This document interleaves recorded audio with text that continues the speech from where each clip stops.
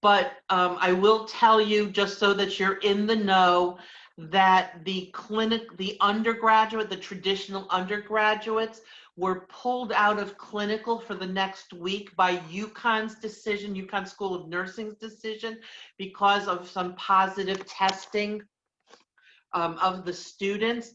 And so they're setting up an ongoing testing regime for the traditional undergraduates.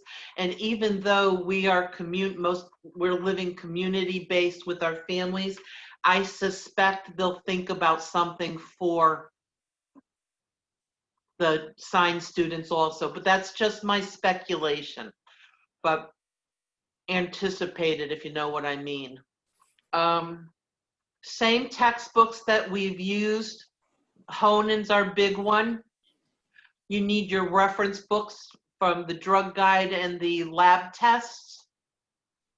You know there are Prep U assignments every week, so stay on top of those. There's an ATI assignment every week. Please stay on top of those. If you have any trouble, again, contact me. Especially for Prep U, I cannot help you after the fact. Those due dates are sort of carved in granite, and that's a Prep U issue. That's not a Carol Ann Wetmore issue. But you contact me in advance, who knows what we might be able to do. Yeah, we're learning about sick adults here. And again, I can't say enough about how important your professional demeanor, your professional comportment and behaviors are. Those are the things. Certainly, I want you to be knowledgeable. We all want you to be skilled. We want you to do your best for patients. But I cannot tell you how important your professional demeanor and behaviors are in your success in this class and your success in the future post-graduation. We've got 10 weeks of lecture. Somewhere around week 5, we're going to do our midterm, which will, of course, be on all the content from week 1 to week 4. Then we cluck along again, and we do our final exam in week 10, and that will be cumulative from week 5 till week 9. So when I say the final is not cumulative from the beginning, but from the midterm forward. And here's where it gets a smidge different.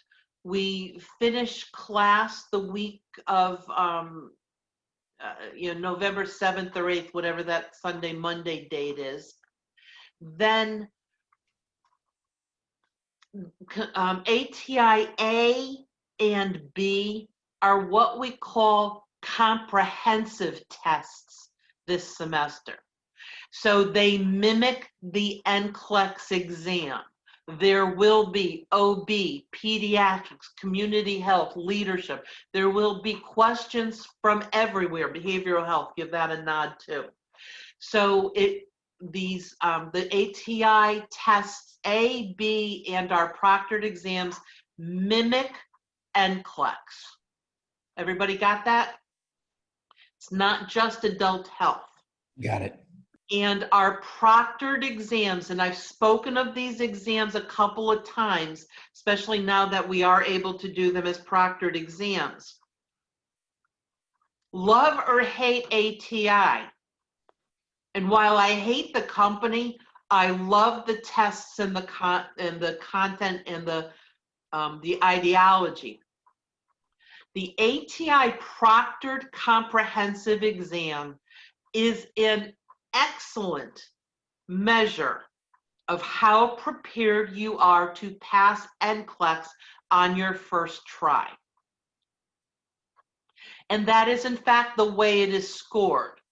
A percentage chance of passing NCLEX on your first attempt. And we want everybody, frankly, between you, me, and the lamppost, I want everybody to be above 95%. But just like waking up a size 10, that's not happening. But the higher your percentages on the ATI comprehensive predictors, that really helps determine what your preparation needs to look like before you step into your NCLEX test. Again, be very clear. I have had students who have scored 7%, which might be a little scary. If it's not scary to you, you're taking far too many drugs. It should be scary to you.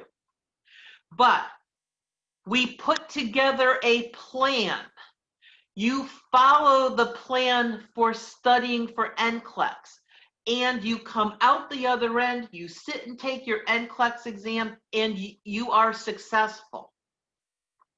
I'm telling you, it has happened, and it will happen for you also. But you need to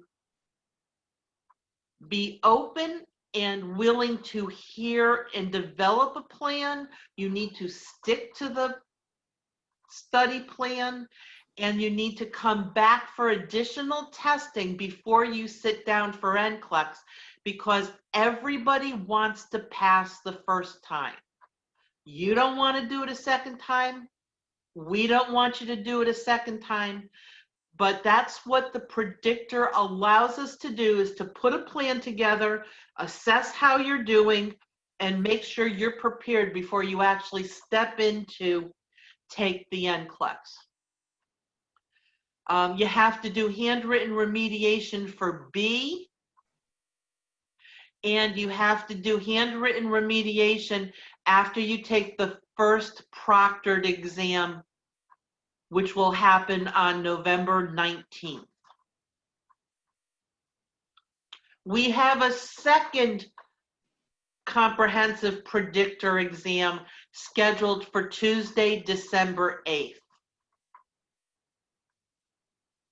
So once 4554 is over, you'll finish up community health, you'll finish up research, and it's really about getting ready for NCLEX, having a study plan and sticking to it. We've had people take NCLEX as early as that last week of December and do wonderfully well. It's all about how much you learn from your comprehensive predictor score and how you prepare after that. Any questions about that? I was reading about the second ATI, the comprehensive predictor. Yep. Is it true of like we get a certain amount, we don't have to take the second one, or because it seemed like that's what it said in the syllabus? Because they look like they broke up the grades somehow. Yeah, it's true. That's true. That's what the syllabus says. You get 85 or above, you technically do not have to take that second predictor. Okay, just more motivation. You really want to, are you really going to be happy with an 85% chance of passing? Don't you want another chance to do even better?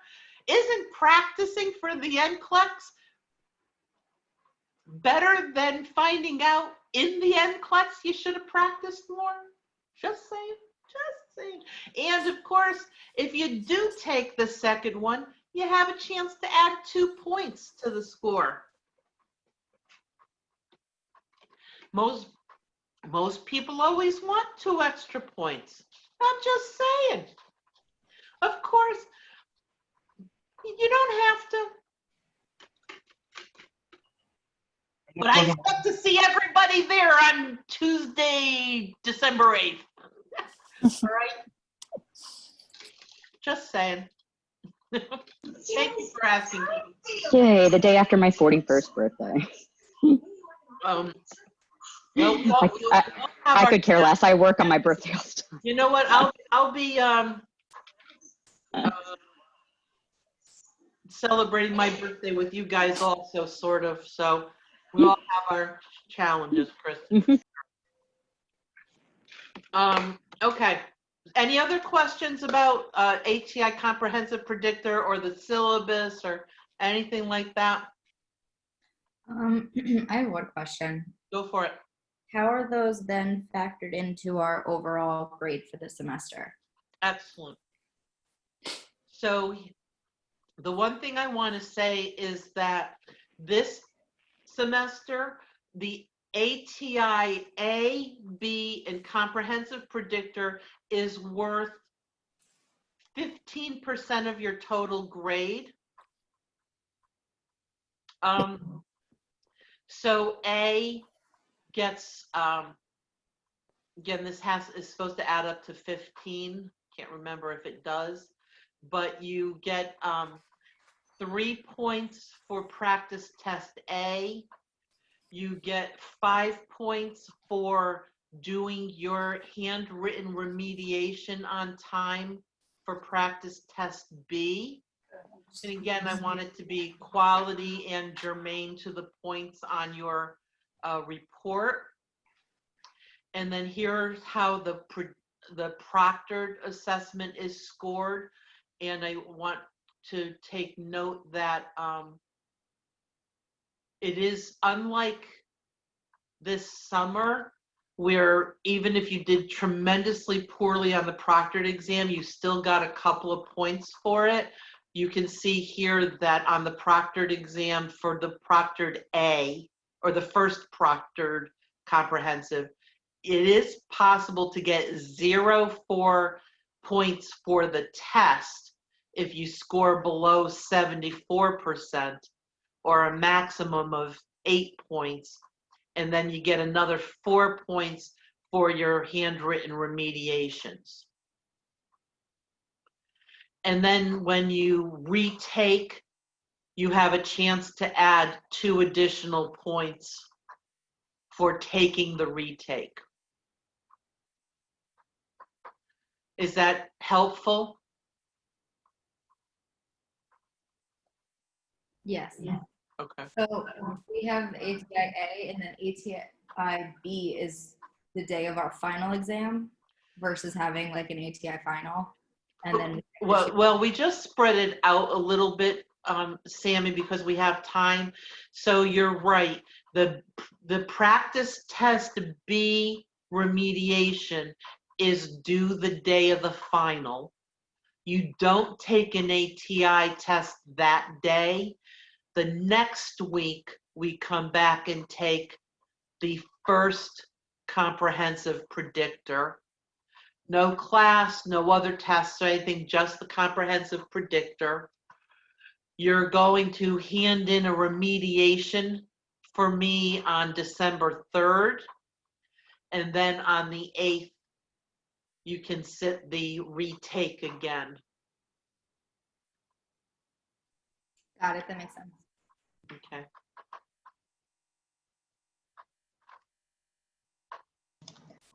Do you happen to know how many questions they are? It's, if I remember correctly, 180 for the comprehensive, the proctored predictor. The practice test, I can't remember, Tess. Okay, no problem. Thank you. Yeah. As of, just to, again, we haven't talked about this and it's still a little early to talk about it, but just so you know, NCLEX did make changes to the NCLEX exam during the pandemic. They had shut down for a while back in March, but they started live testing again. I believe it was end of April, May or so. And it used to be the minimum number of questions was 75 and the maximum was 280. But they've cut that down because they can't bring as many people into the testing centers for social distancing reasons, but they still want to get as many people through as possible. So they had cut it down to a minimum of, I believe it was 50 questions, 50, and a maximum of 180 or 175, something like that. And again, that could be a moving target. That could change by the time January rolls around for you guys. So we'll just keep our finger on that pulse and see where it's going. It's minimum 60 right now. Is minimum 60, Jack? Thank you. Yeah. Yeah. But again, and again, by January, that might be something different. And then again, you have your ATI review scheduled. And it is going to be held online for you guys, which is good and bad in that you don't have to travel. It's going to be recorded so you can access it at whenever you want. There are definitely things you need to do to prove your attendance.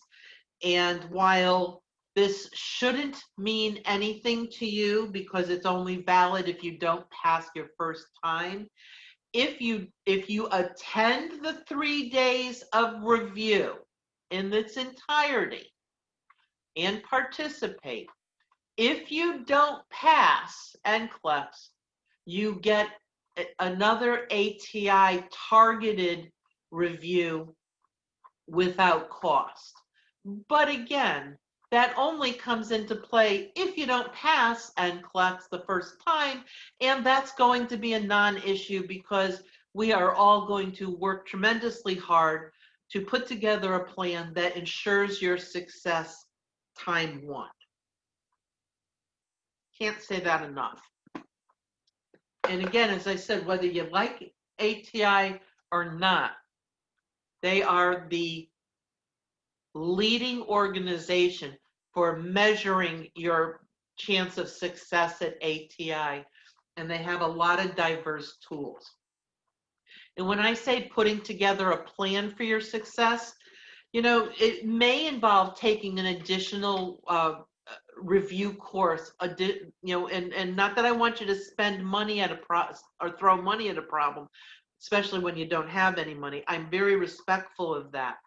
But that predictor score is very telling. I take that very seriously. And again, the only student, we have had trouble this last year with students who did not pass the first time. And I'm telling you, it's because they went off the grid and didn't stay connected with us, didn't share their progress, didn't take advantage of any of the additional opportunities we offered them, went in for the test before, despite our recommendations that they wait and do X, Y, and Z. They waited beyond 60 days to take the test. In one case, they waited a year without any additional review. But again, our pass rate doesn't want to hear any of that. Those are just excuses. But that does mean I'm going to work extra hard to make sure you stay in communication and are there to support one another for your greatest first-time success. All right. So, and then there's a whole slew of stuff on the syllabus. A little bit about the care plan and the clinical evaluation tool and clinical. We are back to the big boy care plan, not what you were doing during the summer. That template is on Husky CT, which we're going to take a look at real quickly in a minute. Also, the clinical evaluation tool is loaded into Core ELMS. Talk to your clinical instructor to find out how they want to do midterm evals first things first, of course. But again, we're back to the long form of the evaluation tool because we're face to face. We've got a lot more time together. It's not like our summer courses at all. Our quizzes are going to look Well, content obviously will be different, but they're going to be 20 questions. There's going to be dosage calculation. There's going to be a blueprint. Same with the midterm and the final. Midterm and final will have reviews, again structured very similarly, where I provide the Zoom room, I provide a blueprint, you guys provide questions and answers. I'll try to keep you on the rails. The list of weekly ATI tests. Carol Ann, Yo, as far as the blueprints go, could we ask that we try to get them out maybe like Sunday morning-ish? yeah, my goal is going to be definitely sooner than that. Okay, But that's always my goal, Linda. thank you. Carolyn, I have a question, if you don't mind. Yep. So you were just passing by the ATI, the weekly Quizzes. Yep. the quizzes, yeah, that we have to do those. So we're getting graded on those, but I thought at first that we're just taking a quiz and that's it. But I guess after like a couple of weeks down below in the syllabus schedule, it then says modules. So are we watching modules, which we're No. not? No, it's just the quizzes. We're just taking the quiz, so we don't have Yeah, to I do don't know why modules. I called it a module. I don't know why I changed that phraseology. Sorry. That's okay. And so we just have to take them until we get 85 and then we get full credit for them? Correct. Okay, thank you. I don't mean to make you dizzy as I scroll here. Same grading. That's university determined. Due dates and late policy. You guys know me. You contact me after the fact. It's going to be relatively little I can do for you. Contact me in advance. I will be as understanding as reasonably possible. But it's the after the fact that plucks my last nerve and makes it difficult. Same exam soft exemplify exam monitoring thing. Proctorio for ATI. Stop me with any questions. You know me. I'll do the best to answer what I can. Try to come back. Give you guys a chance to answer when I don't know. In the event of weather issues, we're already online. So that sort of thing. And I hope the way we handled the storm during pediatrics gives you a sense of how we would handle any other natural disaster that may befall us before we get out of Dodge in November. Again, do your best to contact me and give me a sense of what your situation is, and I'll do the best to provide you with whatever learning and support you need, as well as time frame. And again, please be honest with me because I need to learn and I need to do better. Was there anything else that could have been done during the summer storm that would have made things, besides beating the shit out of the UI and company and your cable provider or your internet provider? Anything else I could have done to support you guys throughout that storm?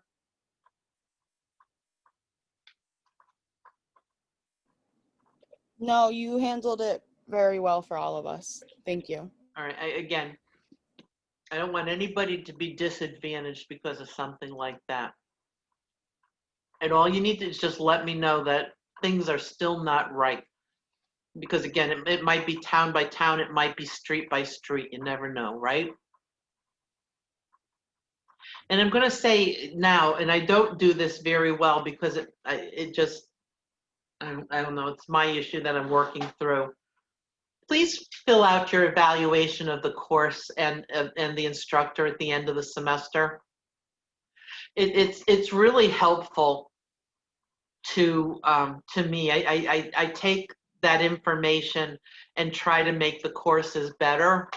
And so the more people that participate, the more robust information I get. And so I appreciate that. Thank you. Hopefully I'll remember to say that again. All right, and then I just want to go to Husky CT, which of course now I can't find. Why can't I find it? I don't know, there it is. There it is. Okay. So Husky CT is set up pretty much the way it typically is. We've got the syllabus. This was the old the dosage calculation review I did a couple weeks ago. We have a section for our weekly classes. Those will open up. And again, I will try to get those opened in a timely manner so that you can prepare. There will be PowerPoints. We're going to try to tape more lectures so that you can watch them on your own, but I'll of course tape our sessions here. And I'll try to also add some other things. So for instance, here's a Khan Academy video on lab values. This is an article about IV fluids. Since we're talking about fluids and electrolytes, this is about intraosseous access or running an IV into a bone access. This is becoming far more common in emergencies, even for adults. We used to do it in kids on a fairly regular basis, but you're seeing it a lot more in adults. Wouldn't you say, James? Anna, are you guys, your paramedics, placing IOs in the field more often these days? Yeah, and you have the device. It looks like a small drill. You literally put it against the bone and just Twist like it the in. drill, hit the trigger, and it goes right in. Yeah. And between you and me, how the fluid goes from inside the bone into the circulation, I'm still working on understanding it myself. You can't run them quite as fast as you do a regular IV, but if somebody is so dry and you cannot cannulate a vein, and you're still X amount of hours either out of the hospital or minutes out of the hospital or even in the hospital and you can't get access, this is a great way to start getting fluids into somebody. Would that be used for somebody, say, like an intravenous drug addict who didn't have like good veins anywhere? Yep. Okay. So I figured. It's definitely being used for that. Again, ultimately, you want to switch them over to a traditional venous access, whether it's central or peripheral. Lab values, again, I've said it before, you need to know what your organization's normal ranges are, reference ranges, as they say. All the different references that you pull up, whether it's Honan or Taylor or the F.A. Davis book, on any given lab, it might be off slightly. So just know your organization's reference ranges and know in general what normal ranges are. I'm rarely going to test you on the periphery, if you will.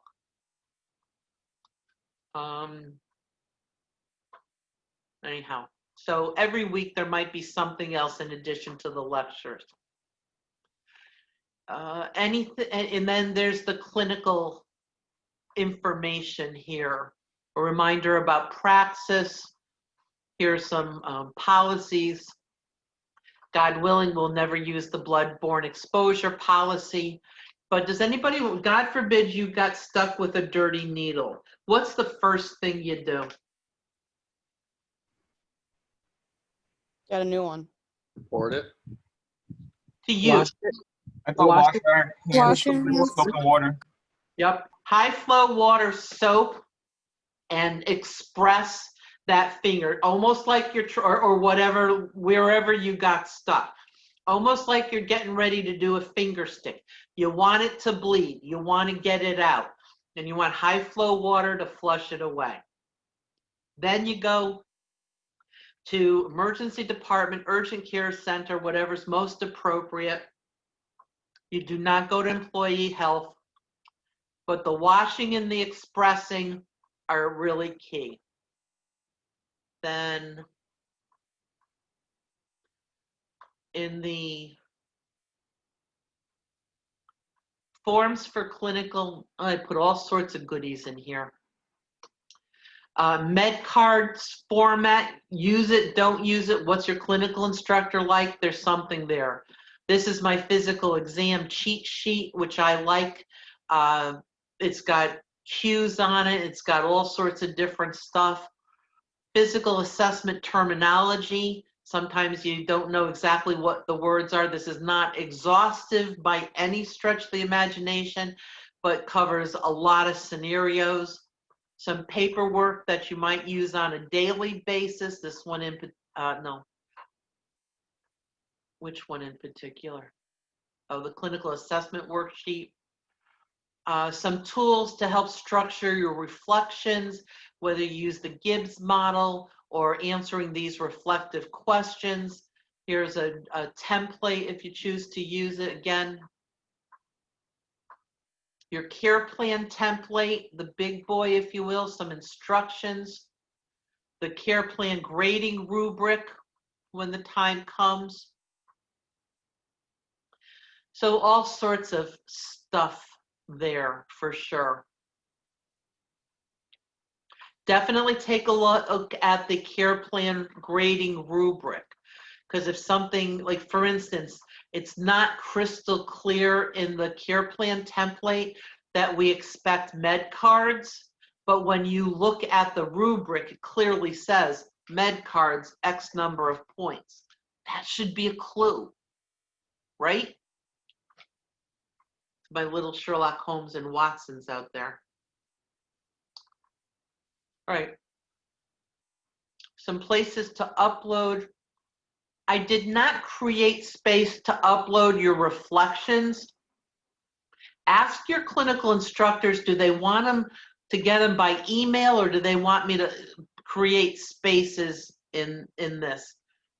I guess I could probably ask them too, but between us, we'll get some answers there. I think it clutters the grade book so that I can't keep things straight. But that, again, could be my issue. What can I tell you?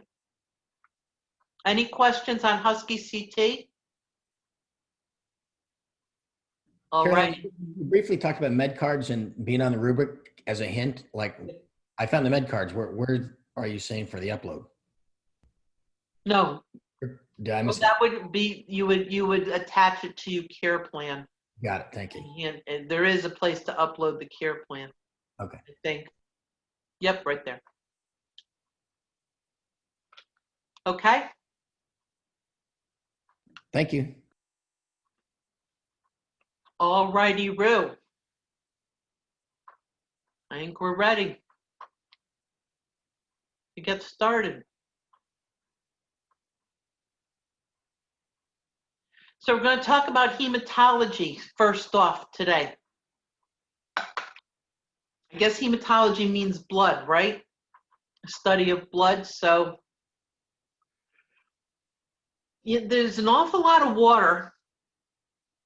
And then otherwise we also call plasma.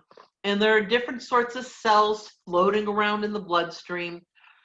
Erythrocytes, which are the red blood cells, leukocytes, white blood cells, and thrombocytes, also known as platelets. So, and there are certainly normal values of each of those.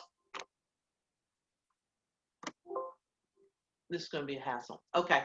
So the most important job of the red blood cells is, particularly with the hemoglobin, which is carrying oxygen around throughout the body, getting oxygen to the individual cells so they can do their job.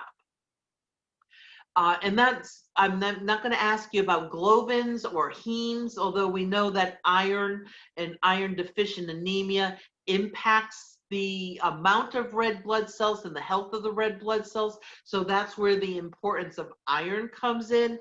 But again, most important thing to know is that the hemoglobins carries oxygen to each and every cell in the body, and that's why we need red blood cells, and that's their most important job.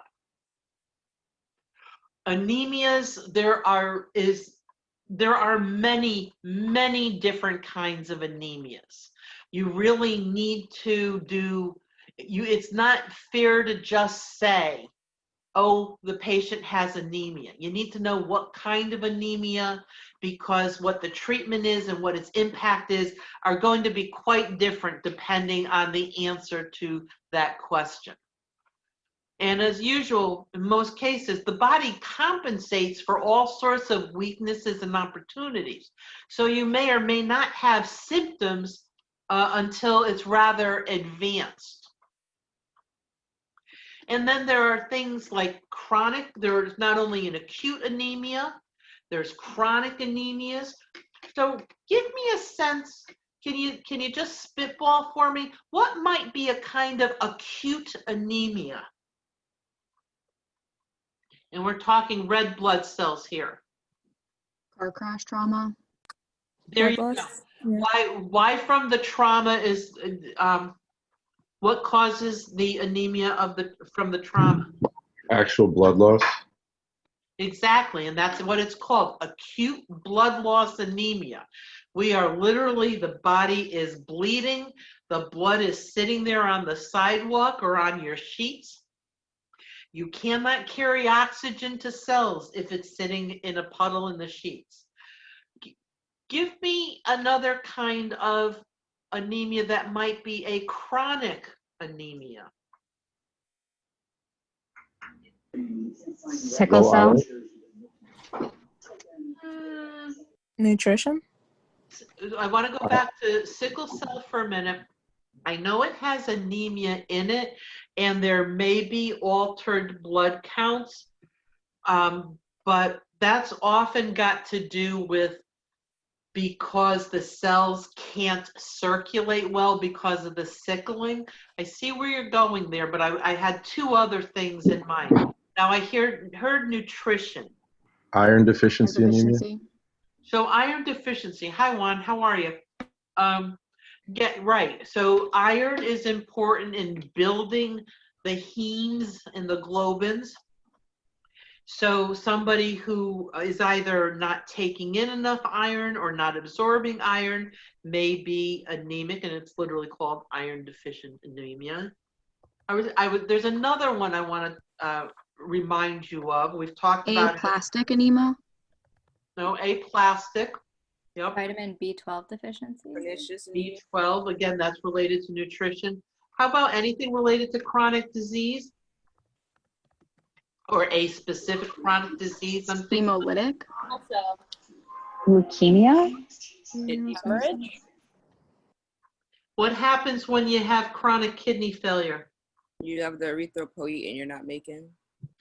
That's right, Sydney. And then, so what happens if you don't make erythropoietin? You're not making red blood cells. Yep. So again, anemia of chronic disease. So your patients with chronic renal failure are going to have a red blood cell anemia. And it is the renal failure that is the cause. Then again, somebody said nutrition. I'm sorry I didn't recognize your voice, but all sorts of things come from inadequate or imbalanced nutrition, whether it's iron deficiency, B12. B12, what's another cause of B12 deficiency? Folic acid. What was that? Alcoholism. Alcoholism. Veganism. Veganism. What happens to people that have bariatric surgery, whether it's a gastric bypass or a gastric sleeve? Less area to absorb nutrients. Right. And the lining of the stomach plays a critical role in B12 absorption. So if you cut the size of the stomach, that surface area, by 1/3 or by 2/3 actually, or bypass it almost entirely, huge risk of B12 anemias in people with bariatric surgeries or gastric cancer. Anytime that you've had any sort of gastric plasty sort of thing. So again, the anemia itself is a sign of a problem. You need to figure out what the actual process is. And again, anemia is a general catch-all term, so you need to make sure you do a lot more examination into what kind of anemia it is. But again, the lower that hemoglobin is value, your patient's oxygen carrying capacity decreases. So you have somebody who has coronary artery disease, so they got trouble getting blood flowing through their coronary arteries because of plaque and the like, and you add a red blood cell anemia to it, so now you've got fewer cells carrying oxygen that have a tough time getting through the coronary arteries. So you can see you've got dual risk there for myocardial infarction. The blockage of the arteries plus the decreased oxygen carrying capacity. So again, here are some other words associated with anemias. Your aplastic means it's not making red blood cells. Iron deficiency, that's what we need to make the hemoglobins complete. Pernicious is a very fancy term for B12 anemia. Sickle cell causes the misshapen red blood cells, and they also have oxygen affinity, differences in oxygen affinity from a normal red blood cell, plus if they sickle and they clump, they're going to block blood flow. Hemolytic anemia means the blood cells are being made, but they're being destroyed at a greater rate. And then there's the chronic disease, whether it's hemorrhage is an acute issue, but something like chronic renal failure, where they're unable to make the red blood cells because of the lack of erythropoietin. So again, talking anemia, just these are some more specific phraseology. So I have a question, Caroline. Yes, Chris. So with the nutritional forms of anemia, are those considered chronic? Because I would have, in my head, I would have thought acute because that can go away. Like say you were a vegetarian for a while and you became iron deficient, but then you went back to eating meat, you were no longer iron deficient. So for me, I would think that would be acute, unless it, you know, I don't know. So what is it considered? There are definitely times when some people are more prone to these things than others. So some people might have an iron deficiency. They might take an iron, supplement, that's the word, an iron supplement for a while. Their values improve. And then you may try to take them off it to see maybe the body's doing better. Maybe the diet has changed and we don't need the supplement anymore. So it's not necessarily chronic, but some people, they not only have the acute problem, but it also becomes a chronic problem. But from a primary care perspective, it's just something you need to keep your eye on. So that's not something we're going to need to differentiate whether something like that is acute or chronic. Okay. Not for my purposes, no. Thank you. Polycythemia, we talked about this summer, and can you think of anything with the kids where polycythemia or overproduction of red blood cells plays a role?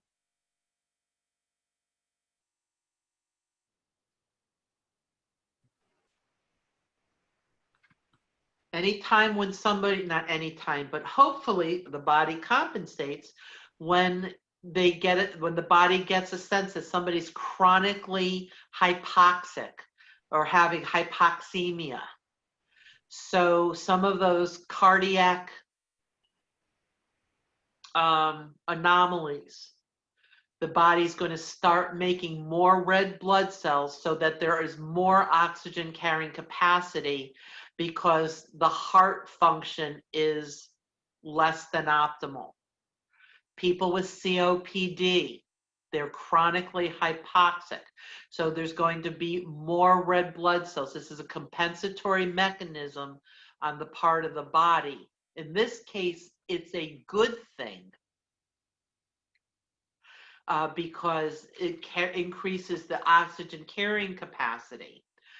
But there could be an overproduction, which causes almost a clotting issue. Think of it as rush hour and just too much traffic through the veins and the arteries. So sometimes the compensatory mechanism is welcome and is life sustaining, but overproduction without rationale can be a problem.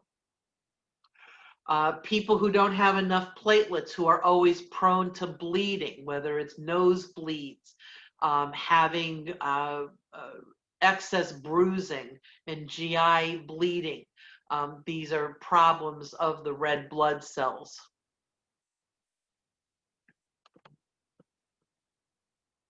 White blood cells, again, leukocytes are the white blood cells.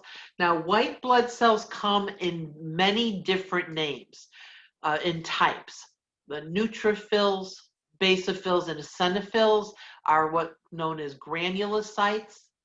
And granulocytes, correct me if I'm wrong, any of you lab folks, but those are the ones that will stain because they've got a nucleus and they'll stain in the, if you put the right kind of stain on them, and you can count them when you're looking at it in a microscope. Monocytes and lymphocytes, again, all different kinds of white blood cells. Wait, which one? Stain? The granulocytes, I think. Okay, thanks. Again, not necessarily pertinent to our purposes this week, but that's how one of the ways I differentiate them. So the granulocytes, these get released or made when there is a sign of inflammation, that inflammatory response, infections, allergic responses.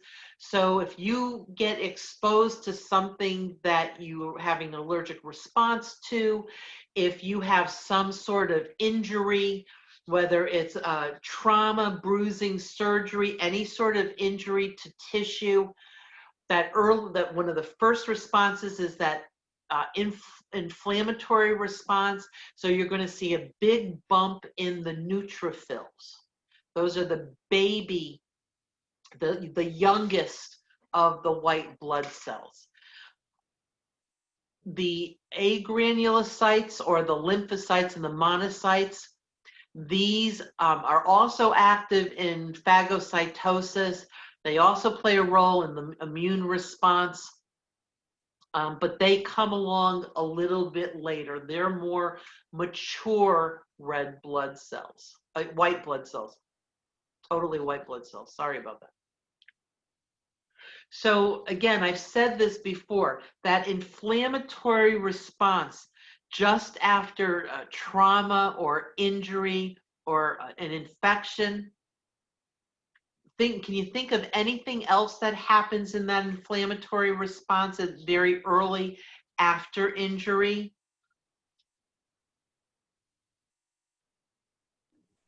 You mean like swelling or redness or anything? Swelling, redness. Anything happen to somebody's body temp? Oh, it increases, and there's permeability within the cell. Yep. So even if you have a myocardial infarction, a heart attack, your patient over that first 24, 36 hours is going to have a bump in their white blood cell count, and they're probably going to run a low-grade fever above their normal baseline. And it's all part of that inflammatory response to the tissue injury. They're not infected. That's not why their white cell count is increasing. That's not why their temperature is increasing. It's part of the inflammatory response. Somebody has surgery. No matter how important that surgery was and necessary that surgery was, the act of cutting the other tissue injures tissue. There's going to be an inflammatory response. So all patients are going to have a bump in their white count, a slight rise in their body temperature. Yet not a sign of infection necessarily. It's just the body's response to injury. Some of the diseases of our white blood cells, leukopenia or neutropenia. And so what does that mean? I'm actually asking you, what does leukopenia or neutropenia mean? Low white blood cell count. Low white blood cells, right. Leukocytosis.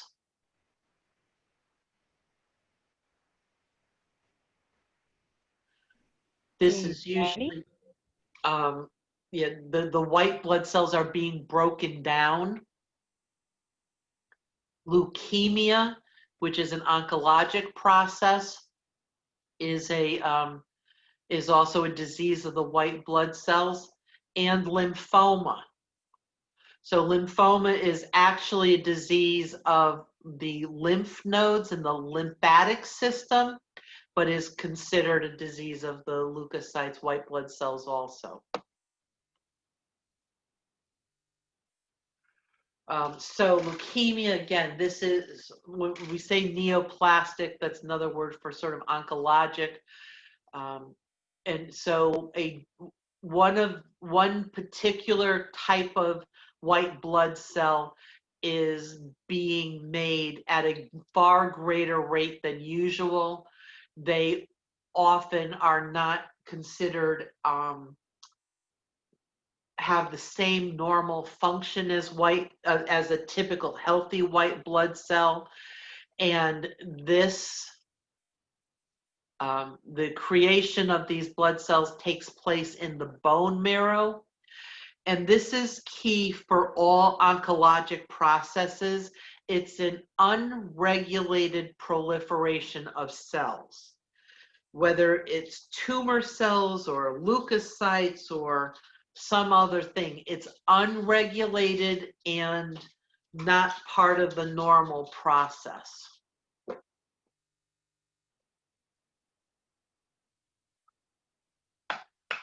There are both acute leukemias and chronic leukemias, and both of them, there's all sorts of treatments evolving for treating both acute and chronic leukemias. So acute myeloid leukemia, AML. So this is a disease in that myeloid cells do not differentiate as expected. Again, there's insufficient production of normal white blood cells, the white blood cells that you need throughout your body to both clear off waste, to fight infection and all. And the treatment for most leukemias are designed to shut down production of white blood cells for some period of time so that you kill off all the abnormal cells. You take some time to slow the bone marrow down, and hopefully once the chemotherapy effects are wearing off, the bone marrow comes back and starts producing normal white blood cells. But during that period, after chemotherapy has been administered, again, we've shut down the bone marrow. The bone marrow is not going to be producing white blood cells. So you end up with very low white blood cell counts. What's that mean for your patient? High risk for infection. Exactly, high risk for infection. And I'll also be, it doesn't necessarily just stop with shutting down the production of the white blood cells. Oftentimes platelets get caught up in that shutdown also. So they end up with thrombocytopenia. And so when you have low platelets, what's your risk to your patient? Bleeding. Bleeding, right? There's nothing there to help start the clotting process.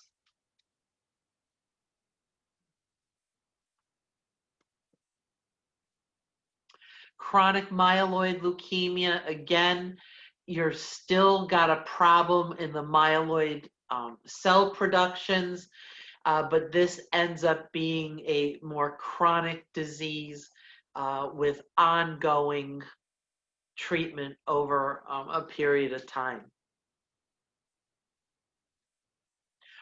So you're caring for a patient who has acute myeloid leukemia. What should you prioritize? Early ambulation, education about deep breathing and coughing, vigilant hand washing, or integumentary assessment? And so this is a question where you need to prioritize. It's not a select all that applies. Hand washing. Yep. What else do you want to, that is correct. Hand washing is critical. But is there anything else there that you can teach your patient that's important to them?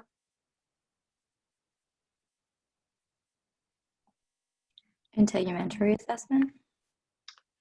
Interesting, that wasn't the one I would go for. Deep breathing and coughing.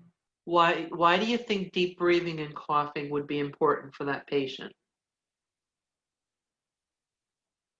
Hand washing. Well, no, we already said Preventing pneumonia. preventing pneumonia, you're right. So again, these folks don't make white blood cells. So any Say risk that again. I missed it. It was infection is a big deal. Deep, preventing what? what was that one? I didn't hear Linda. It was preventing what? Pneumonia. Okay. So again, so deep breathing and coughing, again, it starts with that atelectasis. That's why we have people deep breathe and cough initially. But the long-term issue is preventing pneumonia. And these folks can't fight any infection. So yes, skin assessment is important for them, for most patient purposes. Just keep moving and change your position is good, unless they're diabetic or something where we need to teach them how to check their feet and all. But preventing atelectasis and preventing pneumonia is kind of a big deal for sure.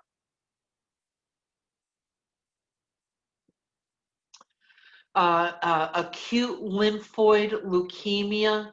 So now we're talking about lymphoblasts, which come from lymphoid stem cells. Again, you end up with low numbers of leukocytes, erythrocytes, and platelets. Again, this is treated by chemotherapy. These patients are particularly at risk for viral infections. So we need to protect patients from, again, essentially any sort of infection. Make sure that their pain is well managed. That's also, particularly when there's a proliferation, patients with almost any kind of leukemia, where do you think their pain occurs most commonly? Their joints. What'd you say, James? I said joints, but Kristen might be right. What'd you say, Kristen? I'm sorry. In their bones, because that's where you create your erythrocytes and your leukocytes. You're right, Kristen. That bone marrow is working double and triple, quadruple time. They literally have deep bone pain, which is, number one, difficult to manage, but can be quite debilitating for them also. So that's just another notable of that's classic in leukemias.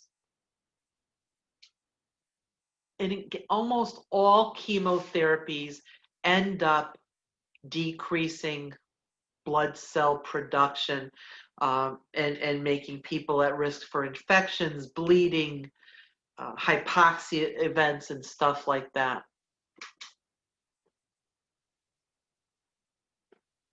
Chronic lymphocytic leukemia.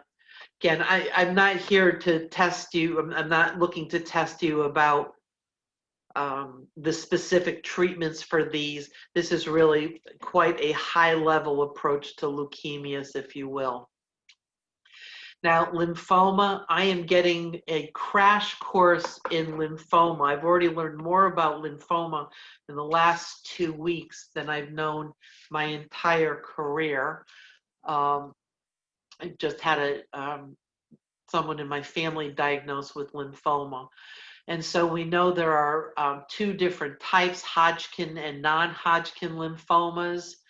Again, this is found in the lymph nodes, the B lymphocytes, and there are large cells and small cell lymphocytes. And multiple myeloma is another type of B lymphocyte cancer. Multiple myeloma, typically older folks. Again, bone pain is important. It also ends up breaking down bone over time, but can be managed on more of a chronic basis using steroids and chemotherapy. And patients can do very well long term, but again, no cure for multiple myeloma. Has anybody had experience with any of these different types of cancers? Lymphoma, leukemia. I had friends that had leukemia. That's how I knew the answer to that. My stepdad had leukemia. How did he do, Nicole? Unfortunately, he waited too long for treatment, so he ended up passing. I'm sorry to hear that. It's difficult. And I think it's fair to say with most oncologic processes, cancers, if you will, early detection, early diagnosis is really kind of key and critical. The earlier, and that's where some of our primary care screenings come from. You know, screening for colon cancer, screening for breast cancer, screenings for cervical cancer. The earlier these diagnoses are made, the earlier treatments can begin and the outcomes are far better. And I will also say there are cancers that have become chronic issues that were essentially death sentences not all that long ago. So the progress that's been made, some of the treatments can be brutally difficult for the patients and the families, but again, to get to the point where they're living longer term, even if the disease becomes chronic, at some point, I'm sure most people believe that's a win overall. Of course, the race isn't over yet, if you will. My brother-in-law had lymphoma this past year, so like throughout COVID. And they just had a 1-year-old too. So I remember they had to before they came home, they had to strip down outside of the house. They had to clear everything out. She had to stay with a family member for a while just because he was so prone to infections. But he recovered. He made a full recovery. He actually works as a physical therapist, I believe, at Bridgeport Hospital. And he's back working already. That's really good news. My cousin,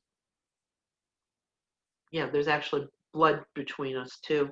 She does triathlons, and her oncologist said that she will do a triathlon in the 2021 calendar year, which, given how lousy she feels now, she's having a little trouble wrapping her head around that, but she's certainly very optimistic, and that's was good news to us for sure.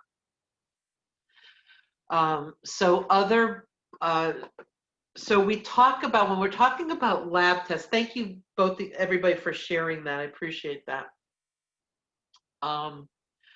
So you guys have seen hematology tests on your patient's laboratory reports.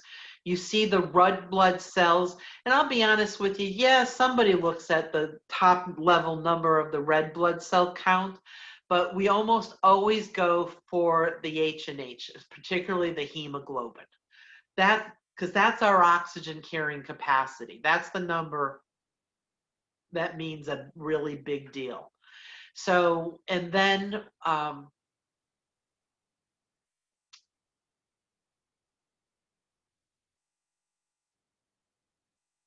now with the hemoglobin and the hematocrit, one of those is a specific count, which is the hemoglobin. So that's sort of a hard number. The hematocrit is a percentage volume within 100 milliliters of blood. So if I tell you that hematocrit is a percentage volume, what do you think happens if somebody gets dehydrated? What happens to your hemoglobin and what happens to your hematocrit if you have a dehydrated patient? It was less volume, right? So your hematocrit's probably going to increase. You're right, James. The hemoglobin's in actual numbers. It's a machine now, but in the olden days, there was somebody actually counting the number of little hemoglobins. But your hematocrit will increase in a dehydrated patient. And vice versa, if you have somebody who's overhydrated, their hematocrit will go down because there's a lot of circulating volume. But again, your hemoglobin should stay constant in those scenarios. And in normal world, if you need a shortcut, your hemoglobin, three times your hemoglobin is about what your hematocrit should be in a normal volume patient. So again, I won't test you on that, but if you're looking over your patient's labs and you're trying to figure out hydration status, 3 times your hemoglobin should be your hematocrit. So if your hematocrit is lower than that, what does that mean potentially? You're overly hydrated. Correct. And if it's more than that, again, they might be dehydrated.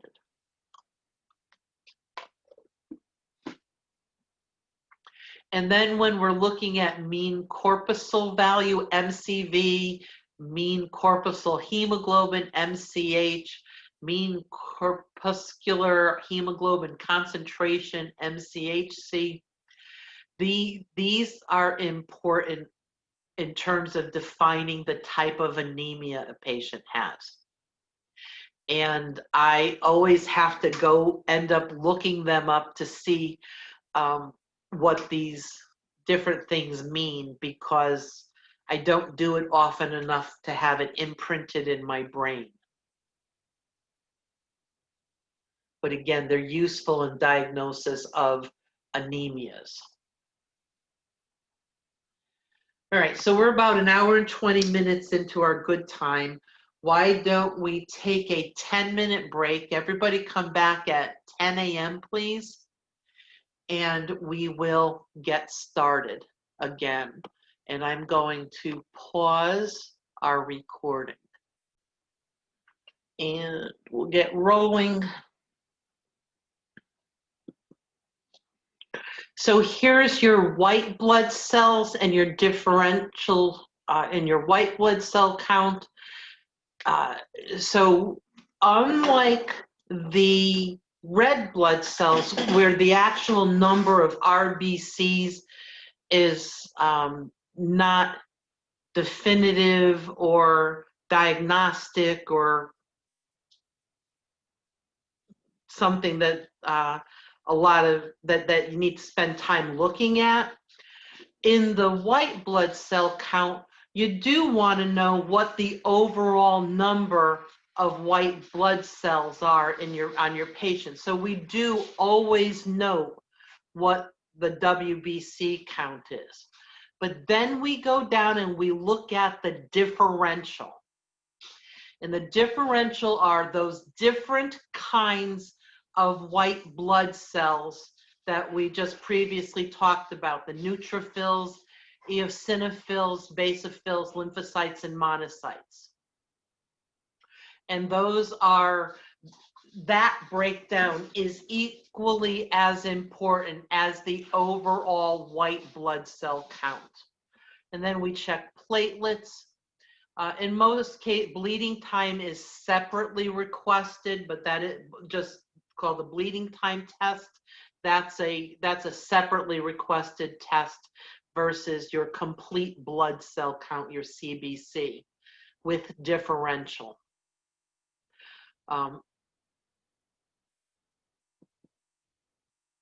Then we have our coagulation studies, the prothrombin time, our INR, our partial thromboplastin, activated partial thromboplastin, Coombs test.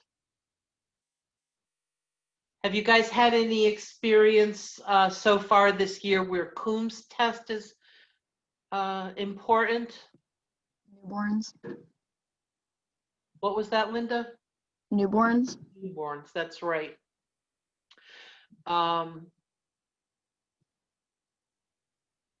And then, so in the INR, where is that important? Waiting time with warfarin. Patients who are taking warfarin, you need to know what their INR is. That determines how anticoagulated they are. And then for your patients who are on heparin, what test are we typically looking at? All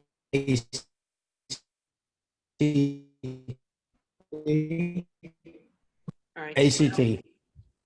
Either the APTT or the PTT. So again, if your patient, and that's intravenous heparin, not subcutaneous, and 99.999% of the time, for your patient who's receiving subcutaneous heparin prophylactically, we don't monitor any blood tests. But if they're on intravenous heparin, you must know what their A or APTT or their PTT is. You need to know. And again, just like if your patient's on warfarin, you need to know what their INR is. Most hospitals, warfarin is administered at 6 p.m. or in the evening medications. That was so that you absolutely had an INR result before you administered that warfarin. And if you have a patient who's on intravenous heparin, especially when you're still trying to find the right balance, you may be drawing PTTs every 6 hours, checking to see whether there's been a change in that value in your patient. And do we need to change the heparin dose? If you suspect your patient has an iron deficient anemia, then there's going to be a couple of different tests that you should be not monitoring. They don't usually do them on an ongoing basis, but they'll do it as a baseline, and then at some point in the future, after therapy's been initiated.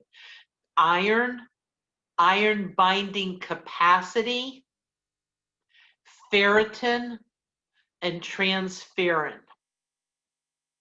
So those are sort of typical labs that are watched for iron deficient anemia. And then our D-dimer test.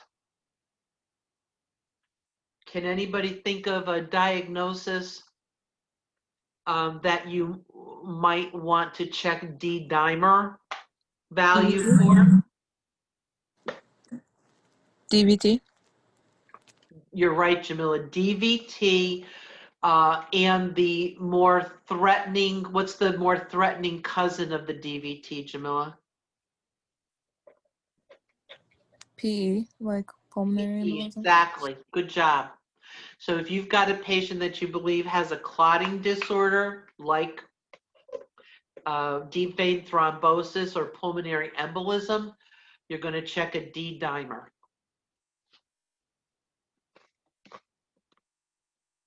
All right, bone marrow biopsies.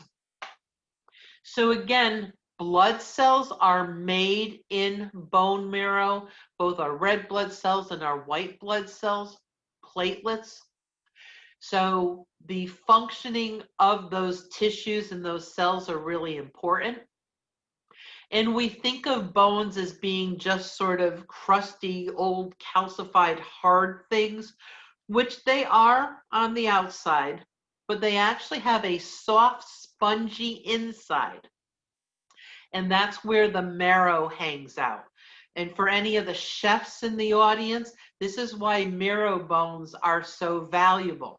They've certainly taken on a role in nutrition lately, marrow broth and things like that.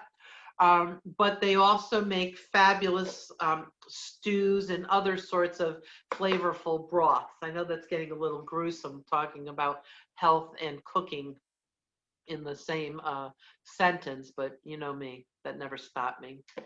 But again, so looking at those marrow cells, trying to determine their health can be an important part in hematology. So how do we get samples out of a bone? Does anybody know anything about bone marrow biopsies?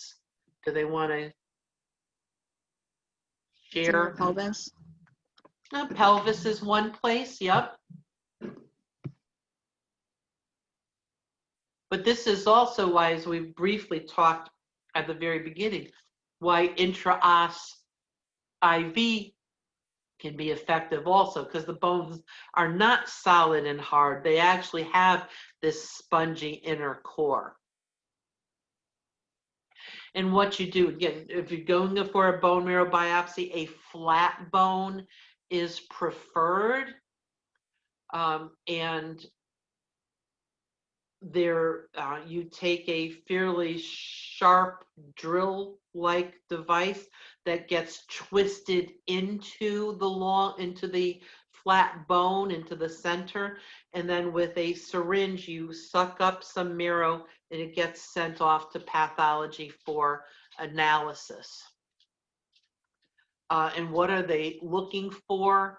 Again, different kinds of anemias, neutropenia, thrombocytopenia.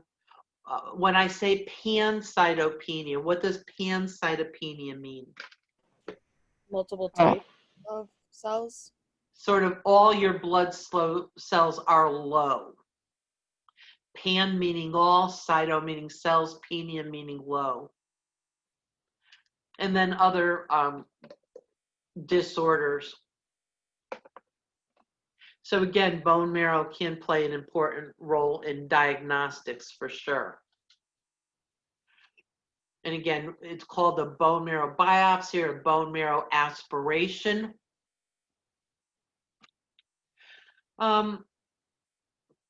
You know, this can actually be done at the bedside. When I say sedating or anesthetizing the patient, there may be some anti-anxiety med given. There might be a bit of an amnesiac given, sort of that twilight sedation. You, in terms of anesthetizing, you do it at the site, localized lidocaine, a little bit of freezing, biofreeze on the skin. You worry about bleeding in patients who are thrombocytopenic. You are creating an injury, you're damaging tissue. You need to be, this is typically delayed in a patient with gross thrombocytopenic. We want the patient to be able to stop bleeding, and we don't want them to bruise excessively. And again, you're creating a hole in the skin, hole into the bone. And so we want to prevent infection also. So again, this is not necessarily something we want to do to somebody who's grossly neutropenic unless we're still desperate for a diagnosis. Those are the tools used to that are inserted through the skin, the tissue into the bone. That's a hollow core needle, so that it goes, again, you can see that sharp point on the far upper left. That helps drill into the bone, and there's that wide handle on top so that it can be twisted. You remove the inner core, a syringe attaches to that, and you can aspirate bone marrow out of it. Again, it's aseptic preparation of the area. You want to clean and scrub very well. In most cases, they'll use, as I said, lidocaine topically to help numb the area. A little bit of an anti-anxiety medicine and or a low dose of an amnesiac helps keep people calm. And that biopsy needle is advanced into the bone and the marrow is aspirated out. There are stem cells within the bone marrow, and stem cells are, I don't know, did you guys talk about stem cells much in maternity? Why are stem cells so cool? They're the beginning and can be like any cell. That's exactly right, Katie. They're completely undifferentiated, and they can kind of turn into almost anything. So, and again, there are many folks that have moral concerns about stem cell transplants and research, but you know, your scientists see them as a really important tool in the future in terms of combating a lot of different diagnoses. Real quick, sorry to interrupt, but there's an incredible podcast about stem cells and using it commercially. If anybody wants to listen to it, it's called Bad Batch by Wondery. It's incredible and like what the commercial side has done to stem cells. It's actually quite frightening, but it's fascinating. Well,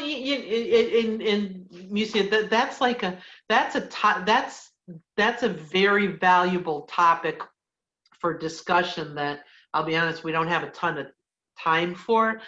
You know, because everything starts off with, from the most part, from a good place to help people and to combat disease.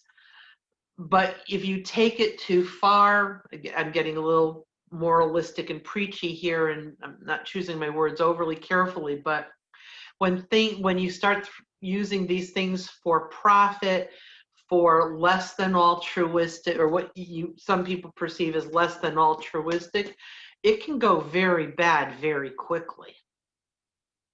You know, again, it can be kind of scary.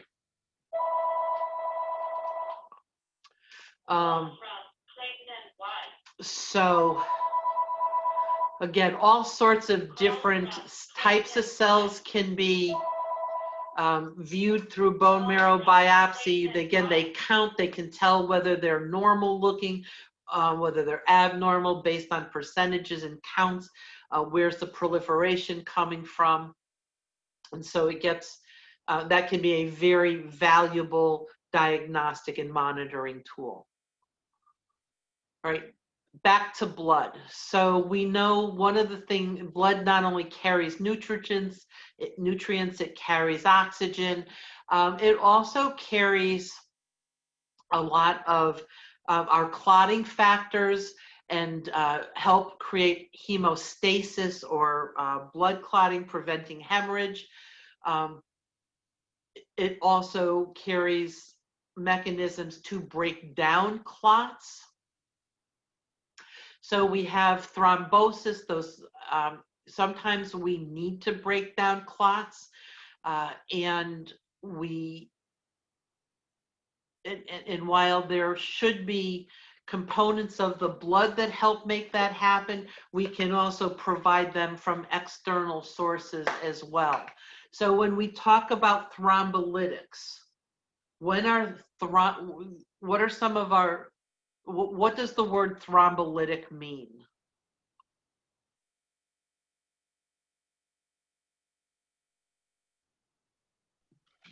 So thrombosis. Breaking down the blood clot. Exactly, breaking down the blood clot, lysing the blood clot. And so is heparin a thrombolytic? No.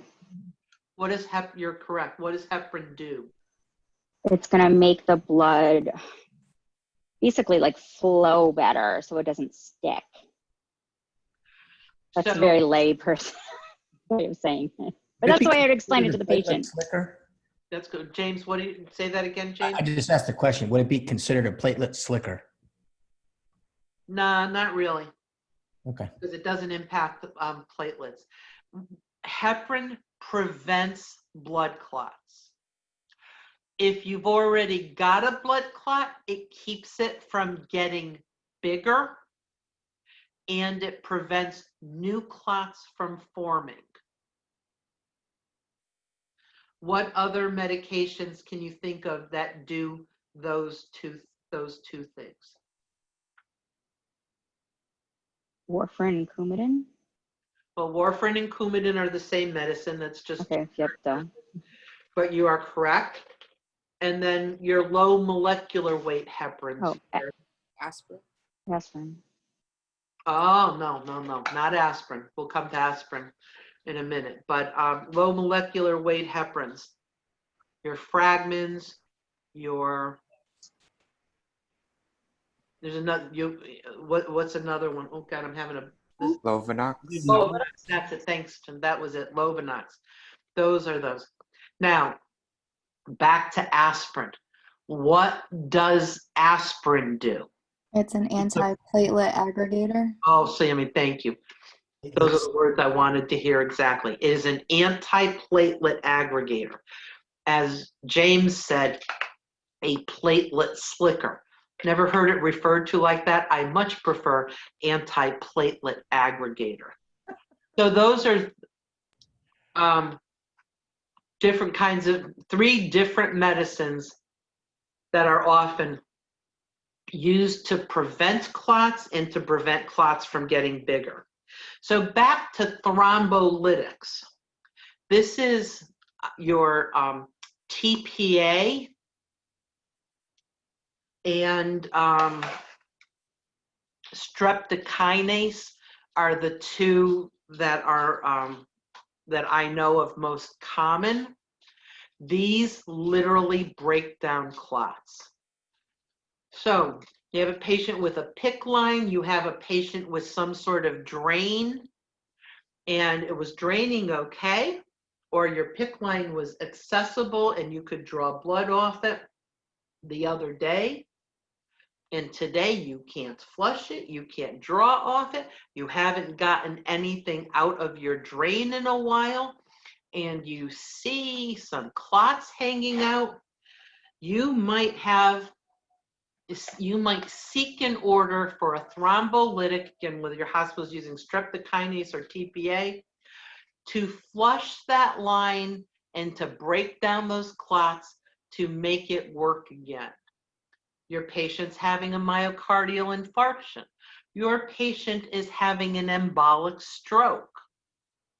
If they don't have a history of bleeding, like GI bleed or a hemorrhagic stroke or something like that, and it's within a certain time frame, what might we offer that patient as a therapy for their embolic stroke or myocardial infarction?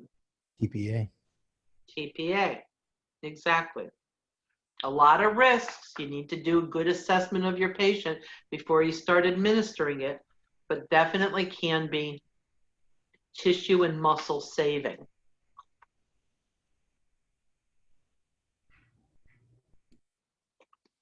So the coagulation system, again, the body's supposed to create clots when it senses bleeding or blood loss. But the blood clotting should not be so robust that they form without purpose or reason. So again, the clotting system should form a clot when it senses bleeding so that it stops the bleeding. It should also not form clots when there has not been an injury. And it also plays a role in wound healing. So the clot may stop the bleeding, but you can't keep a clot in the tissue forever. You don't want a scab there forever. We want good, healthy skin to grow back if at all possible. Platelets get made in the bone marrow. They last about 10 days. And so they can also, when you donate blood, you can separate out platelets. And so you can get a platelet transfusion, just like you can get a red blood cell transfusion, and other types of cells can be replaced. So again, platelets tend to be on the sticky side. When platelets sense an injury, they become more sticky via the von Willebrand factor. And so they will stick together, forming that clot. Again, platelets are, aspirin combats platelets from getting sticky so that fewer clots are formed and clots don't get bigger. Platelets can also cause blood vessel constriction, which again would be good to help stop bleeding. Not so good if there's a clot where it shouldn't be. Again, think stroke, think myocardial infarction. And again, these clots, as they shrink up, try to bring the edges of the wound together to promote healing.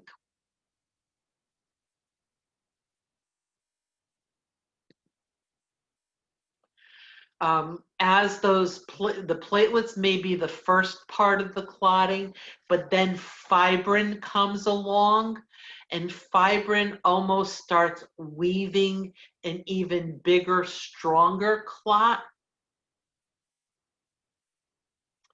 And that's what, again, where there has been bleeding that you want to stop, creating a stronger clot, creating that sort of tissue blockage from continued bleeding is good and important. Not so good when it's happening not in response to an injury and all. Vitamin K also plays an important role in blood clotting. Again, we know it's a fat-soluble vitamin. We talked about it a fair bit with what diagnosis over the summer? Who's got issues with? Fibrosis. What was that? Cystic fibrosis. Cystic fibrosis, right. They've got trouble absorbing fat-soluble vitamins, so we need, but again, vitamin K helps enhance, that's the way warfarin Coumadin works, by interfering with vitamin K. So vitamin K,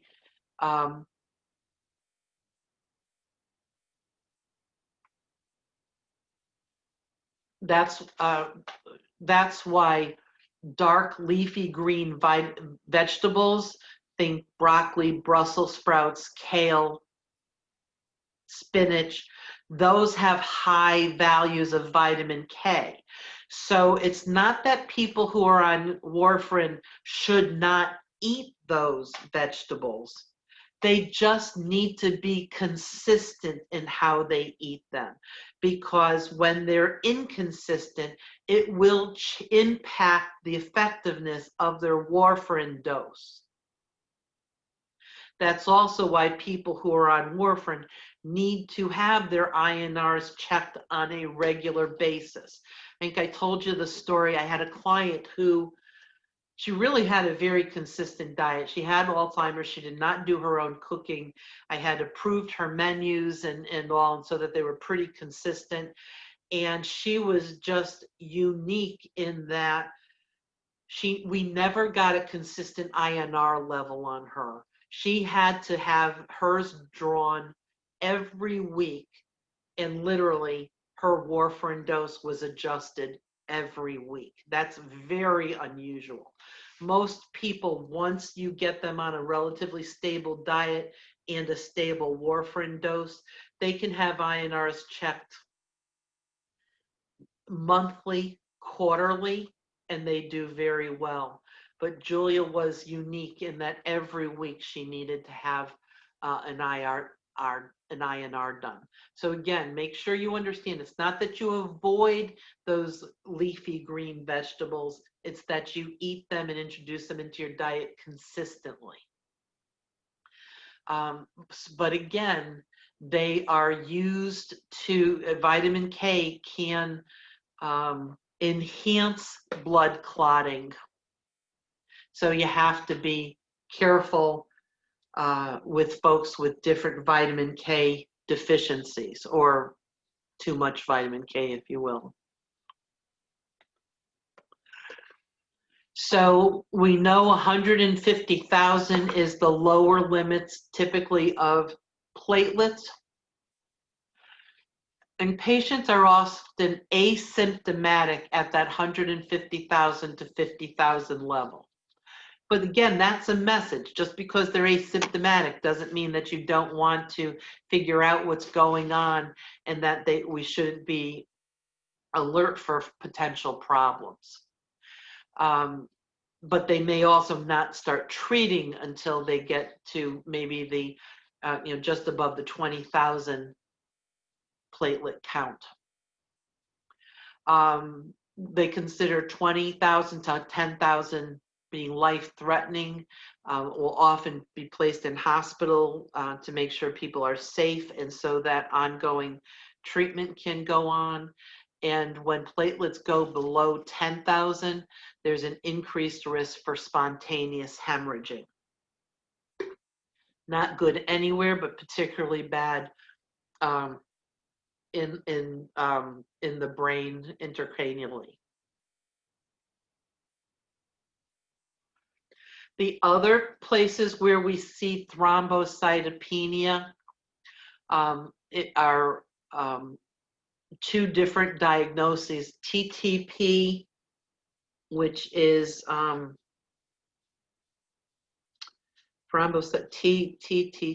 I can't remember what the first T stands for. Rats.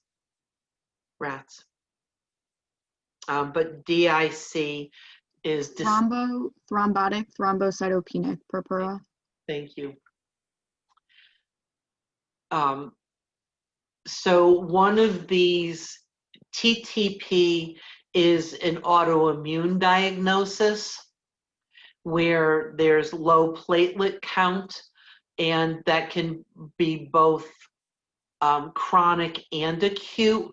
but again, it's alteration in the immune system. Steroids can often assist people with TTP. But DIC, or disseminated intravascular coagulopathy, DIC is often a result of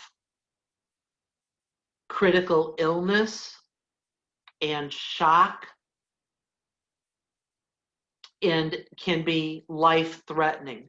And DIC, I find particularly interesting because you're going to end up seeing a patient with a low platelet count because circulating platelets are low, but circulating platelets are low because the body is filled with microplatelet clots, tiny little clots throughout the body.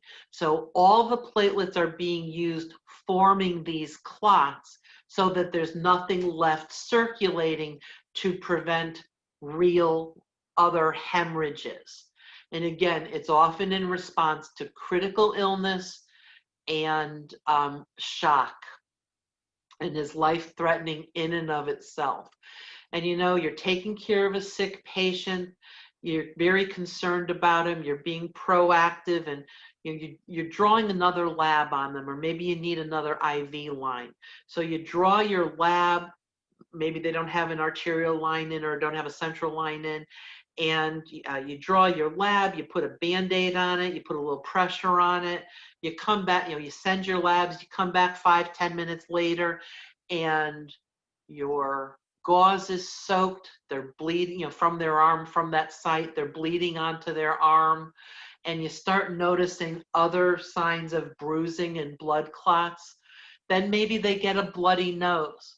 Maybe their gums start bleeding. And it's very frightening because it can happen very quickly and can be very devastating. So it's hypercoagulability, meaning they've got all these blood clots all over that are forming not in response to bleeding, they're just forming. But because all those platelets are busy forming all those little clots, there's no circulating platelets to stop other potential bleeding. And then thrombocytopenia is also, I'm not going to say common, but there are a fair number of medications that can cause thrombocytopenia also. And so you always need to be aware of that as a side effect of different medications.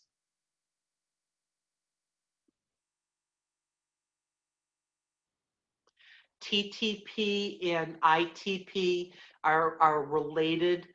Again, ITP is idiopathic thrombocytopenic purpura. And what's purpura? Have you heard that word before? Yeah, it's the rash that they develop. Not the rash, but like the formation on the skin. Right, and it is called the rash, Sammy. It is. It's so it's a bigger. It's not exactly a bruise, but it is that very blue, purpley, deep, eerie, usually irregular borders that gives you a sign that there's some sort of bleeding dyscrasia. Not to be confused with petechiae, which are pinpoints of deep bluish purple rash also. Purpura is almost like all those petechiae come together and form a bigger area. But petechiae, purpura, all signs of bleeding, dyscrasias, and typically problems with platelets.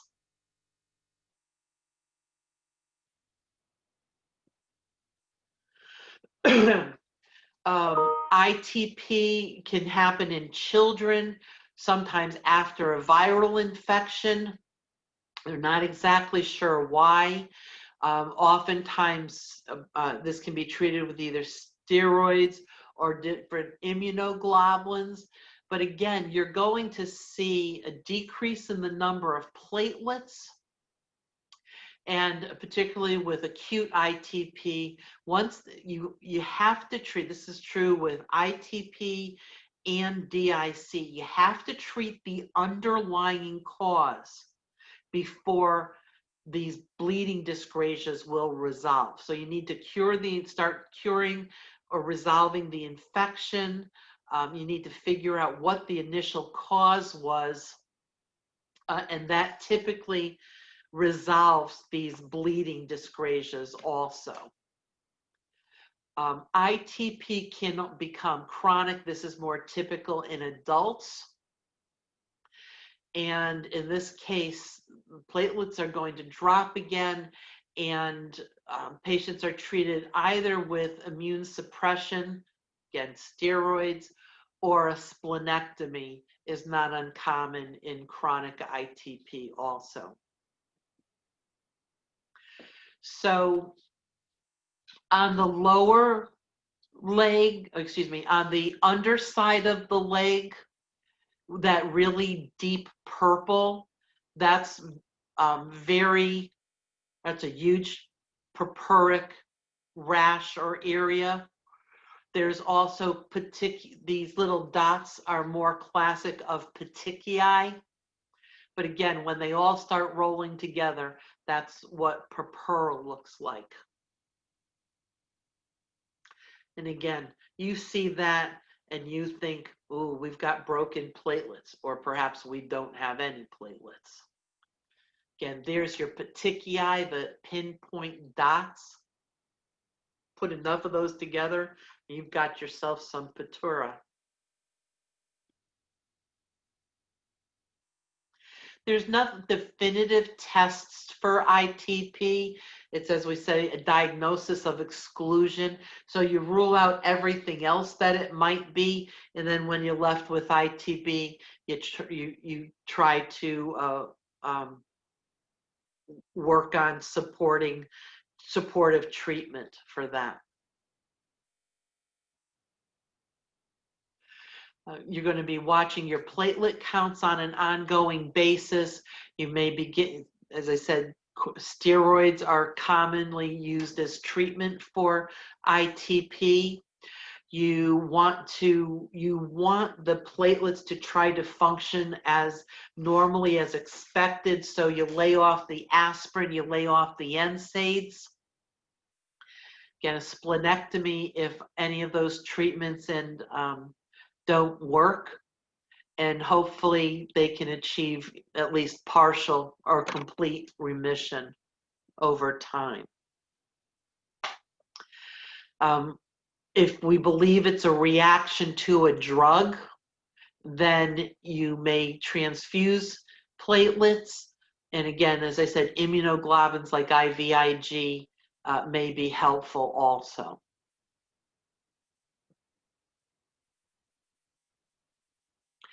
If you have a patient who's got a bleeding disorder, you really want to do a really good review of their medication list. And this includes their over-the-counters.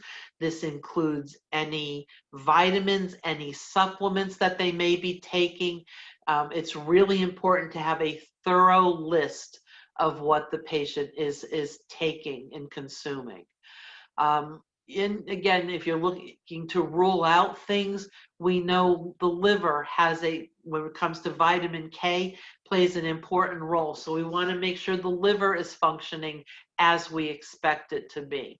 We want to make sure that their thyroid is functioning appropriately. We want to evaluate for any sorts of infections, hidden and clandestine though they may be.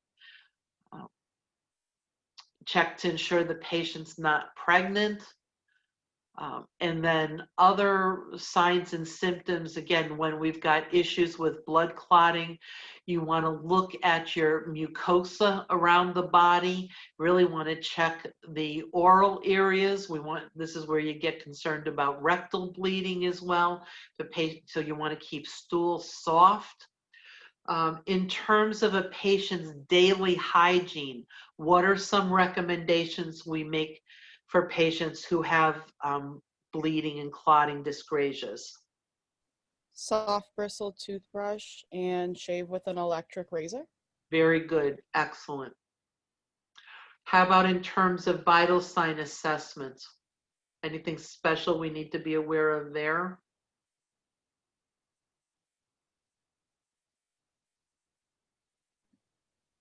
Blood pressure cuff? I've seen patients end up with bruising or rashes from a blood pressure cuff, but I was thinking of, is there anything invasive that we might do to check a vital sign? Maybe not commonly, but. Rectal temperatures?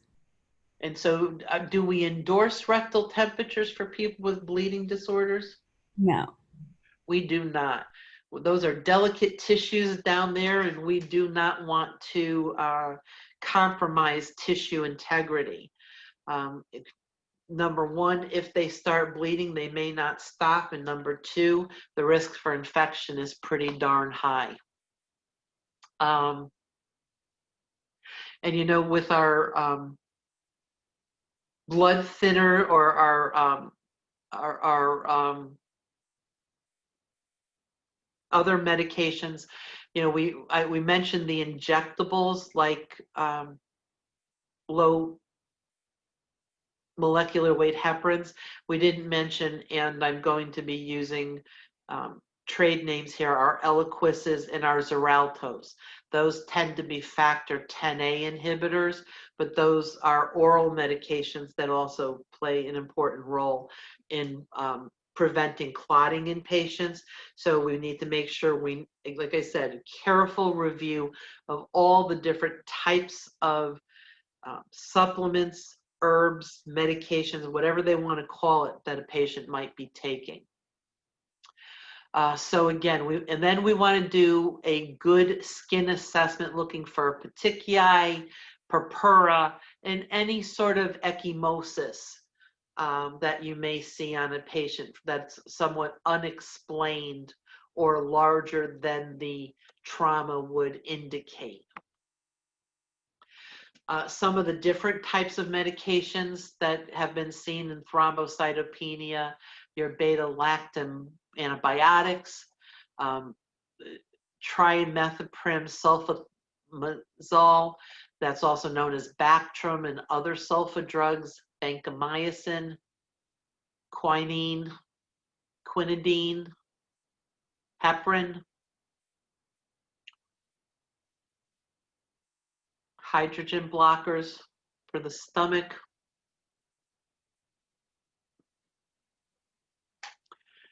So we like heparin. We use heparin a lot. Heparin plays an important, valuable role in working with our patients. I mentioned earlier that heparin can be used prophylactically. Why do we use heparin prophylactically in patients in the hospital? Prevent DVT. To prevent DVT, that's exactly right. And almost all patients are getting it. Most people are not as up and active in the hospital as they are at their baseline. And so we want to prevent deep vein thrombosis, and heparin prophylactically is a tried and true way to do that. How do you know whether a heparin dose is prophylactic or therapeutic? Would prophylactic be subcutaneous, like you were saying before? Yes. So again, that's like really quick and dirty, but it works. If it's subcutaneous heparin, it is being administered as a prophylaxis. If it is intravenous, it is therapeutic. It's that black and white. If you have a patient who, for whatever reason, takes Coumadin in the outside world, and they need to have a surgical procedure, You should have them off the Coumadin for, I don't know, a few days, right?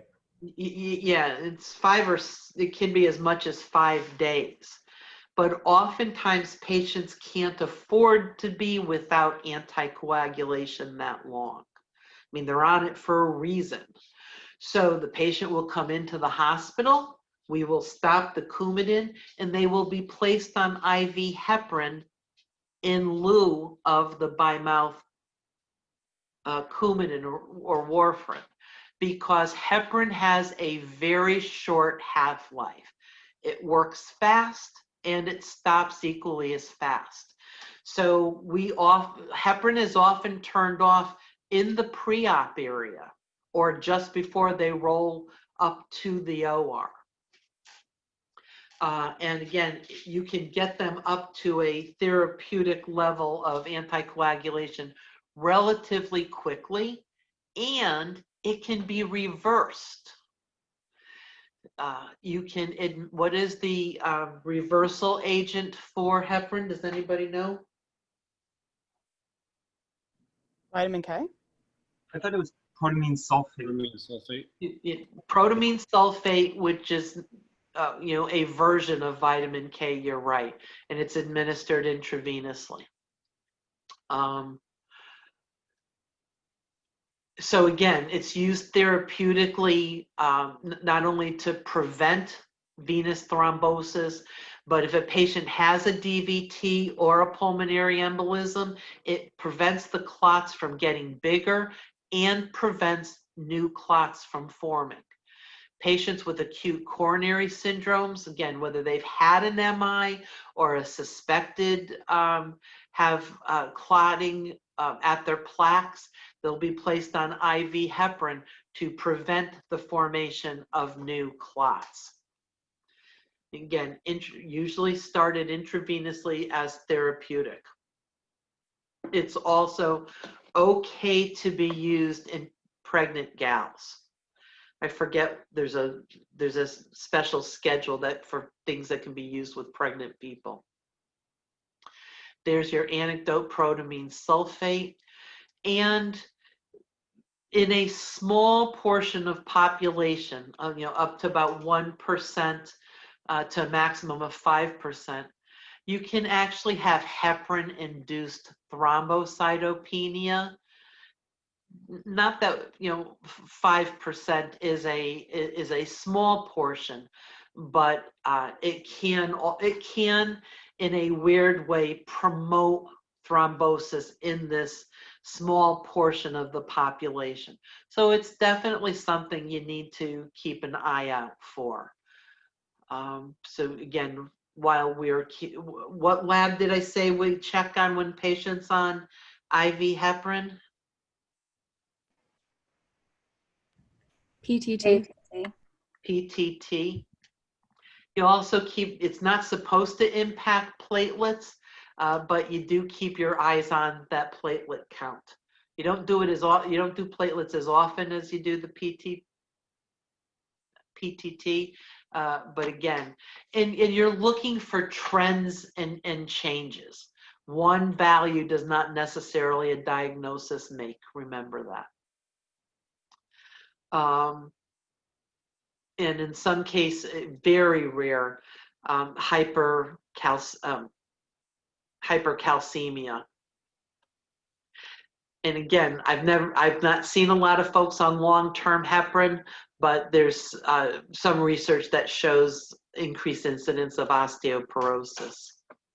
Some level, I think it's because if they're sick enough to be on long-term heparin, they're probably not doing their weight-bearing exercises the way they should be.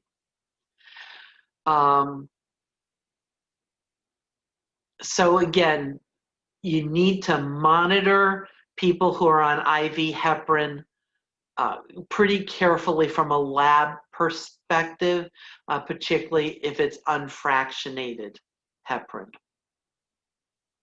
These low molecular weight heparins, whether it's enoxaparin, tinzaparin, these are actually administered subcutaneously and again can be used either prophylactically or for therapeutic value.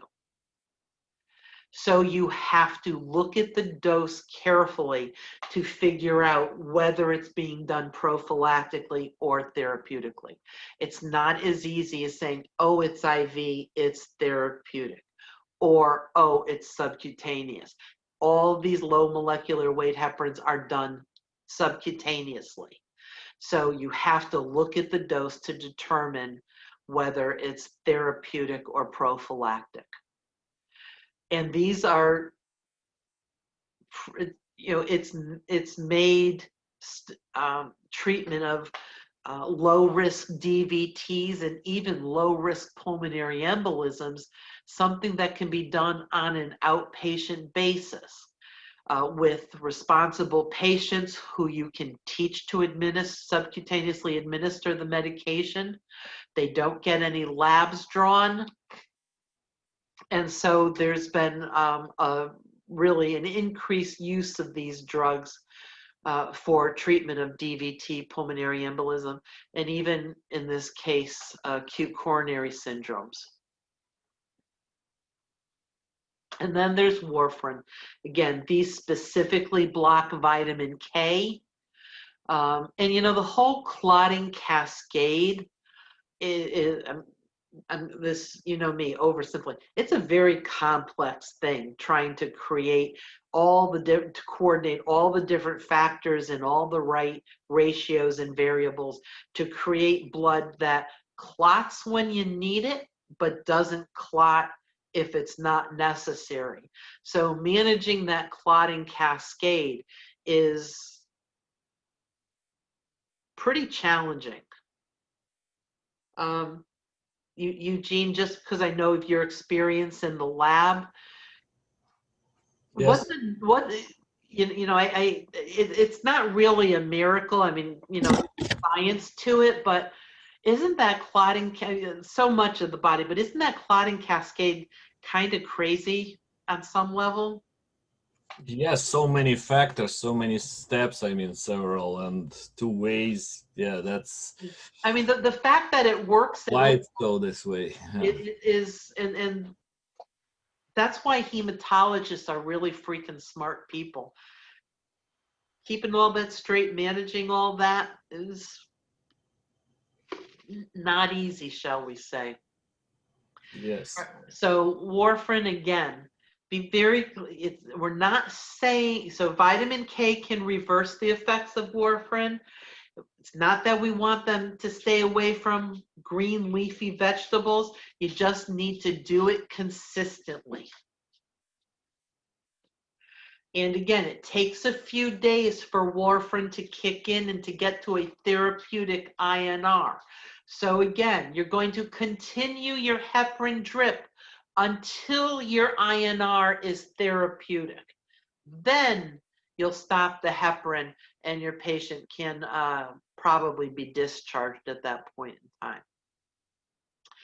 time. So again, rarely do we want the INR to be as high as 6.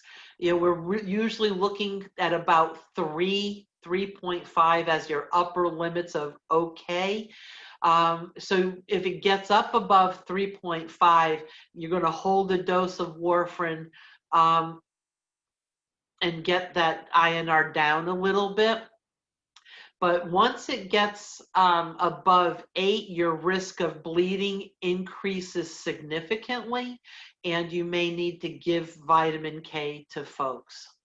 You may also need fresh frozen plasma transfusions, prothrombin concentrate. So again, managing the INR within a therapeutic level is important. So again, for when your patient's on warfarin, you need to know what their INR is. Talked about heparin-induced thrombocytopenia. It's relatively low incidence, about 3% of the population who get treated with heparin. You'll see platelets start to fall. And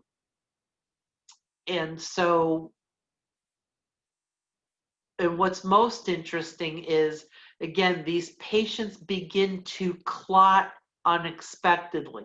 You'll see petechiae, you'll see thrombosis, you worry about patients actually overclotting, using platelets in areas they don't need to, so that platelets are not available when there is bleeding and they can't stop. Another thing I didn't mention, so we're using soft bristled toothbrushes. We're not doing rectal temperatures. We are you going to give an IM injection to somebody who's on an anticoagulant or has low platelets? No. Good Right. answer. No, again, that's a deep tissue injury that you do not want to create that level potential of damage to the tissue. So we need Maybe abscess down deep in the muscle. Yeah. Yeah. What can start out as a hematoma can evolve to an abscess. So again, no IM injections, and often even no sub-Q injections if they're on therapeutic heparin, but or if they're thrombocytopenic, I should say. So again, you want to stop the heparin, and if stopping the heparin didn't work, you want to stop the heparin. We came in one patient who had heparin-induced thrombocytopenia. So they had stopped the IV heparin, but they were continuing subcutaneous heparin. And nobody was sure why their platelets were still low.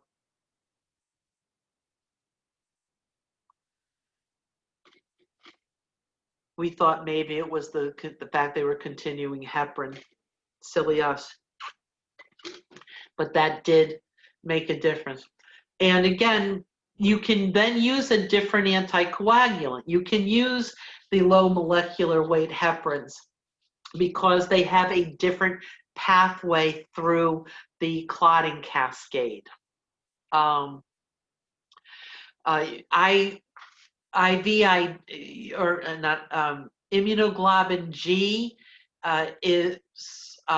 impacts platelet aggregation. So plasmapheresis can remove immunoglobulin G from the blood. Protamine sulfate can also mitigate what's left of the circulating heparin. And again, if the patient is clotting, you can use a thrombolytic agent. Again, the two that come to mind are streptokinase and TPA.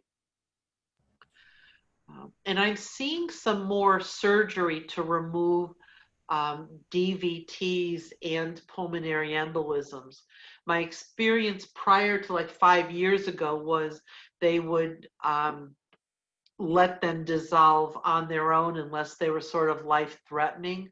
But I think my understanding, if I understand it correctly, is that really some of the surgical techniques have gotten pretty sophisticated so that going in and surgically removing the clots, they can be done by less invasive surgeries. They have access to different areas because of new tools they can use, so that there's a somewhat lower threshold from going to the OR to remove clots in certain areas. Can I ask a question? Sure. I'm just a little confused why a low platelet count would cause more clotting. It's one of those perverse things, Robin. You're exactly right. You would think that the body would say, oh, we don't have enough platelets. We should use them sparingly. Not that, that sort of conversation happens within the body, but given how smart the body is, doesn't that sound like what it should do? Yeah. But it's perverse, and DIC is sort of kind of a great example of this. The whole system is just screwed up. And I'm sure somebody else could give you a much more technical rationale for that, but I'm just going to go with perverse and contrary and unexpected. Okay, that's fine. Thank you. Can you live with that for now? Yeah, that's fine. Thank you. So DIC, again, disseminated intravascular coagulation. There is an underlying process going on. Because I said this is in critically ill patients or patients in shock, and it's considered an acquired bleeding disorder. So what happens is there's this acute increase in blood clotting, and they're not big blood clots, it's all these little micro clots all over the body. So these clots are using all these platelets so that there's none left circulating or very low left circulating to actually stop other bleeding. And what happens in something like DIC, you end up seeing how active platelets really are because they're not around to stop the crazy bleeding that you see. So these are patients who, again, you got these little clots and all of a sudden you start seeing the purpura. Or like I said, you draw blood on them, and you drew blood on them earlier today, and you drew blood on them yesterday, and you put a Band-Aid on it and a 4x4 and everything was fine. And all of a sudden you come back from putting them in the tube system to send them away, and you come back and you've got a puddle of blood at that site. All of a sudden their gums start bleeding. All of a sudden they end up with a nosebleed. And these are patients who have normal not normal vital signs, but like, it's not like their blood pressure is particularly high to make them prone to epistaxis. It's not like there's something else going on that all of a sudden they didn't just brush their teeth with sandpaper or something, but all of a sudden they'll just be bleeding, or maybe they'll cough and all of a sudden they spit up bright red blood. And this is all spontaneous bleeding because there's not enough circulating platelets to stop these little mini traumas that happen to everybody on an everyday basis. And you've got yourself a really big problem. So as I said, it's a paradox. They've got these mini clots everywhere, but they're hemorrhaging. The clots aren't in the right place. They're using up all the platelets and they can't stop the big problems that are developing. And again, you need to treat the underlying issue. DIC itself is a symptom of a way bigger problem. So that's part of the clotting cascade that leads to DIC. Thrombin forms, fibrinogen gets converted to fibrin, platelets start aggregating, thrombosis form, and you can certainly impact the blood flow to different organs, to limbs and things like that. There's no circulating platelets, no circulating other coagulating factors, and you end up with hemorrhage. These microclots, particularly when they're traveling to the organs, can cause organ failure unto themselves. And you've got yourself a hot mess here.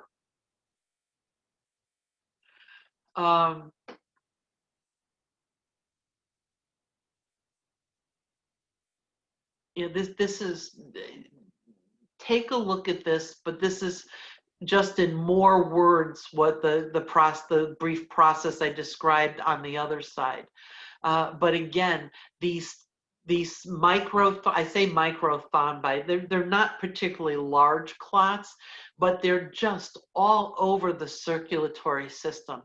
And you end up with tissue ischemia, hypoxia.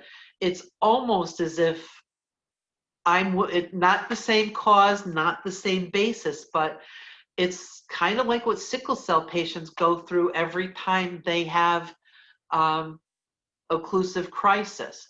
All these clots start blocking blood flow to all these other critical areas. And slowly but surely, you end up with multi-organ dysfunction. On the other hand, because you don't have any platelets, you end up with difficult to control hemorrhaging. And it's all from some stimulus outside. Infection, shock, trauma are some of the most common. Pregnancy hits that list also.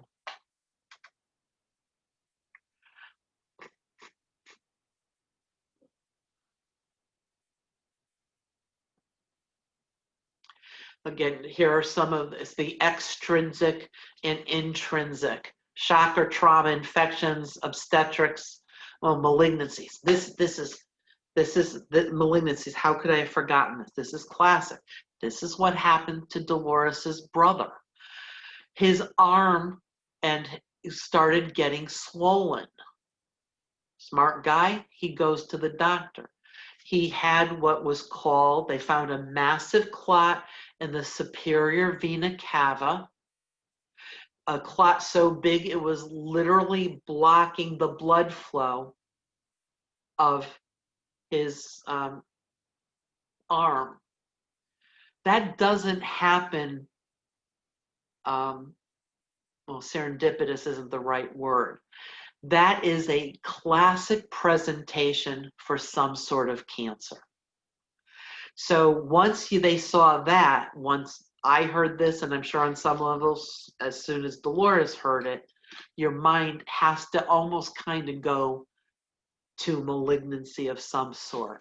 And sure enough, they found breast cancer, also known as lung cancer. So again, blood clots, DVTs, pulmonary embolisms.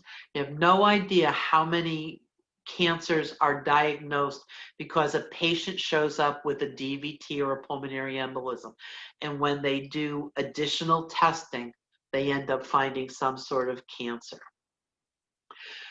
There are some other ways, some vasculitises like Rocky Mountain spotted fever, other vascular disorders, hemolytic transfusion reaction. So patients having a reaction to blood. This is another one of those reasons why we're hyper vigilant when we're administering blood transfusions, and we assess the patient early and often, trying to identify a transfusion reaction as soon as possible. Pancreatitis, other liver diseases can lead to DIC. This is what's seen. This is what happens in ICUs an awful lot. So what happens, why this is so common in cancer is because particularly adenocarcinomas secrete mucin, and that activates a lot of these clotting cascade factors. Chemotherapy, radiation can also cause DIC. And then again, anybody who's at risk for sepsis or significant infection is also at risk for DIC. They say it may be chronic. I haven't seen a whole lot of chronic DIC. Maybe that's because by the time it got to me, it was already a significant acute problem.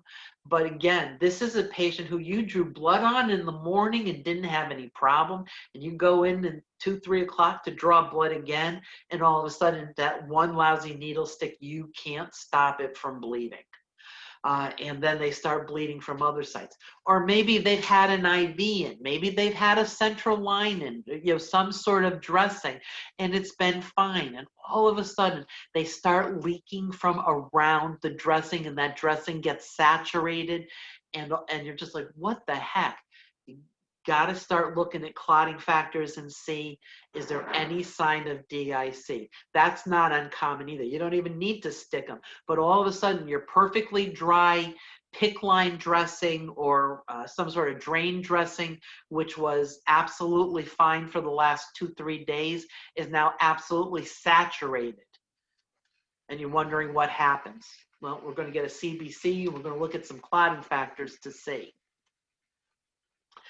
Again, ecchymosis, petechiae, purpura, that oozing from different sites over time. What do you think the cool mottled extremities is from? What do you think is causing that?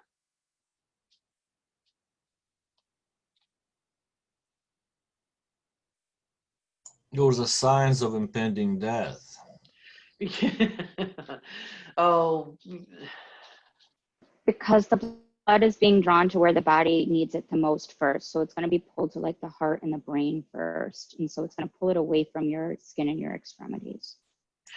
that's part of the reason. It's oftentimes those blood clots are getting so significant, they may actually be blocking some of the blood flow also. But so all that you said, it could be a sign of impending death, because believe me, somebody with acute DIC is wicked sick, and there's no guarantee they're going to turn around. If things are so bad that the body is shunting blood away to the more critical areas, like you said, that's a possibility. And the clotting can be so significant that blood's just not getting through. Can be a couple of different areas. And again, anytime, with altered blood flow, shortness of breath, chest pain, pain in different areas are not unusual. So again, these are the sorts of things you're going to be looking for. And hematuria. Again, it's not typical to have blood in the urine. That is a very atypical finding. And so that can also be one of those, I won't say early signs, but something to watch out for. Again, often we've got sepsis as the cause, but there are others. When you have an overwhelming infection, bacteria often excrete these endotoxins, and that can often initiate the clotting cascade and change the process of coagulation.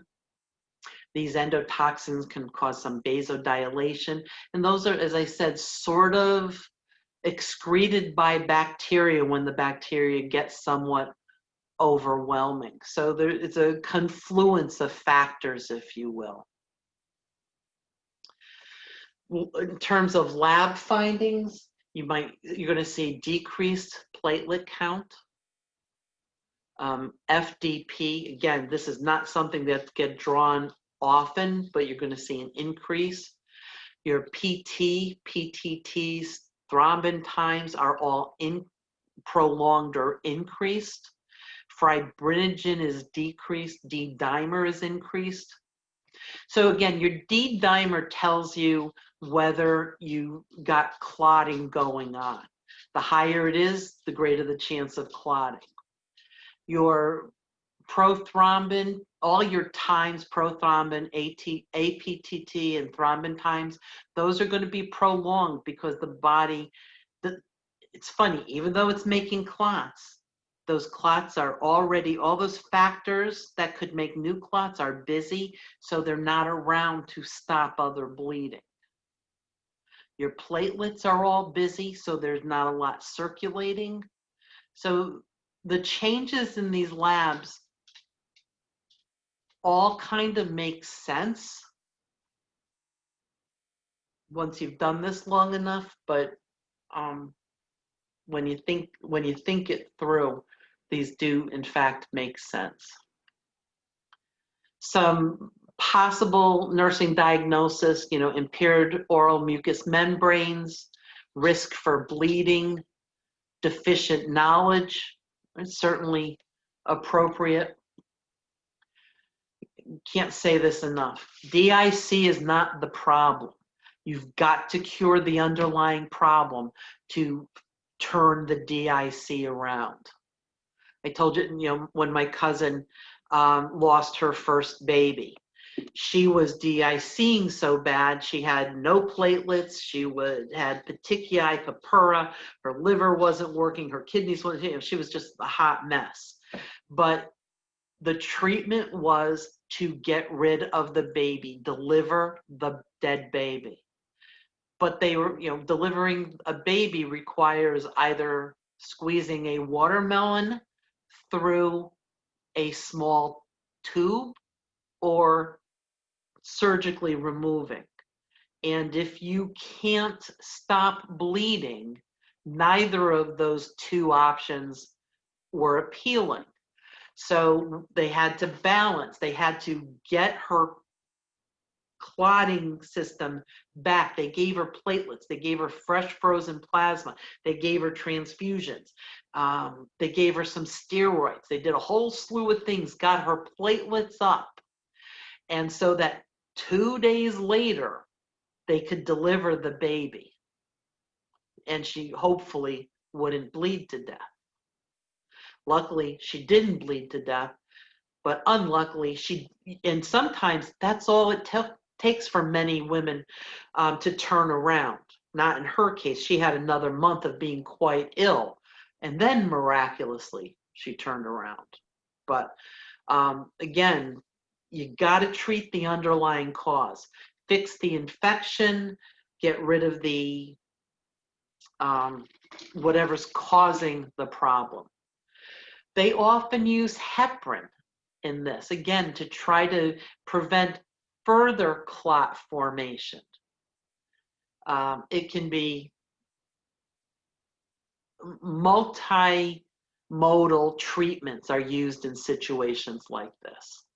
And again, we want to prevent gross or occult bleeding. We want tissues to maintain their integrity. We want blood to circulate as needed. And we want patients to get back to their previous state of health as much as possible and as soon as possible. Again, the interplay of over-the-counter medications and or supplements can play a factor in things like this, so do a really good medication review. And interestingly enough, while they may use heparin in treating or helping control DIC, you don't use aspirin or any of the other antiplatelet aggregators. So what's another antiplatelet aggregator that's commonly used? This is what's the word I'm searching? Prescription medication, not over the counter. Clopidogrel. Yes. And what's its brand name, Eugene? Plavix, I believe. That's right, Plavix. Because Plavix I can pronounce, the other one not so much. So you don't use antiplatelet aggregators, but they will use heparin. Make sure patients know what the signs and symptoms of bleeding are and what they can do to prevent bleeding. And same with patients who are getting chemotherapy. They need to know what to be on the alert for and when to call for help. Again, we're going to make sure they know that, just as we said earlier, soft bristle toothbrushes, electric razors, no IM injections. Even consider whether that subcutaneous injection is important as well. Do good checks for any new rashes, new open areas, and signs of bleeding. I think we talked about this as usual. And if a patient, not only will their platelets decrease, but if a patient is having significant bleeding, you will see a decrease in their hemoglobin and hematocrit also, which is why packed red blood cells need to get transfused every once in a while. They will often, for patients that have sort of long-term chronic problems, or if it's not being managed to its fullest yet, they may use hormones to suppress the menses cycle, and patients should know how to count pads and to know what's an unusual amount of bleeding for them on a monthly basis versus what they consider normal or expected for them.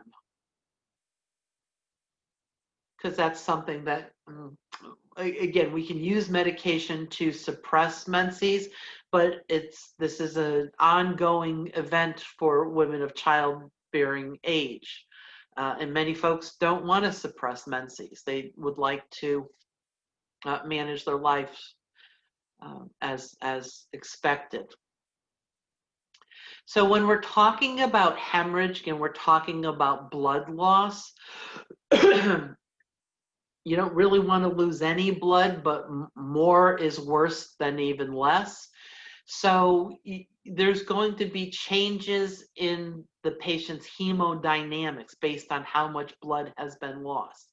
And here's a quick graph, not graph, what's that called? A chart of what some of those changes you might expect to see. So again, a class 1 is the lowest level. It's still up to 750 milliliters of blood loss, which again still represents 15% of the circulating volume. That's seems like a good amount to me. But look, you're not necessarily going to see a change in the pulse, nor a change in blood pressure.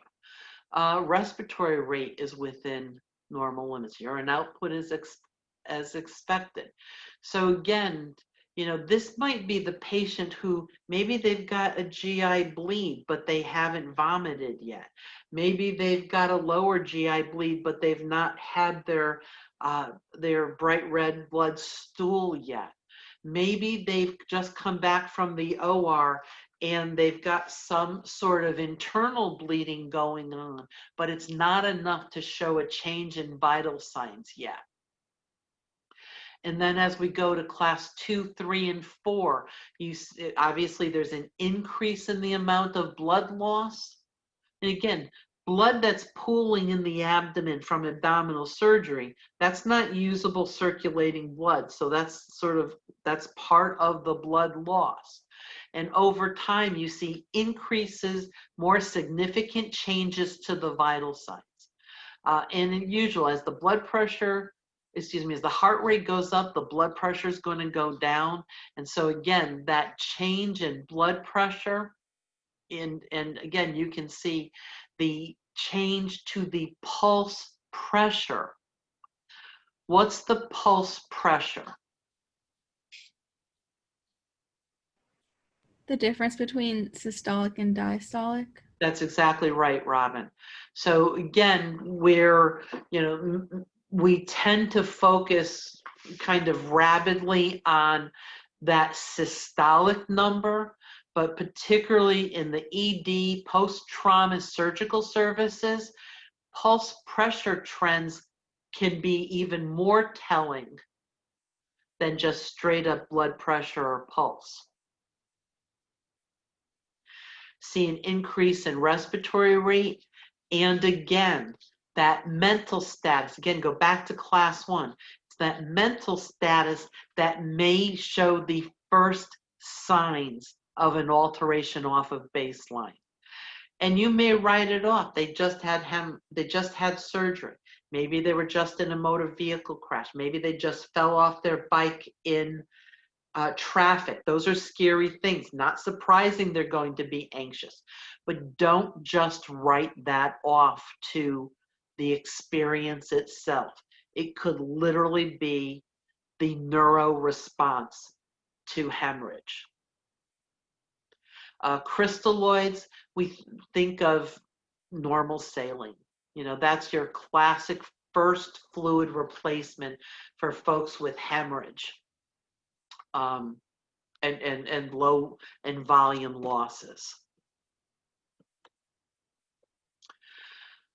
So again, I think that chart might be helpful at some point in time when you really start thinking about, especially if you end up on a surgical unit and you really are looking at those post-operative blood losses, and just because they sewed them up in the OR and they reported minimal blood loss from the surgical procedure itself, that doesn't necessarily guarantee that everything's going to be Jake forever.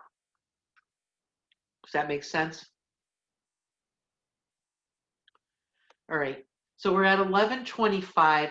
Why don't we take another 10-minute break? Everybody come back at 11:35. Were there any questions on that section? All right, I'll see you back here at 11:35. I'm going to pause recording. And we're talking about blood transfusions. So again, when somebody donates blood, you're donating whole blood. It's the whole kit and caboodle that's out circulating in the donor's body. But what happens to that pint of blood they donate is really quite remarkable. Again, you've got red blood cells, which again we know is all about the oxygen carrying capacity and getting rid of the carbon dioxide as the waste product. You also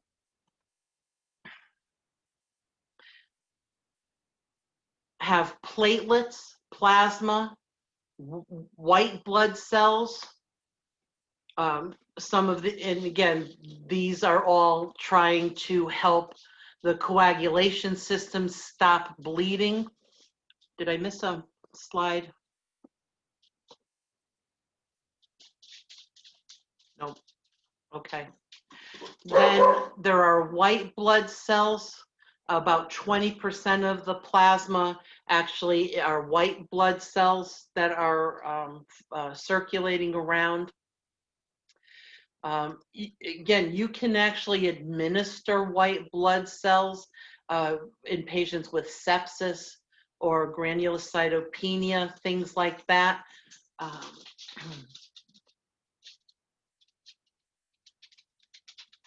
Fresh frozen plasma. This also can help patients who have trouble blood clotting or forming clots. And so patients with coagulopathies may get FFP, fresh frozen plasma. It can also, patients with burns, liver failure, there's a fear, some of the, there are some proteins in there that can help, patients with problems with their albumin will often get fresh frozen plasma as well.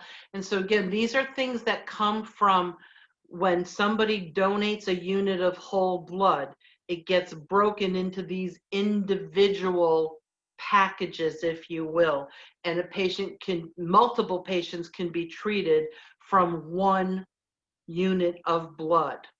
They also remove albumin and can transfuse albumin that's used as a volume expander. Again, we know where there's a transfer sometimes with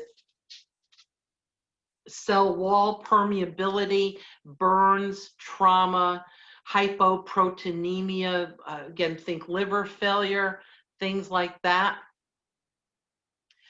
And so when you're administering a blood transfusion,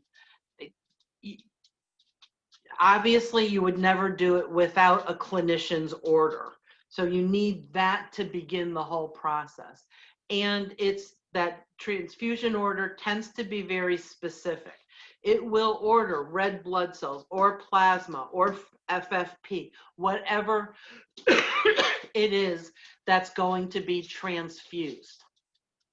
And the first few times you do this, you need to go to your institution's policy. What do they say the process is? And I can tell you generally what the process is. So again, you're going to review the order. You're going to place an order with the blood bank. Transfusions require specific informed consent from the patient. So they're going to need a written consent form. Again, you're not necessarily obtaining that, but you're going to ensure that it's been completed before you administer the transfusion. You're going to understand why that transfusion is being administered. So you're probably going to review your patient's lab values. You're going to understand their diagnosis. And so you're going to make sure that it is appropriately indicated. Just because something is ordered does not mean that we do it without question or without understanding why. Once the substance arrives from the blood bank, then they are patient specific. This has been typed and cross-matched to your specific patient.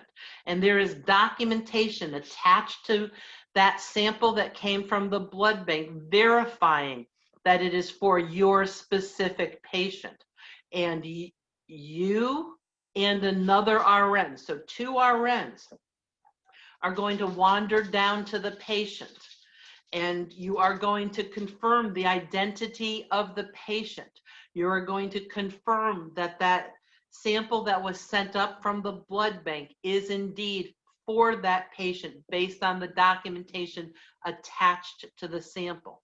And then the 2 RNs who do that check are going to sign off that that check was complete and they have verified that that blood product is for that specific patient, and that is documented in the medical record. And I told you the story before that when I was in my senior year, my last semester, wonderful unit, great staff. They were so good to us. They were, oh, can't say enough about them. We came on the unit, you know, before the shift started, so it's, you know, like 6:30 or something, and it hits you like a wall. Something was wrong. We didn't know what the hell was wrong, but you just walked in and you felt there was something wrong. Patient had been given the wrong patient, wrong blood, wrong. How it happened, I never knew. All I knew is that that had happened at somewhere around 4 or 5 o'clock in the morning, and by 10 a.m., the patient was dead. And so me being young and impressionable and realizing that details are not my strong point, that was an unfortunate learning opportunity for me as to how bad a transfusion can go. And I hope to hell you guys never experience anything like that, because it still sticks in my mind today. You should see me with a blood transfusion. Dear, I'm like obsessive because of that. And again, happened long before we even showed up on the unit. But man, did you feel it all day. Something. So again, the lab, or the blood bank, I should say, does the cross match between your patient's sample and the sample that's going to be transfused. They confirm that compatibility. You're not doing any lab tests on that. You're not reading that per se. Because, you know, the basic thing, the blood type and the RH factor are really the only things, the highest level that you can confirm. You can get the patient's blood type and RH factor out of their chart, and you can see what the sample that's been sent by the blood bank, what that blood type is and RH factor. So your patient is blood type A negative. Can that patient get a transfusion from a B positive patient? No. So A negative, it can't get any RH factor positive and really can't get anything except A. So it's pretty limited. Or O, right? Oh, right. Correct. Thank you. But again, that's really the only level of checking you can do. What's most important is to confirm that 2 RNs check that this is the sample sent by the lab by the blood bank for this particular patient, and you can confirm that. You want to make sure the bag's not leaking. You want to make sure that there are no visible clots in the bag. You want to make sure that it doesn't appear to be any bubbles entering the bag or creating anything in the bag. And again, unit number of the patient and the unit number assigned to the blood, and signing that off, documenting it in the medical record is really important. And again, all the same identification processes with the patient that you use for medication administration are the same. The patient should participate in this identification process. They should verbally state their name and birth date and confirm they are who their wristband says, if at all possible. And so you get vital signs on that patient, you get a baseline before you hang or start or connect that blood. What does the patient look like at their baseline? And you document that. You hang that blood. What sort of IV solution do you hang a blood transfusion with? 0.9% normal saline. That is correct, Linda. Normal saline, 0.9%. That is it. End of statement, period.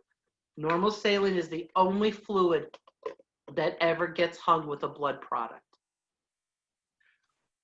You also want to confirm the patentness of the IV access. There's no point in infusing blood into the surrounding tissue. We want it to go into their veins so that it can go off and do its job. So you want to make sure you've got a relatively, a high functioning IV for sure. And then you monitor the patient's vital signs more frequently at the beginning of a transfusion. And then once the first half hour or hour, again, know your institution's policy is over, then it becomes less frequent. But you're still doing vital signs and monitoring that patient for sure. Typically, it takes about 6 hours. If you transfuse packed red blood cells into a patient, it'll take 6 hours for the CBC to balance out and not just be extra high because they got a blood transfusion, but to see what the sort of effect of that transfusion is going to be. Now, here's another thing. Any blood product that comes down from the blood bank, once it's released by the blood bank, you have 4 hours to infuse it. Blood is not good forever.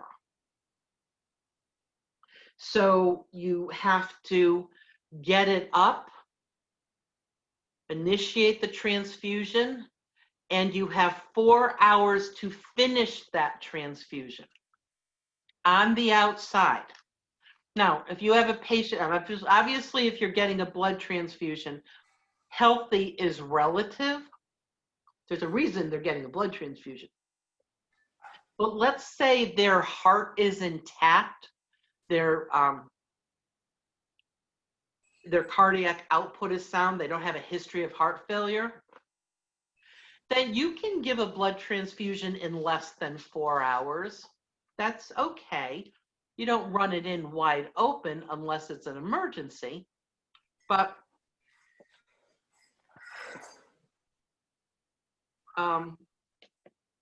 it never goes longer than 4 hours. On the other hand, if you have a patient who has a history of congestive heart failure, and now you're giving these big old blood cells to them, what's going to happen is the intercellular fluids are going to come rushing into the circulating volume to try, again, that sort of diffusion thing. Just like, think about it when you had high sugars, you got the big glucose molecule, so it pulls all the fluids out of the cells.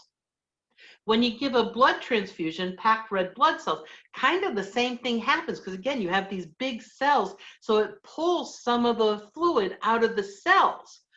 Well, if you have a patient who has congestive heart failure and now they have all this new circulating volume, what do you think happens to that patient with congestive heart failure? What happens to their O2 sat? What happens to their lung sounds? You hear crackles and the O2 sats drop. That's exactly right. You end up with an acute pulmonary edema episode. So if you have a patient who has compromised heart function, you have to administer that blood slowly and carefully. And not only are you monitoring vital signs, looking for an acute reaction to the blood transfusion, you're making sure his heart is tolerating it also. So you're doing a cardiovascular and a respiratory assessment while you're giving the transfusion. They may even say, because you have 4 hours, they may split a unit of plaque red blood cells and say, give a half unit. So you'll get only half a unit from the blood bank. You can give that one over 4 hours, then maybe give a little Lasix, get rid of some of the extra fluid since you just gave them the blood. Then you get the other half up and you administer that over 4 hours. So they're still getting the benefits of a full unit of packed red blood cells, but you're administering it over a total of 8 hours, which may be slow enough that the heart can adjust to it and not end up in pulmonary edema. You need orders for that, but you also may need to advocate for your patient. If you know they've got heart failure, you know they've got baseline crackles, perhaps, maybe they get Lasix on a regular basis and you see an order for 1 unit of packed red blood cells, you should say to your clinician, you think we want to do that in half liters? Now the guy's hemorrhaging acutely. That's one thing. But if it was a slow bleed and we're just taking them up, you can advocate for your patients and say, do you think we should do that in half unit increments? Do you want to give Lasix halfway through?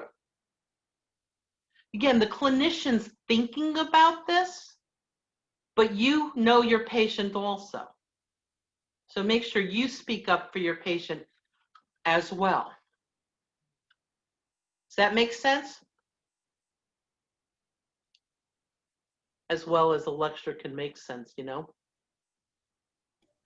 So again, documentation that the product was verified appropriately, that it is the right kind of product according to the order, how much was administered, what the patient's vital signs were at baseline, meaning before the blood transfusion was started, and then on an ongoing basis, and were there any problems or notable findings with the therapy. So acute hemolytic reaction is sort of the worst possible. This is what they call ABO-RH incompatibility. This happens very fast in the first 5 to 15 minutes. Increased heart rate, pain, increased body temperature, chest pain, back pain, shortness of breath, bronchospasm.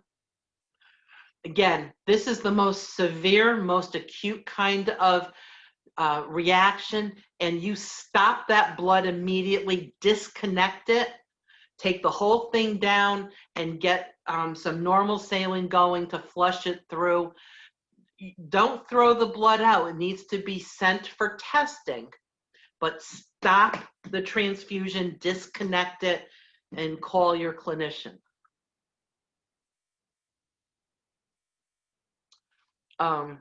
Other immune responses can take a much longer time. Dr. Lamb, I have a question. Yes, sir. Sorry, I'm just curious. You said when that happens, when it's not compatible, so you stop the transfusion, then it gets sent to testing. Now, I know this is not part of our scope, but I'm just very curious. Once they test it, do they give it to another patient, or it gets thrown out? That unit in particular gets thrown out. Yeah. So it always gets discarded. Okay. Absolutely, absolutely. Now, I will say, again, depending on what they find in the testing, Gene, remember I said, Joe Smith goes to donate a unit of blood, and patient A gets Joe Smith's packed red blood cells, but his FFP, his plasma, his platelets, those are all in separate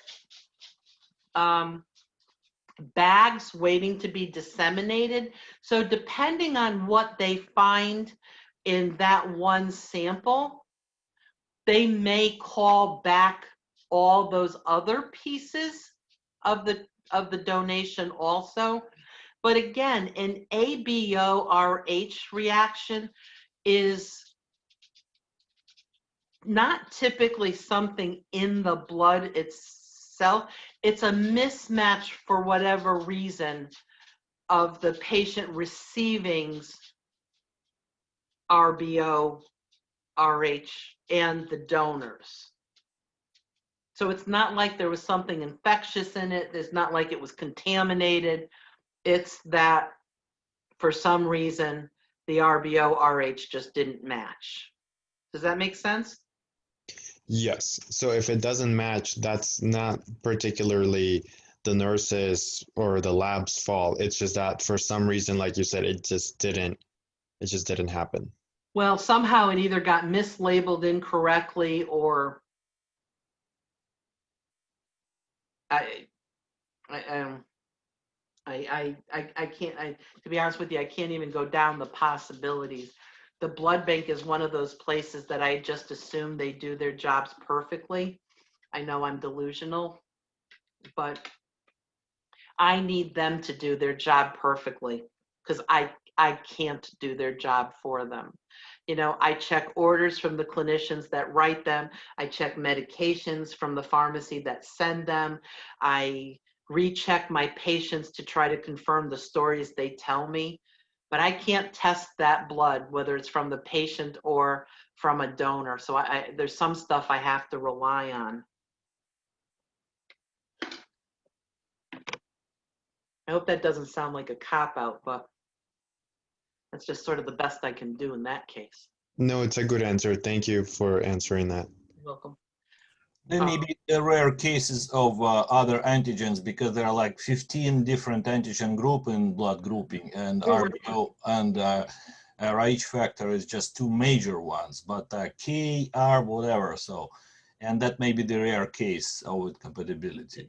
And Eugene, thank you for reminding, that is something. So the more often that a patient has received transfusions, actually the greater the chance that they have a reaction. Now, it may not be an ABO reaction, but it does increase. So for instance, cancer patients who get frequent leukocyte transfusions, for whatever clinical therapeutic reason, they may actually get what they call irradiated leukocytes, and there are other ways to irradiate other blood products, which helps decrease some of those other matching factors, which helps decrease the incidence of reaction. And we talk about this when we talk about solid organ transplant, livers, kidneys, and lungs, hearts, that sort of thing. You're right. Obviously, the patient needs to be RBO, RH factor compatible, but the list of things that need to be compatible for organ donation is quite an extensive list, and they don't have to all be dead on perfect. But the more things that match between the recipient and the donor, the less chance of rejection. And again, when you're looking at solid organ transplant, that matching thing can be very complex. That's fair, right? Eugene? Yes, that's absolutely true. They are all the antigen determinants, what they have. So that's Right. way more tedious process. Yeah, and that's why God forbid, a family or a patient's waiting for an organ transplant. They often get told, because there's so much preparation. Listen, there's a chance, there's an organ, we're testing for you. It's in the right catchment area. The initial testing is positive. The age is good, the size is good, the thing. But completing all of the antigen testing to confirm it's a good match takes a little bit longer than just RBO, RH. So again, the initial worry is RBO incompatibility happens very fast, but other reactions can happen also at a later time. Again, fever, and again, decreased hemoglobin and hematocrit. Well, hell, that's why the patient was getting transfused to begin with. But you start looking at your bilirubin levels to see if the patient's exhibiting any signs of jaundice. Where are you going to see physical signs of jaundice? What's that look like?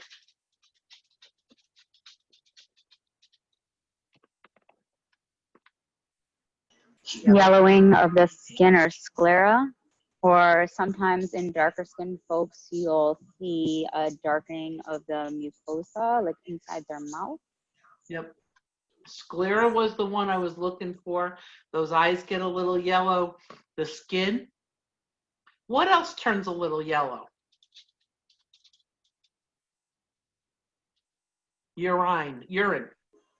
It's going to get a little bit darker urine too. Again, non-hemolytic but febrile reactions. Again, that sensitivity to leukocytes or platelets. Usually about 30 minutes into it.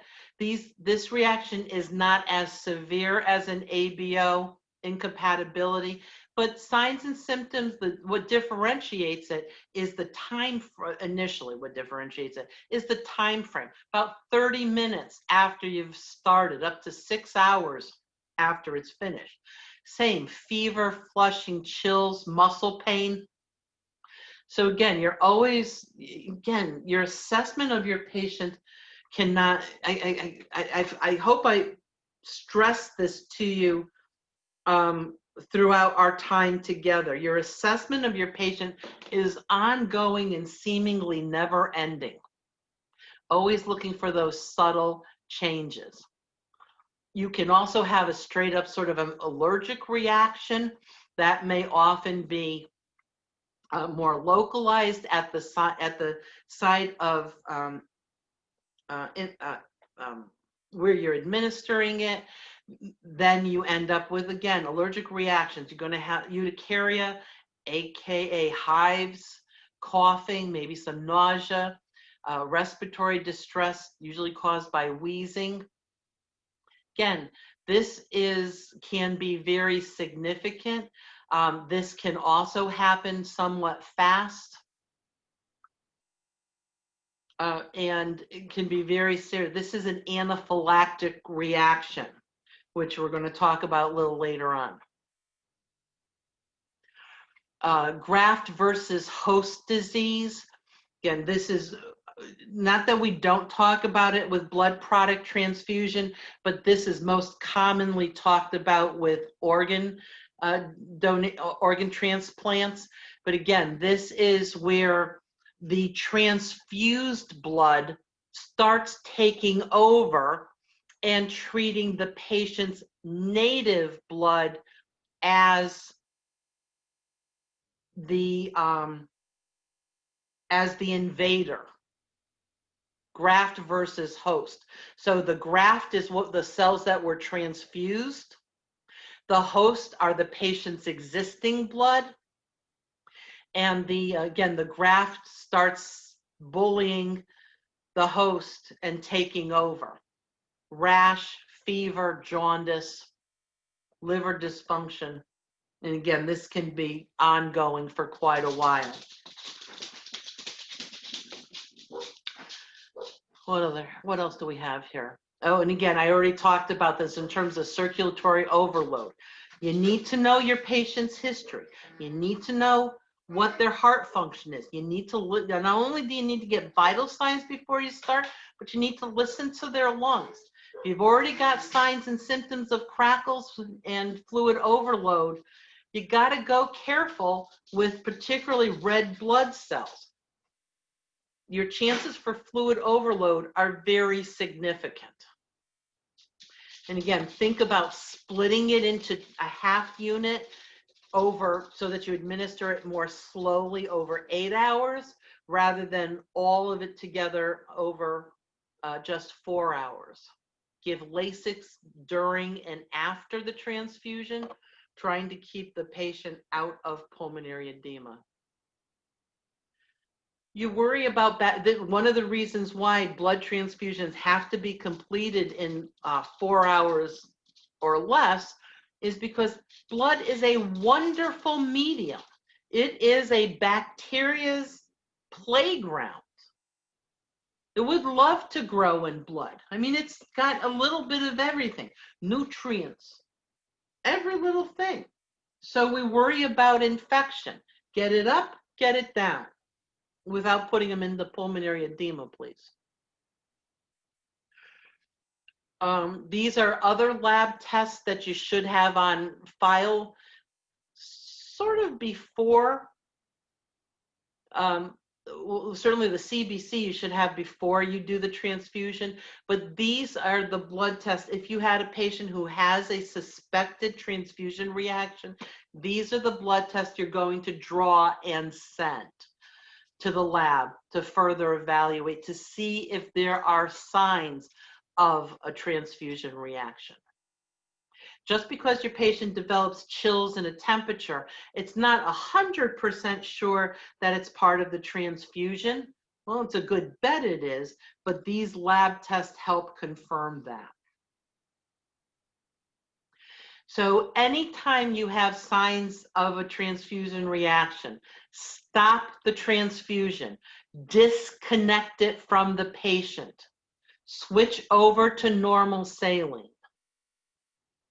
Monitor your vital signs, call your clinician. The blood and tubing gets returned to the blood bank for their testing.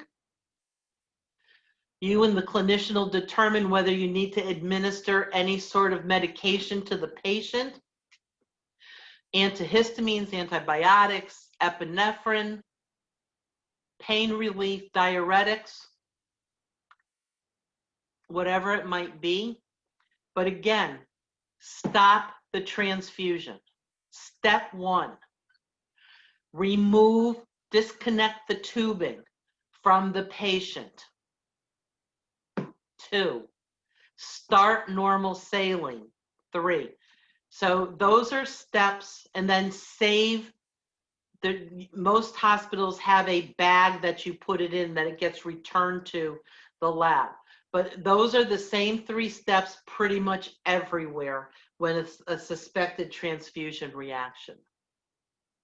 And then call your clinician. So I'm just going to do a really sort of quick talk about bloodless medicine program. Well, hopefully at the end of this, you can see why you might argue everyone should be interested in bloodless medicine.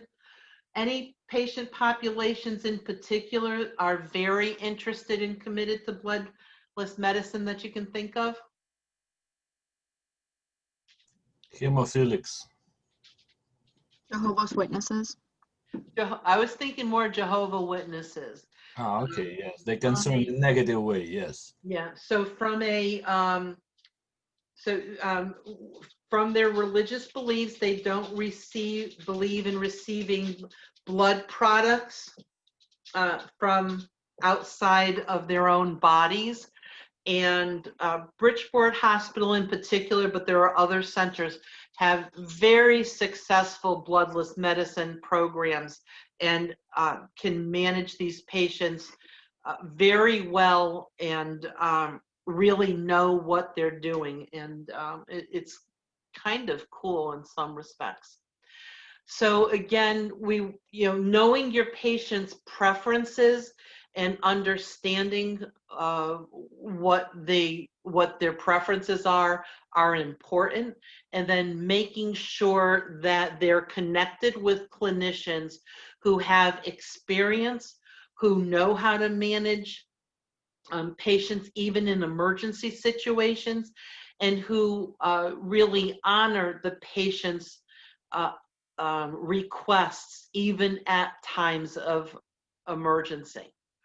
The other important thing is prevention, making sure the patient is as healthy as possible and in a state where transfusions aren't even on the table for consideration. In the event that a patient does need treatment where a transfusion is seen as a, I'm going to say, routine intervention, what can be done for that patient? What can we encourage the patient to do that makes a transfusion less necessary?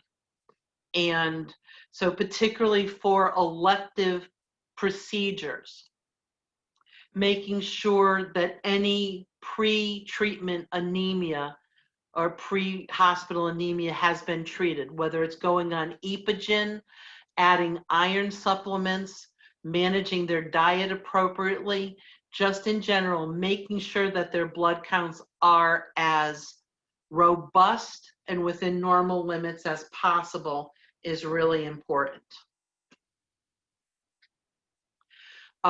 Then again, making sure that the clinicians and you to a certain extent really understand what the patient's wants and preferences are.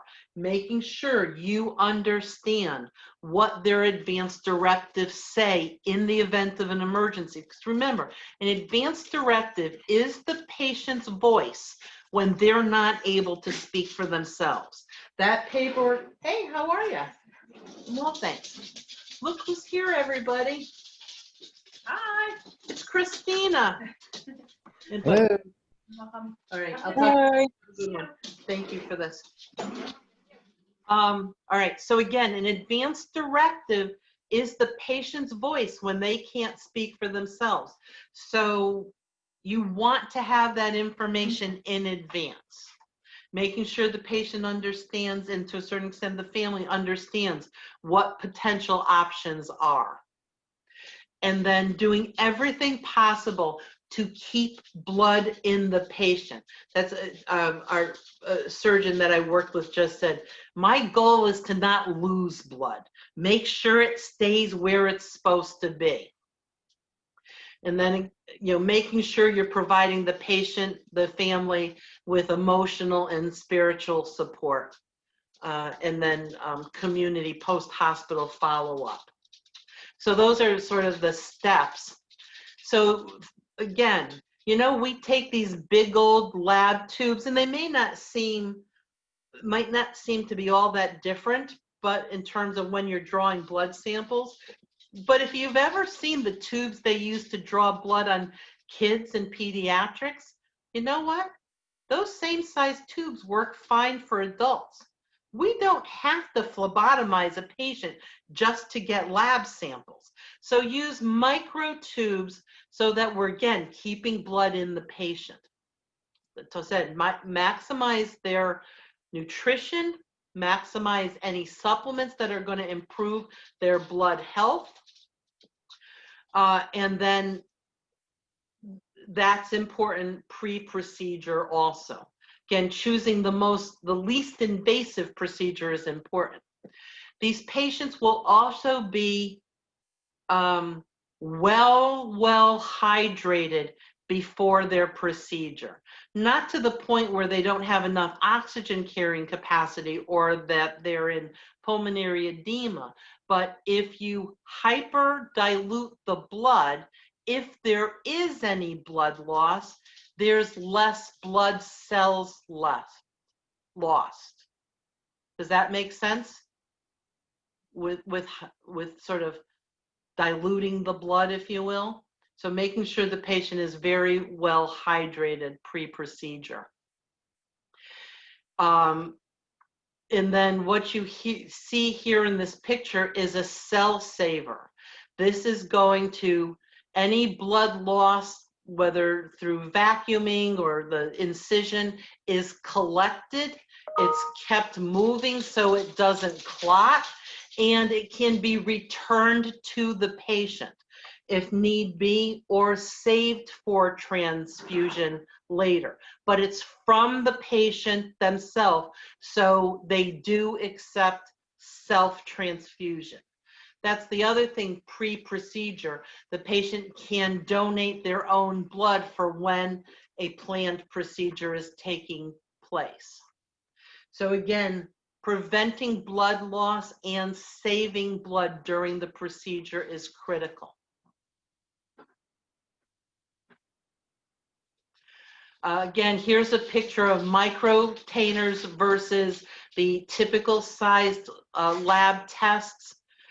It can be, as it says here, reduces blood loss by almost 90% of blood testing. Again, that doesn't necessarily make the difference between needing a transfusion or not needing a transfusion, but it certainly doesn't hurt, for sure. And here again, looking at patient outcomes, this was a study done by Johns Hopkins. This was, it's a little older, and I haven't found anything new, but at this point in time, the outcomes in terms of complications post-operatively, again, higher risk of higher incidence of reflection, more pulmonary emboli, more renal failure. Respiratory had slightly more complications, slightly more myocardial infarctions and larger TIAs, but again, not hugely different on the higher range but in terms of infection and pulmonary embolism, some pretty impressive fewer complications. All right, so that's it in hematology. I think having worked at Bridgeport Hospital and seen how successful their bloodless medicine program was, I found it very interesting. Any questions from this last segment? Anybody had a chance to experience blood transfusions in their patients yet? Been part of a discussion whether a transfusion was necessary? Not in clinical, but when I used to work at the hospital, as the tech, they would send me down to the blood bank to get the blood. I'd have to do the check with the blood bank, and then I'd bring it back up and have to do the check with the nurse. Yep. And you, the check but again, she went in with a second RN for the final check at the patient's bedside, right, Sammy? I'm going to be completely honest, I don't really remember. Well, because you weren't part of it. That's not not surprising. I would assume so, though, but I don't remember paying attention to that part of it. Yep. I did a blood transfusion at Greenwich Hospital back in the spring, and it was fascinating, actually, because of the amount of checks they do. Good. Yeah, it was. Imagine good. It was incredible. Like, so many times you read those numbers over and over and over again. But it was good to see that we made sure we had the right blood. It took a while, but so be it. Yeah, but totally better safe than sorry. That is for sure. True. I just remember getting nervous because there were so many numbers and you're reading them. I feel like sometimes I stumble, or if I'm doing a long number, I totally screw it up sometimes. So it was super hyper focused, making sure. I always want to be the reader instead of the checker. Yeah. And so if they make me the checker, I'll let them read it out once, and then I'll say, could I read it back to you, please? And then I make them the checker just to make sure I didn't do some stupid dyslexic thing. When I retrieved it from the lab, we had to do both. So she would read it to me, and then I would have to read it to her. Oh, that's good. Where was that, Sammy? Stanford Hospital. Oh, okay. That's a great practice. It wasn't built into where I was, but I built it in myself. And I'm pretty sure you were told not to linger once you got it in your hand. Oh yeah, I was running through those. Yeah. Nowadays, at least some hospitals, they can tube it up from the blood bank. You don't have to send a runner anymore. But again, you often find yourself waiting for that tube to come because it's not something you want to linger around town. You got 4 hours. The clock is ticking, man. Okay, so we're going to do a new share now. Shock.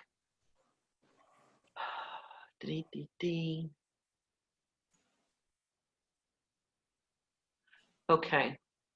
So this is for all you critical care ED peeps getting ready for this stuff. All right, so what is shock? We use the word shock a lot, but in terms of medicine, it actually has a specific meaning. And it's impaired cellular metabolism where there is inadequate tissue perfusion and oxygenation or cellular dysfunction. And it's happening throughout the body. So basically, there is not enough blood getting out to the tissues and not enough oxygen is getting to the cells, and cells are operating in a dysfunctional. So if there is enough oxygen, the cells can't use it. There may be glucose problems.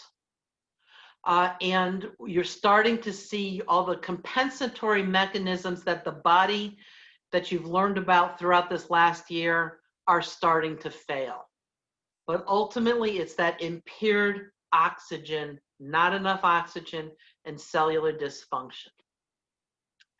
With that decreased cellular perfusion, you end up getting capillary permeability. And we know what happens when those capillaries start leaking. We got protein and fluids leaking into the interstitial spaces, also called third spacing. And these people get all this sort of body edema, all this excess fluid, but it's not usable. In extreme cases, it's called anasarca. And these folks are just third spaced up to their axillary. They could be dry as a bone from a circulatory perspective. They can have a low blood pressure. They could have gained 150 pounds, I'm not kidding you, of fluid weight. But it is stuck in tissues where it is not usable, and these people are going to die because they're dehydrated. And again, anasarca in extreme cases. And again, so decreased circulating volume, decreased flow out into the pulmonary capillaries. That oxygen exchange isn't happening particularly well. Over time, they may end up also, again, with pulmonary edema, bronchoconstriction.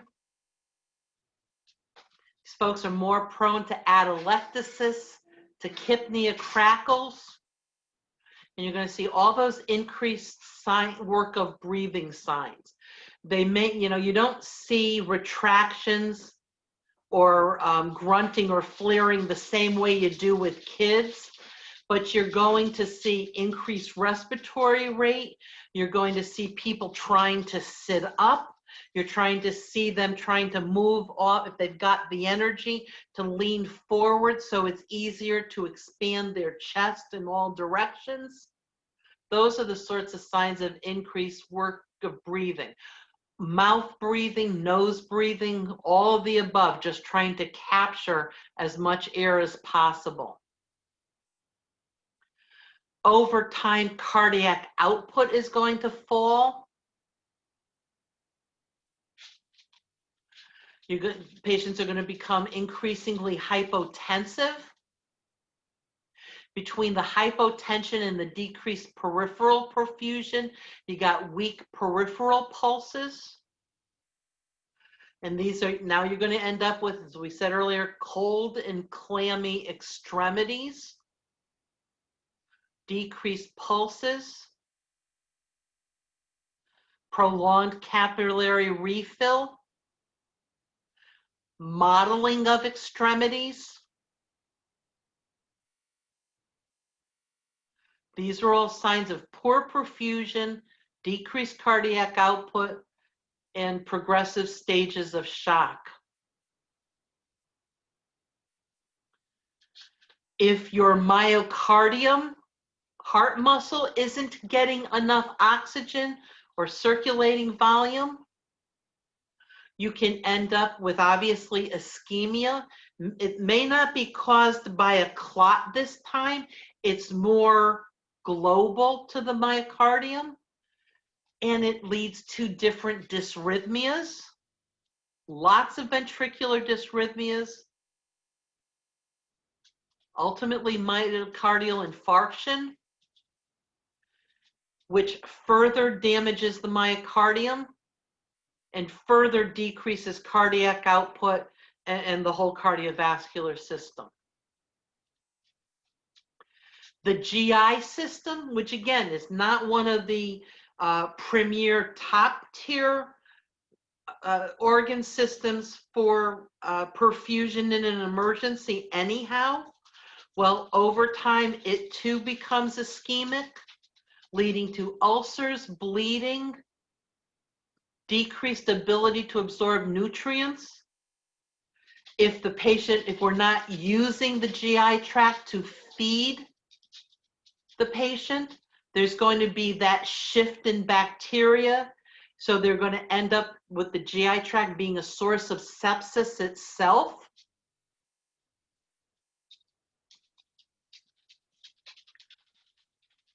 Hypoperfusion of the kidneys, acute kidney injury, which again, hopefully will come back, but no guarantees.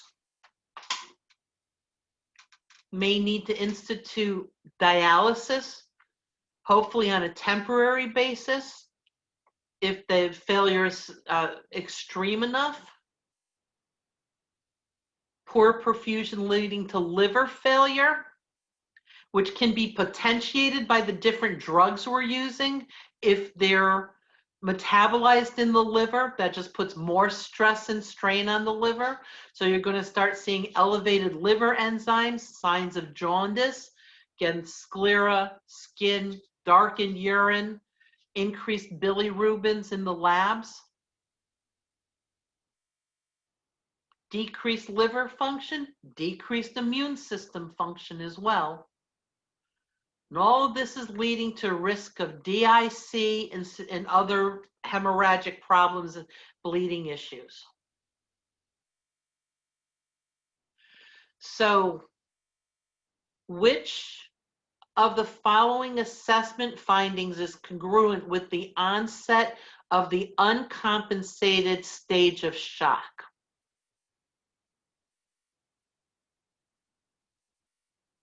Boy, I hope I have the answer to this one. Decreased urine output. Hope you looked ahead. Yep. So this is why, again, you've got those poorly perfused kidney, if they're not getting, plus decreased circulating volume, not enough blood's coming through, not enough fluid is being taken off, decreased urinary output.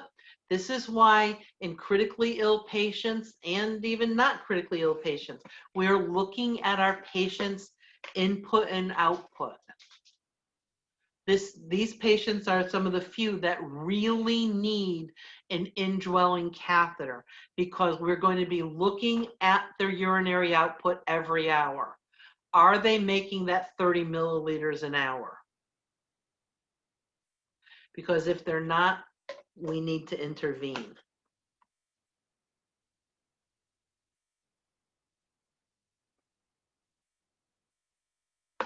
So again, decreased oxygen carrying capacity because of decreased circulating volume. If the cells don't get oxygen to fuel their processes, they switch to an anaerobic metabolism, right? What is the byproduct of anaerobic metabolism? Lactic acid. Lactic acid. So these patients are going to become acidotic. Sure, you can do a venous test to see the increase of the lactic acid, but you also can do an ABG, an arterial blood gas, and see that their pHs are in the acidic range.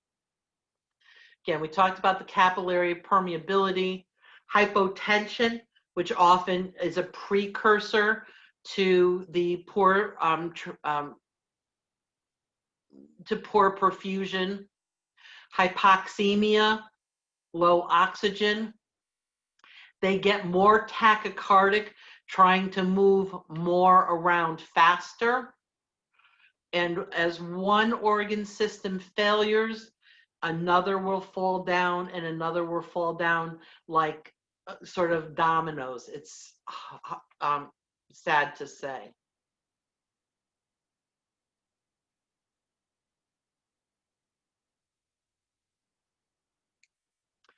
So when we're looking at shock, there are, in fact, different kinds of shock. Cardiogenic shock starts with the fact that the heart muscle is not working effectively. So a patient with cardiogenic shock probably had a myocardial infarction of some significance, and the pumping action of the left ventricle is grossly inadequate. So there's decreased pumping effectiveness. Over time, sometimes not all, doesn't take that much time. What does anybody, can anybody define preload for me?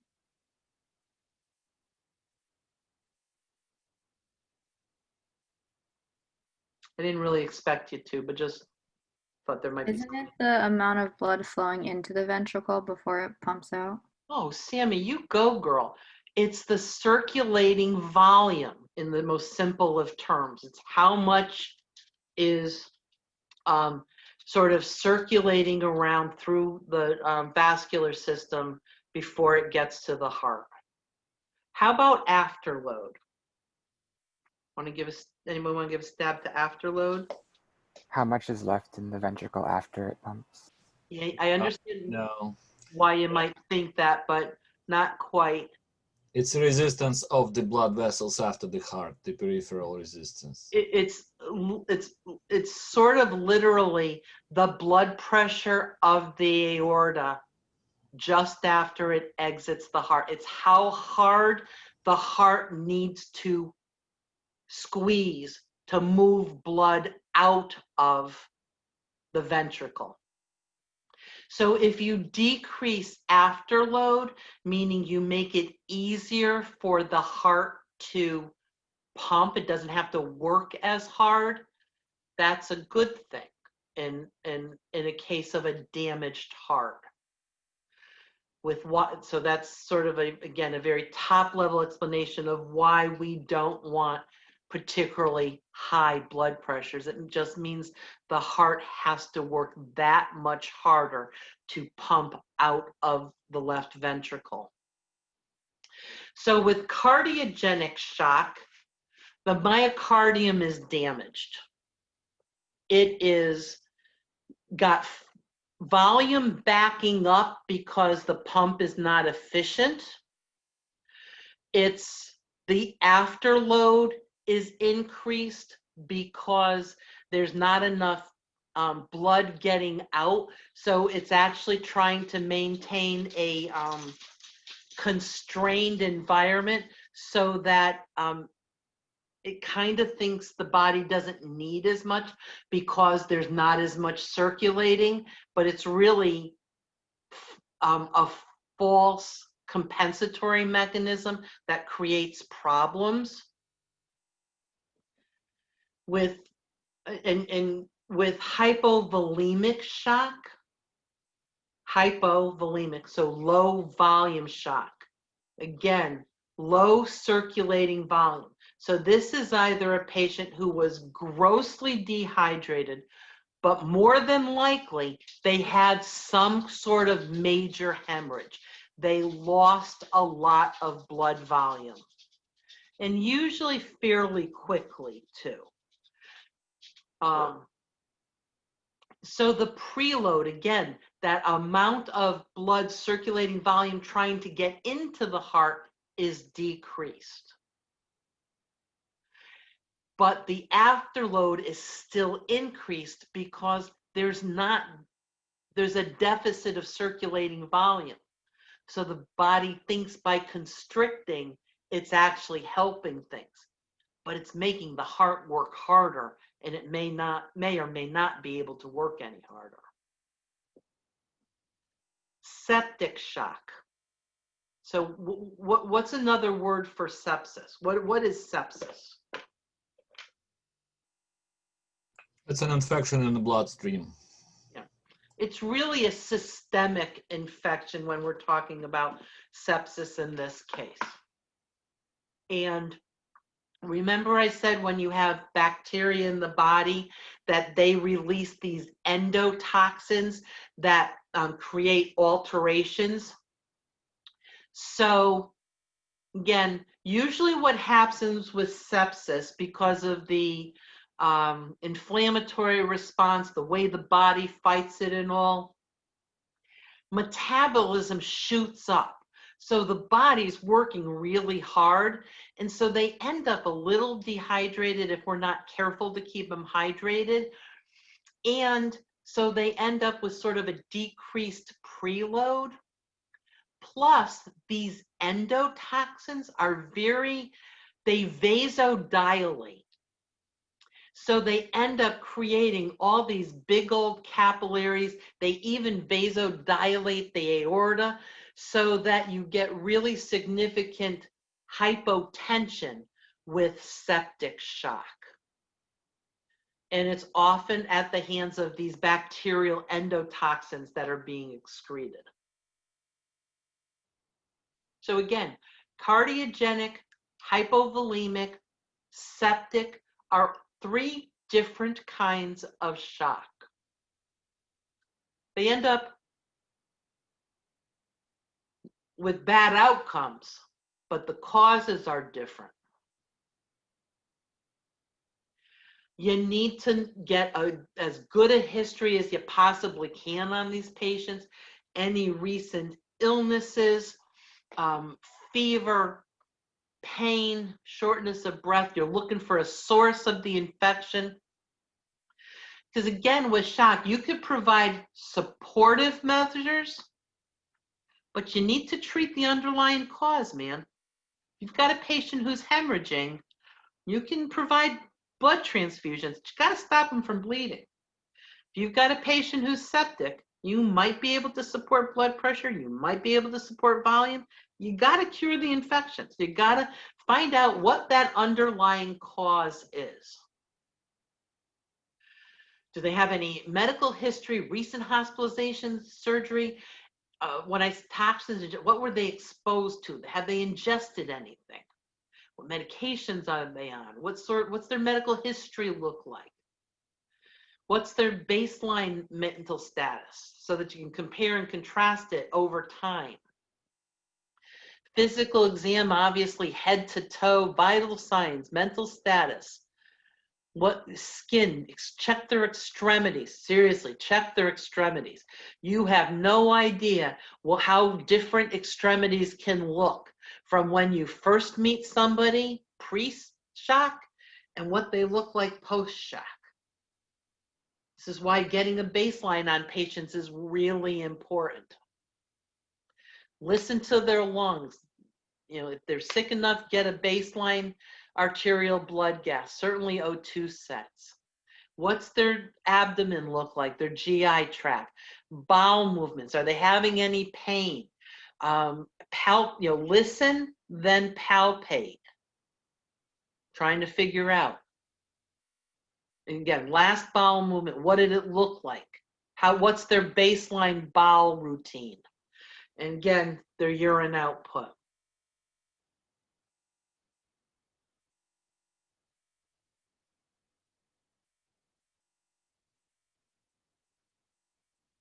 Sorry about this. I don't know how that happened. Okay. So then, again, like all of our goals and our assessments, A, B, C, D. Airway, breathing, circulation, and oxygen delivery. Remember that shock is essentially a mismatch between oxygen available for cell function and oxygen being delivered or oxygen needed for cell function. So getting more oxygen to all the cells in the body is really important in almost all kinds of shock. So we need a patent functioning airway. We need to decrease the work of breathing. We need to make sure blood is circulating effectively, carrying as much oxygen as possible to all areas. And we need to assist with that by making sure oxygen is, supplemental oxygen is being provided as needed. So putting these patients on supplemental oxygen is not unusual. So while D can fluctuate sometimes when we talk about the A, B, C's, D's, in this case, it's about oxygen delivery. So again, it's not unusual for these folks to necessarily be sedated and put on mechanical ventilation, if for no other reason to control the rate of respiration and to help them rest so that excess energy is not being spent on increased work of breathing. If we can more effectively deliver oxygen to the lungs and can effectively slow down their breathing, decrease the amount of muscle and energy used in that breathing process, oxygen will be available to go to other parts of the body, and that could potentially be a good thing. Optimizing circulation, well, again, if we believe they're hypovolemic or acting like they're hypovolemic, we can give them increased circulating volume with IV fluids. We can measure their central venous pressure if we put a central line in them. The central venous pressure, you need a central line. And although it doesn't necessarily go down into the right atrium, the central venous pressure is a straw man for the pressure in the right atrium. And we want that to be between 8 to 12 millimeters of mercury. And how do we do that? Well, in the olden days, you had a central line. You would hook it up to a monitor and be able to measure that pressure.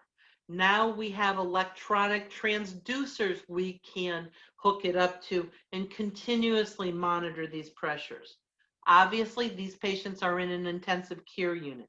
This is not typically done on general care units. Another way to confirm we've got optimized circulation and optimized circulatory volume is our urine output.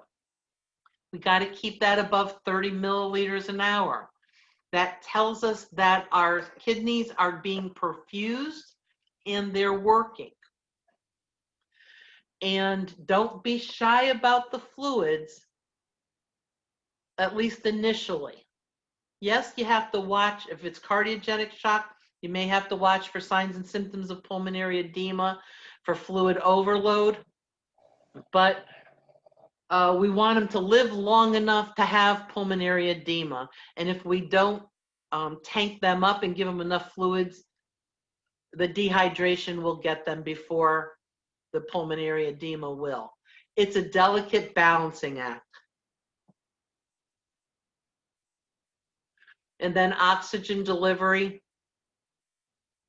Figure out what's causing the increased oxygen demand. Anxiety, pain, chills from a fever. We need to stop those. We need to help them feel, literally feel better. Give supplemental oxygen. Give them a blood transfusion if they need more oxygen carrying capacity. And make sure, again, in critically ill patients, they'll measure lactate levels on a serial basis to make sure they're not building up in the blood.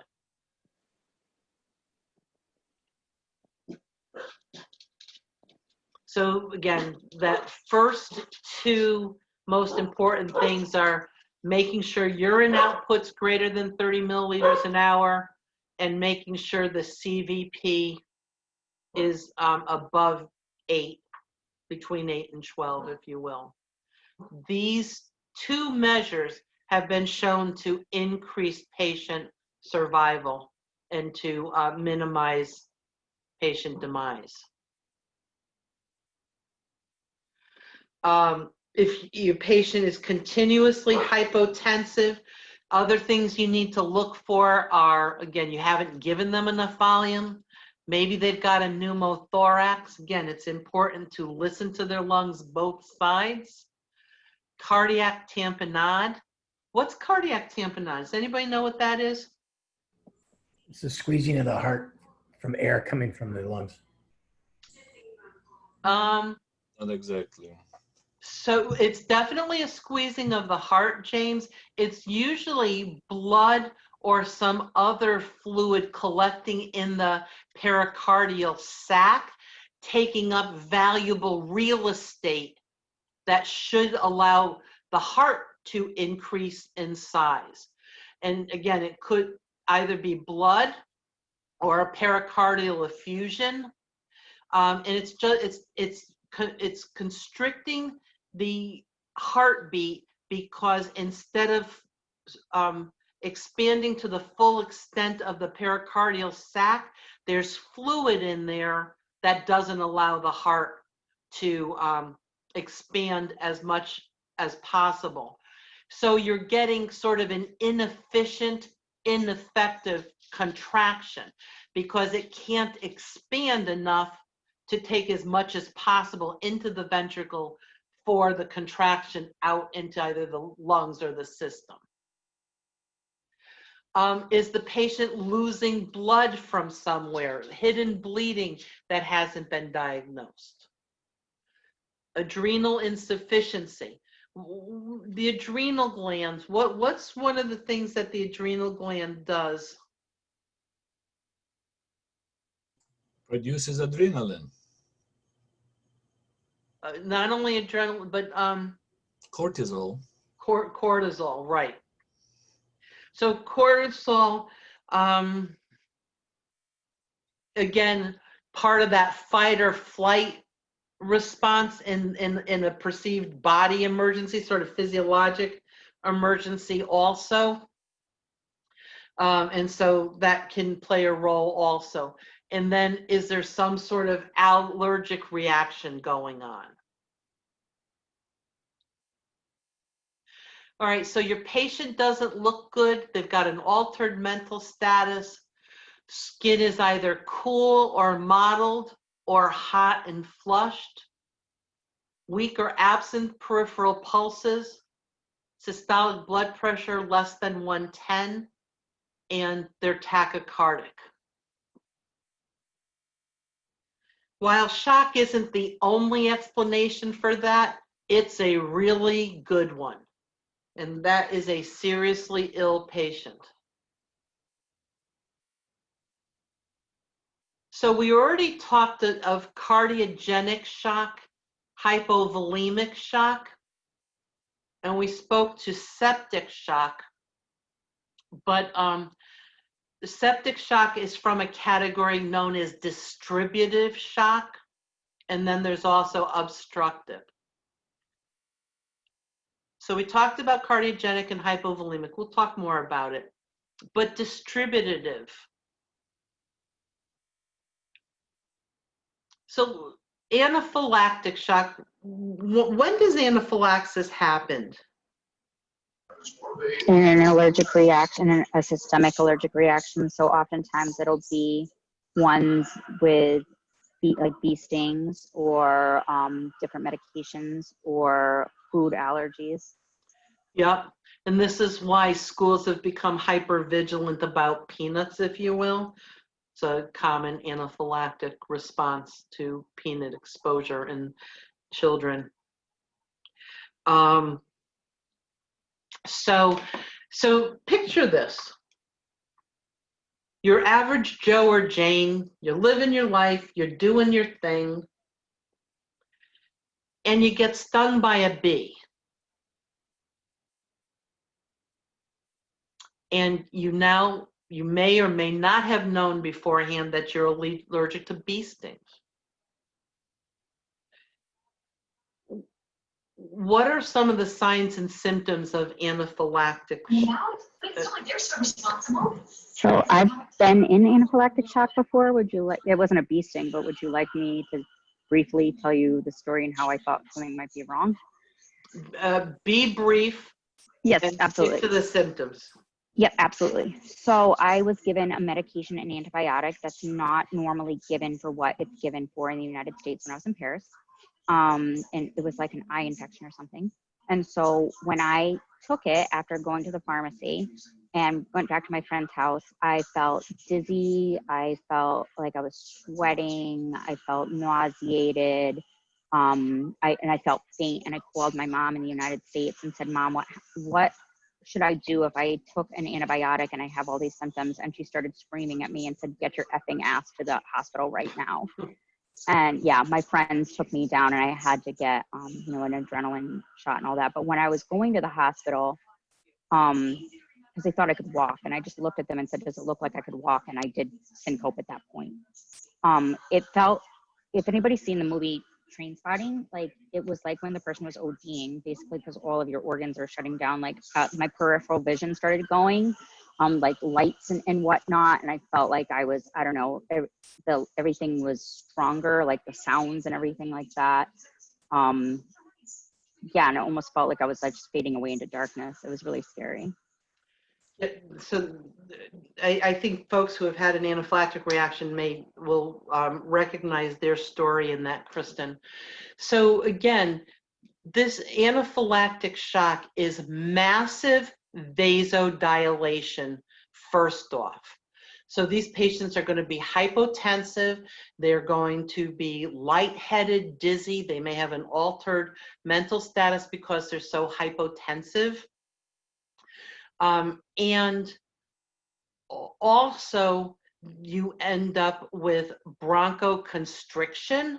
So not only do they have decreased circulation because of the hypotension, but they often are wheezing and having trouble taking in and taking in oxygen and expelling carbon dioxide.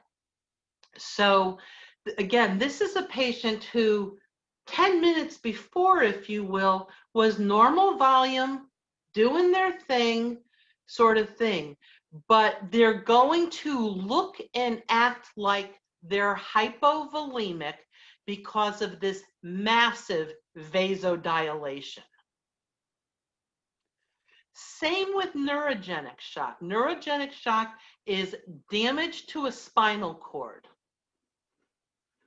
Doesn't necessarily happen at the point of damage, can happen at some point after the injury. So you kind of have to be vigilant for neurogenic shock on an ongoing basis. But again, this was a patient who was often normal volume, doing their thing, whatever it might have been, had an injury to the spinal cord, and now there's this massive vasodilation, and they're going to act like they're hypotensive. So now with sepsis, they may or may not have been hypotensive or normal volume beforehand because, again, of the increased metabolic requirements that come along with infection inflammatory response. But those endotoxins cause, again, massive vasodilation. So these patients are all hypotensive, looking like they're hypovolemic. Again, you need to go to the source. If it's neurogenic, you need to, if it's an ongoing injury or pressure to the spinal cord, you need to try to resolve that. You need to put them in spinal traction to try to align the spine and stop the pressure on the spinal cord. If they're anaphylactic, then we need to give epinephrine. We need to give antihistamines. We need to bronchodilate to get air moving. And if they're septic, we need to treat the damn infection, get the right antibiotics going to try to get ahead of it.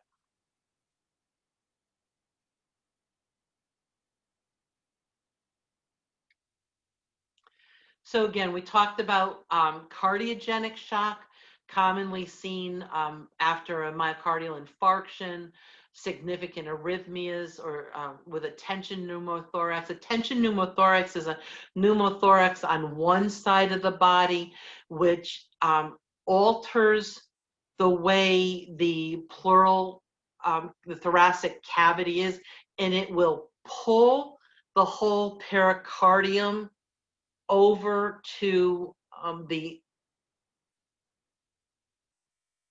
affected side. It's sometimes twisting the vasculature. That's why a tension pneumothorax, the heart and the remaining functioning lung are so out of physiologic positioning, the vasculature can become compromised. So there's not good blood flow to the lung tissue or the heart, and the pressure in the thoracic cavity are altered significantly. If cardiogenic shock happens after a myocardial infarction, there's an 80% mortality rate. And with any of these other causes, there's still a 60% mortality rate. There's, again, it is not, these are patients where you're going to work very hard to see them come out of this. And it's characterized by significantly decreased cardiac output. But again, so here's a flow chart of what happens in cardiogenic shock.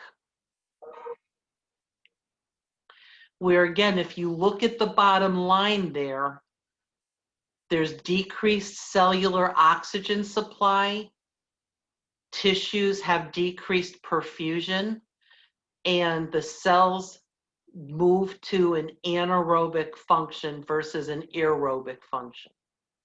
So the whole system becomes acidotic.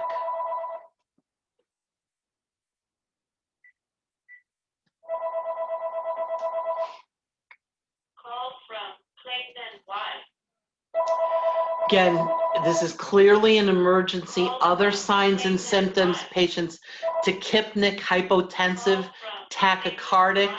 You're going to see particularly ventricular arrhythmias. You're going to hear crackles in the lungs. They may be dusky or frankly cyanotic, diaphoretic, anxious, and decreased pulse pressure, narrowed pulse pressure.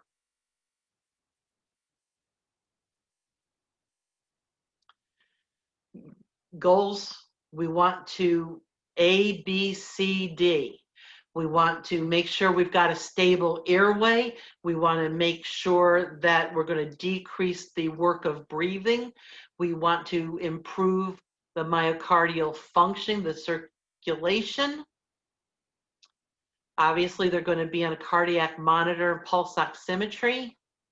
Supplemental oxygen. Patients need to have IV access, if not to IV access. Whether you're administering fluids and other medications, you need to have options.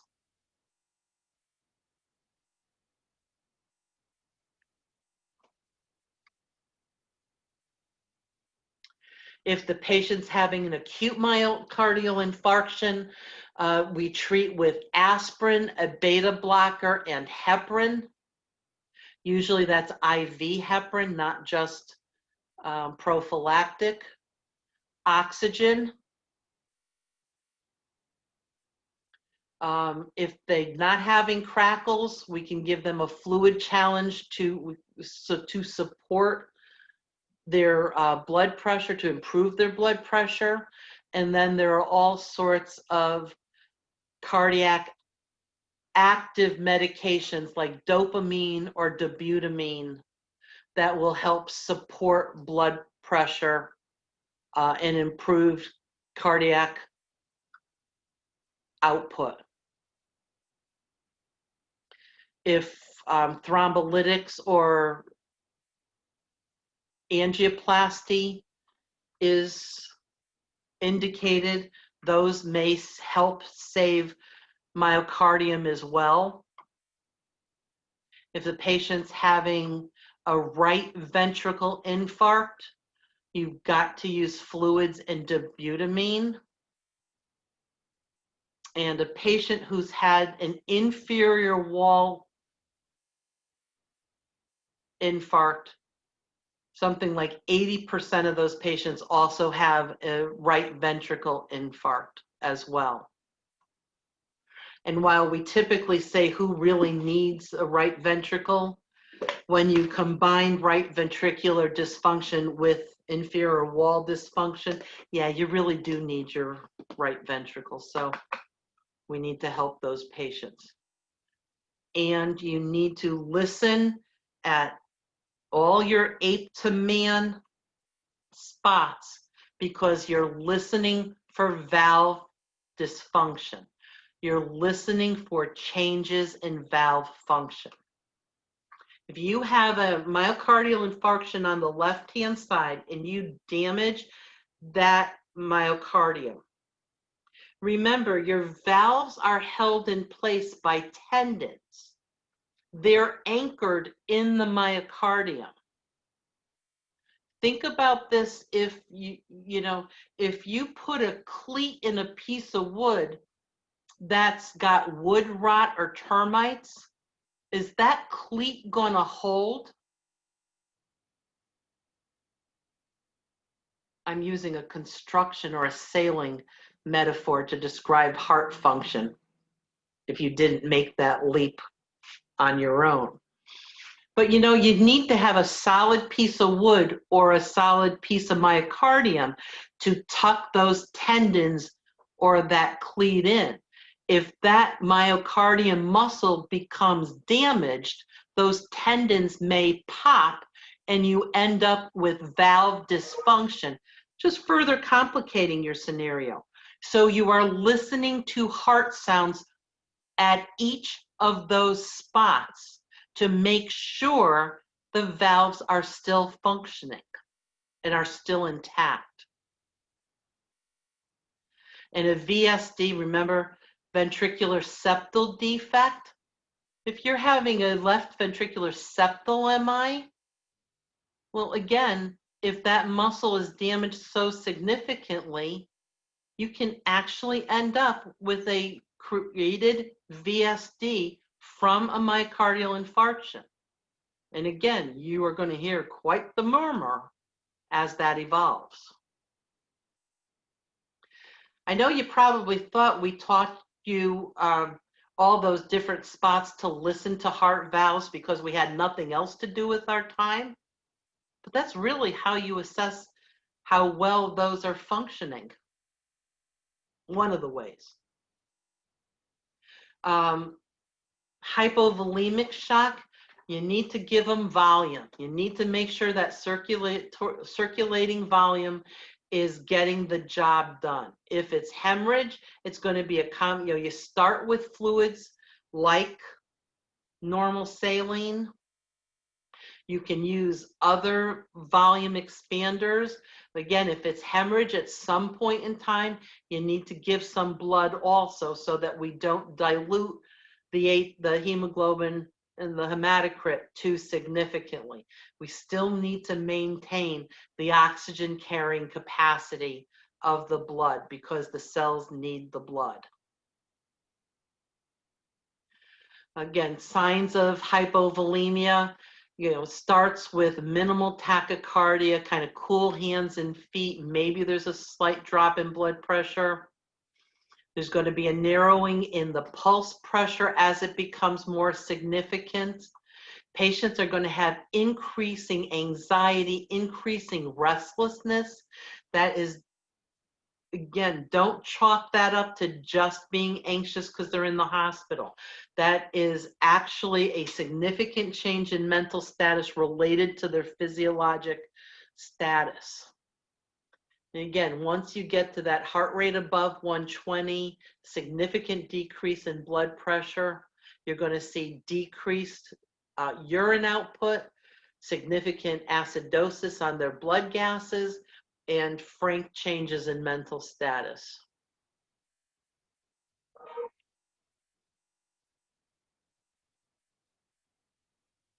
So an absolute hypovolemia, again, this is where they've actually lost volume. They've bled it out, they vomited, they diarrhea, diabetes insipidus, where they pee like crazy. You've over-diuresed them, if you will. Relative hypovolemia is where that fluid shifts out and is in the interstitial space or third spacing. This is burn victims, liver failure with their third spacing. So again, a goofy cartoon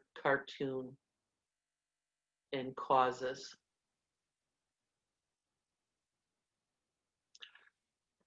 Obstructive shock is, again, that cardiac tamponade or pneumothorax are the two most common causes of obstructive shock. And it is creating decreased cardiac function because the heart cannot fill adequately, thereby decreasing cardiac output. Or the outflow has been altered because of that alteration in the anatomy because the tension pneumothorax. Patients are hypotensive, tachypnic. Again, decreased urine output because the kidneys are not being perfused. They're not being perfumed either. And again, the distributive shock, again, they start off normovolemic, doing their thing, and then there's an acute change. The muscle in neurogenic, it's a sympathetic control of the blood vessels. They vasodilate. In anaphylaxis, the immunological reaction causes massive vasodilation. And in sepsis, it's related to the infection. Again, those bacterial endotoxins, again, causing vasodilation. So again, you want to restore blood flow to the myocardium for cardiogenic shock. We want to improve the O2 supply out to each and every cell.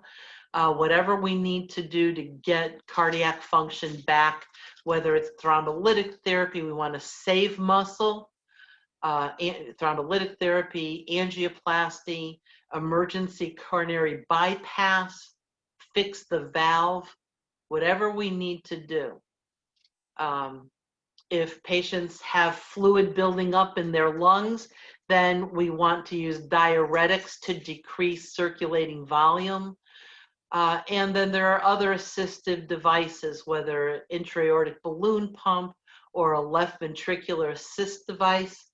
Has anybody had their clinical on 5-4 yet?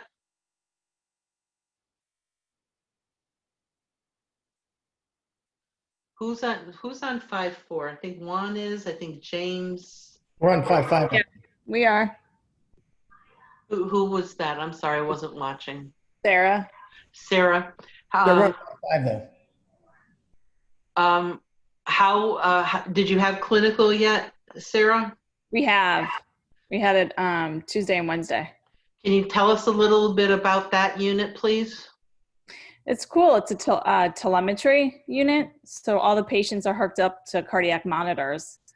So yeah, I mean, it's pretty interesting. Yesterday we got to listen to a mechanical valve, which was pretty cool. This patient was coming in to get it replaced. I guess it's good for 28 years. And then it starts not working. So she was coming in to get actually a flesh valve, which I thought was interesting. Yeah. Probably grew it somewhere. Yeah. I think 20, it's probably the lifespan is somewhere between 20 and 30 years.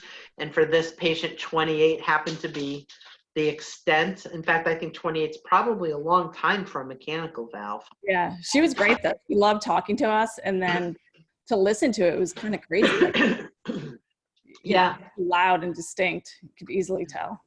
Very good. Did anybody's patient have a left ventricular assist device? None of mine did. That unit often gets some LVADs also, which will be interesting. So keep me informed, and we'll talk about those when you meet those patients. Again, distributive shock. Again, it's that vasodilation, so you need to get blood circulating again, give them volume. They don't necessarily need packed red blood cells. They're not hemorrhaging, but they're acting like they're low volume, so we need to expand their volume. They're going to look hypotensive, but what's different is these folks are bradycardic. Again, remember, it's the sympathetic nervous system taking over. So it's not just a sort of a straightforward cardiac output equation. This is really neurogenically controlled. They're going to have temperature dysregulation. They can have temperatures that shoot up like crazy, going to be very dry skin, and poikilothermia. Does anybody know what that's a fancy word for? It's used for cold-blooded animals like amphibians and reptiles. Yep. They're going to take on the temperature of the surrounding environment, which is very odd for mammals and warm-blooded animals, to say the least. And again, be very clear, all of these scenarios are life-threatening. If you don't get control of this stuff, and that's what not only do you need to do the supportive measures for neurogenic shock of providing volume and to figuring out, supporting their blood pressure so that all organs are being perfused. One of the best ways is to put them in spinal traction so that there's a little less pressure on the damaged area.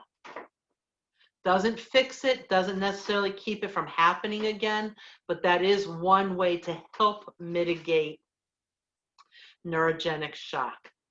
So again, C-spine precautions, keeping the spine straight. Fluid resuscitation, mean arterial pressure, 85 to 90, which is a little bit high for mean arterial pressure. You want that a little bit higher than you would in some other scenarios. And you can do that, and you can monitor and manage that blood pressure both with fluids and other medications. And prevent hypothermia. And if the bradycardia becomes so significant, atropine is a medication we give to manage it, and you can put in either a temporary or a permanent pacemaker, whichever one is decided to be most appropriate for the scenario. What does the corticosteroid methylprednisone do? It helps decrease the swelling around the spinal cord injury. So it decreases the pressure on the spinal cord. You're giving, often given kind of high dose corticosteroids for spinal cords injury in that first 24 hours or so. Obviously, high dose steroids have their own complications, like increased risk for infection and increased risk for GI bleed. So that's another reason why we want to start feeding them and using the gut, so that that takes away the risk, that helps mitigate the risk for GI bleed and helps mitigate the risk for infection, or the GI tract being a source for infection. Again, anaphylactic shock, that vasodilation, third spacing, increased capillary permeability, and laryngeal edema, causing that wheezing and bronchoconstriction.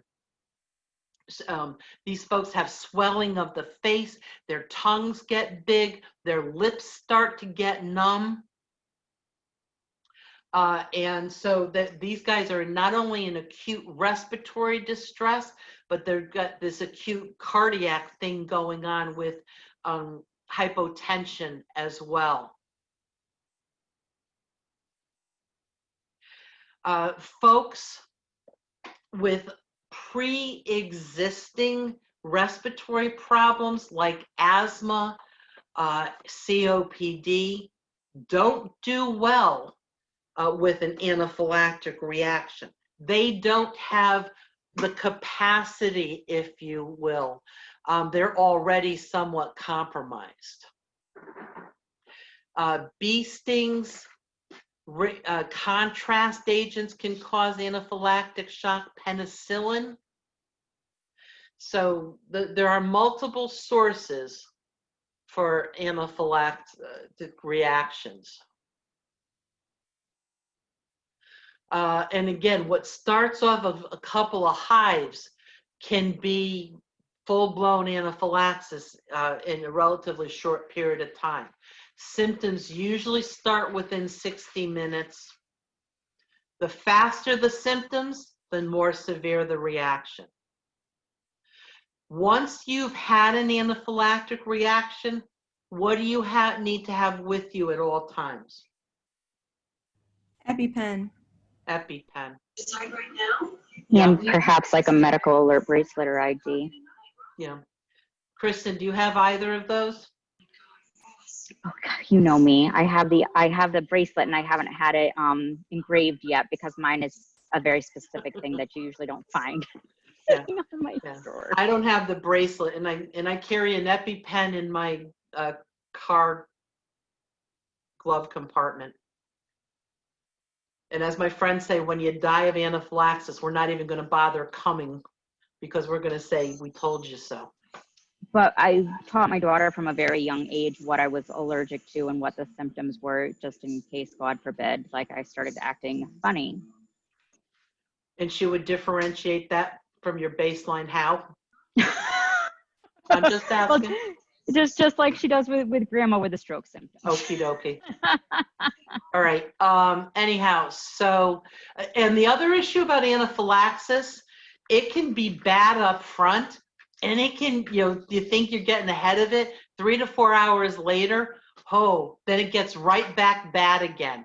I don't personally understand that phenomena. I'm not 100% sure it's well understood by anyone, but just because you caught them and you think you're at baseline, you got to watch them. So these folks, they'll either stay in the ED for a long time, or they might come in for observation, because it's about 6 to 8 hours before you know whether they're really out of the woods or not. And again, that lump in their throat, hoarseness, change in their voice tone, difficulty swallowing, a little hive somewhere, those are some of the things that start telling you that this might become way more serious faster than you hope. Again, because you're looking at compromised airway, the big A got compromised airway. So again, low threshold to put an artificial airway in, low threshold for mechanical ventilation in these patients. Cardiac monitor, pulse oximetry, IV fluids because of the vasodilation, epinephrine, and steroids. Those are the classic treatments for anaphylaxis. Some of the more minor ones, or for longer term, over that 12 to 24 hours, antihistamines can be helpful also.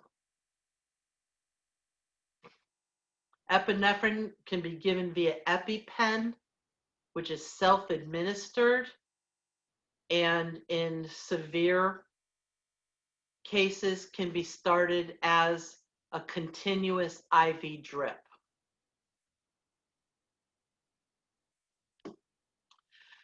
Okay, sepsis. I get another, we should probably take a break. Why don't we take a short break? I'm sorry, 1:30. I know that's only 8 minutes, but I'll give you a break until 1:30, and then we'll come back and finish this up, okay? I don't think I'm going to get a chance to do my Kahoots, but I'll post them.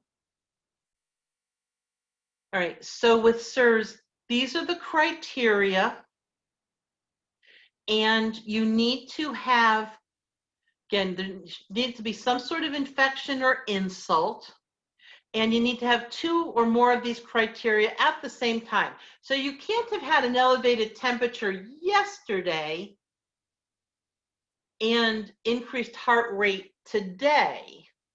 But when you're collecting your data at the same time, 2 or more of these criteria.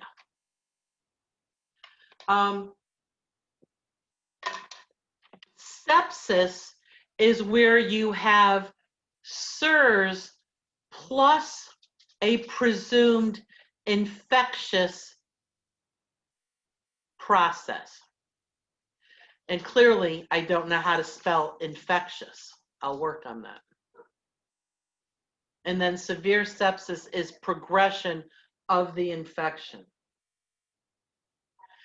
Again, we talked about distributive shock. That's where you start off normovolemic, but due to some sort of process, you end up acting like you're seriously hypovolemic. And septic shock is a distributive shock. And you end up, because of this hypovolemia, decreased blood pressure, decreased cardiac perfusion, mismatched oxygen need versus availability, you end up with organ dysfunction.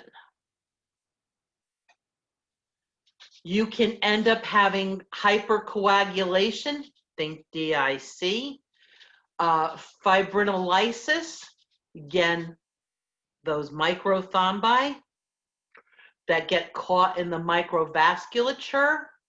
You end up with increased, again, over time, a hyperdynamic state, increased cardiac output, but this vasodilation, so that the actual circulating volume isn't being effective.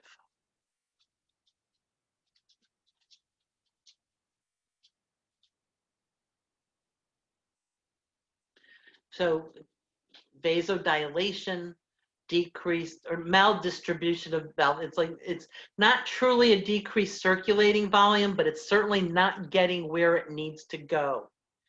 Myocardial depression, again, decreased ejection fraction, and even the ventricle ends up a little bit dilated, so it takes more to fill it. These patients, again, need at least 2 IV accesses. You need to be able to give IV fluids at a pretty quick clip. If they've got a history of pulmonary edema, congestive heart failure, you'll use other medications to support blood pressures, supplemental oxygen, and empiric antibiotic choosing. So we may not know exactly what the infection is yet. We may not know what it's sensitive to, but the sooner we get that patient started on antibiotics, the better. So we start with a broad spectrum antibiotic and then move to something more specific as the culture's results come back. What's the caveat about getting antibiotics started? What do you need to make sure happens before you start the antibiotics? You have blood cultures? Blood and urine cultures, Sammy, and even potentially lumbar puncture, CSF, if we think it's that kind of infection. If you think it's an abscess, tap the abscess, get a little bit of pus, you know, whatever. You got to send your cultures before you start your antibiotics. You forever alter the results of that culture once you administer an antibiotic. So you collect what you can collect pronto, get blood, urine, things like that. If you're waiting on CSF, you need to stay on top of your clinicians to say, can't start the antibiotics till I have that. Can't start the antibiotics, and get them to move on it. Okay? Can't start antibiotics until you've got collected your cultures. All right. So the white blood cell counts are going to be elevated because with an infection, you're going to worry about, you're going to check your coagulation studies, and you're going to see that elevated PT, PTT. You might have increased cardiac enzymes for sure because the muscle is overstretched and there's decreased circulation to the myocardium. You're probably going to see decreased renal function, which means an elevated creatinine because of poor perfusion. And you're going to see either a metabolic, usually a metabolic acidosis or respiratory alkalosis in your blood gases and elevated liver enzymes. So you can see here, not a lot doesn't get touched with severe sepsis. All body systems are being impacted one way or another. Again, we need to worry about our fluid resuscitation, fluid replacement. If your patient, these patients are often getting hemodynamic monitoring, so they'll have a central line into the heart so we can monitor those cardiac pressures. They may be on vasopressors to support blood pressure. Steroids can also help with vasopressor therapies to help with blood pressure. Again, after your cultures have been obtained, antibiotics. Again, we start with a broad spectrum empiric antibiotic first, and then once you get your cultures, you get very specific as to what the cultures will respond to. You want to keep track of glucose levels in these patients. Patients with elevated glucose is above 180 have greater morbidity and mortality than patients with better controlled glucoses. And while 180 sounds terrible, way better than above 180. And it's a pretty steep change in morbidity and mortality. Stress ulcer prophylaxis, you want to give H2 receptor blockers to prevent stress ulcers, especially if you're administering steroids on a regular basis. And again, DVT prophylaxis with either heparin or a low molecular weight heparin. Those are the classic admission orders for a patient with septic shock. Again, multiple organ dysfunction syndrome, MODS. Again, these are patients who are in the ICU. These are sick patients. These folks end up with heart, lung. There isn't a body system that cannot be negatively impacted. And over time, you're going to keep seeing more organ systems with increasing dysfunction. And that's really difficult, increasingly difficult to manage. Common with any sort of severe trauma, but also with sepsis and severe infection as well.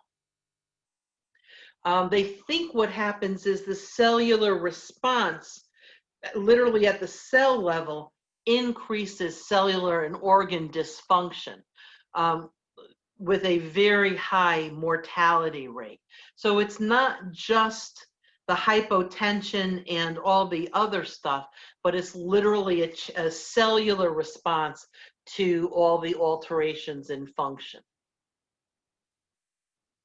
One of the things that you see in the lungs in particular is acquired respiratory distress syndrome, ARDS. This is not it might happen because there was an infection, but ARDS is not an infection unto itself. It is fluid, interstitial fluid buildup in the lungs. Again, not pulmonary edema, although it sounds like pulmonary edema. These patients have crackles throughout. They're not necessarily gravity dependent. You know how your patients with pulmonary edema or a low level of congestive heart failure, if they lay down, the crackles sort of disperse. If they sit up, they're at the bases. ARDS is diffuse crackles throughout the lung fields. This is the kind of response that patients have been having to COVID-19. This is what's requiring ventilation. Mechanical ventilation for the COVID-19 folks. This is what's requiring the proning teams in each of the hospitals where, we're used to turning patients from side to side. These patients are being turned on their stomach, prone a couple of times a day to improve respiratory function. Again, with multi-organ dysfunction syndrome, you're seeing DIC. You're seeing encephalopathy, not necessarily related to hypoxia, but you can see long-term altered mental status in addition to all these other body system dysfunctions. And again, all of this is treated by going to the underlying cause and treating that, in fact, whatever the injury was, whether it was tissue injury, spinal cord injury, infection, you got to treat the underlying cause. 50% mortality once you have 2 organ systems involved. 100% mortality with 3 organ systems greater than 4 days. Not insignificant, obviously, to say the least. Vigilant monitoring in a high acuity care setting allows the team to accurately predict patients who are likely to develop multi-organ dysfunction syndrome. What do you think? True or false?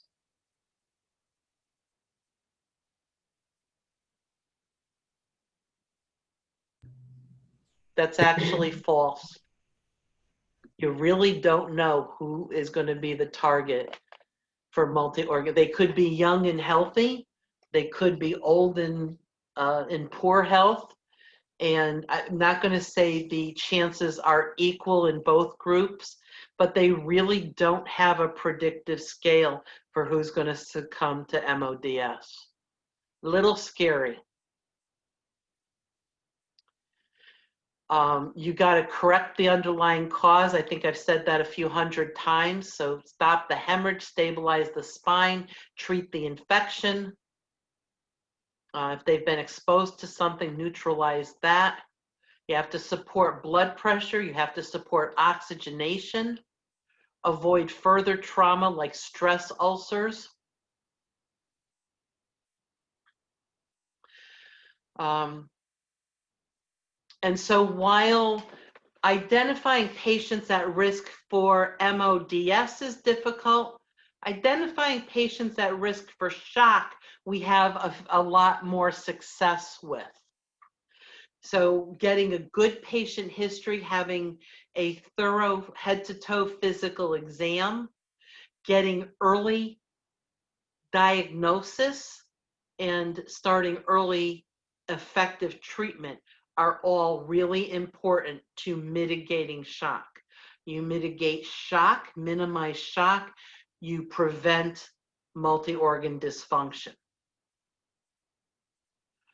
And again, support blood pressure and circulation, keep oxygen source, you know, prevent hypoxemia and maintain oxygen levels, and make sure as many organs as possible are being well perfused on an ongoing basis.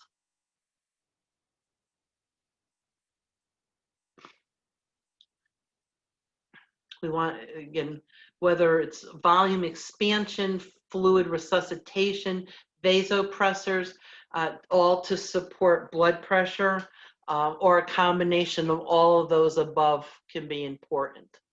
Again, the goal is to improve tissue perfusion with well-oxygenated blood.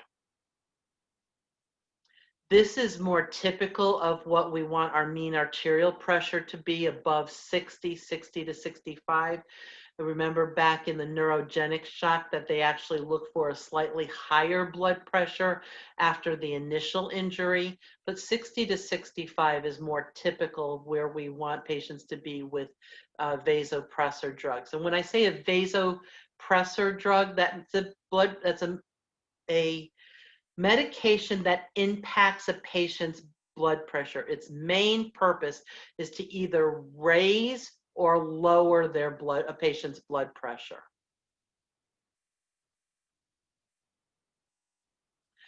Vasoactive medications should be administered through a central line rather than a peripheral intravenous catheter.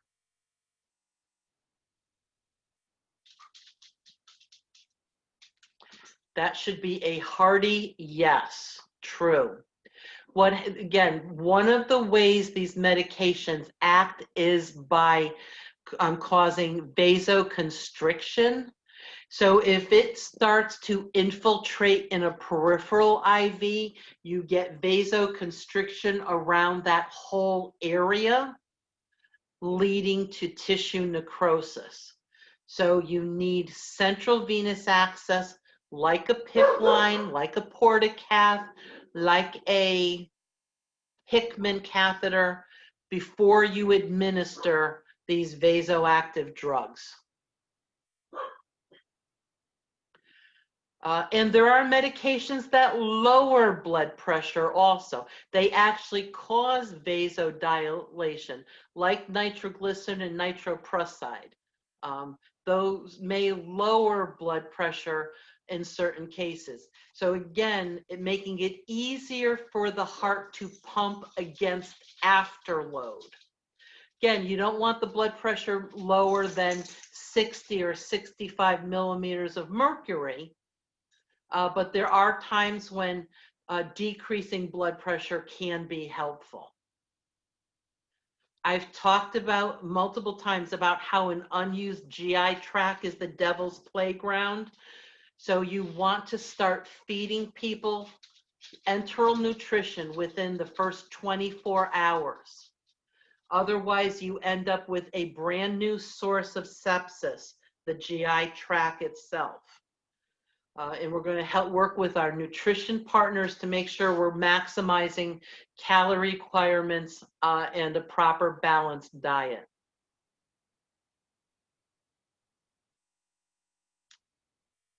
And we're done. All right. So I don't want, and technically I have 7 minutes left. We can chat, but I also have a Kahoot if you want to play Kahoot. Does anybody have any thoughts on that subject? Kahoot. And you don't have to stick around for it. Let's play. Thanks for saying that. I'm glad. Where be you, Kahoot? Where be you, Kahoot? We'll go with the short one. Carolyn, you said you would post this as well, correct? The Kahoot? Yes, yes, I will. Thank you.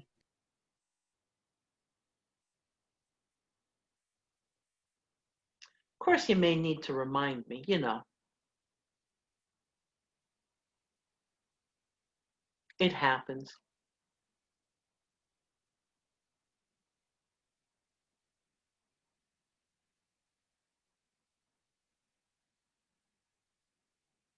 Oh, you know what I found out how to do with Kahoot? What? Select all that apply. Oh no. That I really am evil, aren't I? I didn't mean to, but I gave it a try. So there are, in fact, select all that applies in here. And you guys will be my, I don't mean to say guinea pigs, but we'll see how it works. All right, we're going to go classic. We're going to go. So I'm sharing the screen. Hopefully you can see the game pin.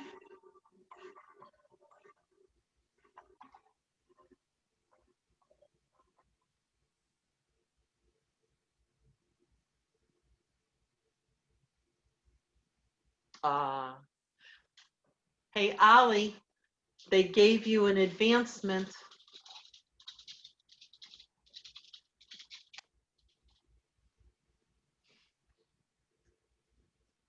Do I want to know who the sad face is? Probably not.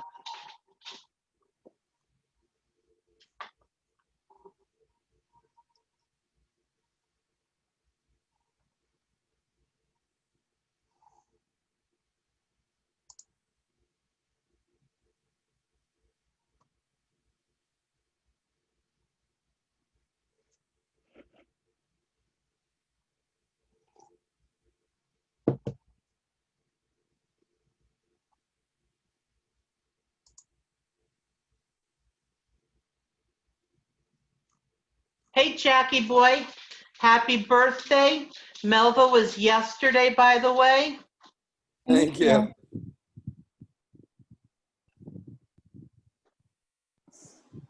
God, I'm terrible. I didn't check all summer long. I'm the worst.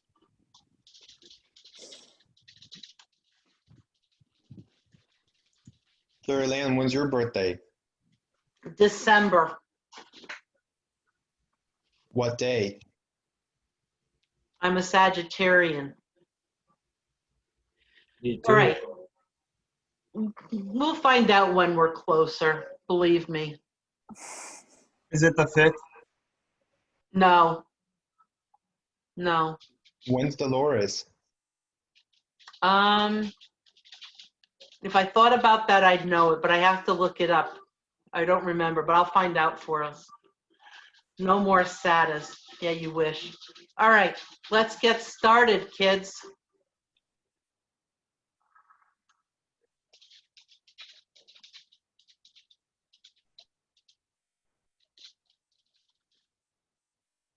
So what is the key factor in describing any type of shock?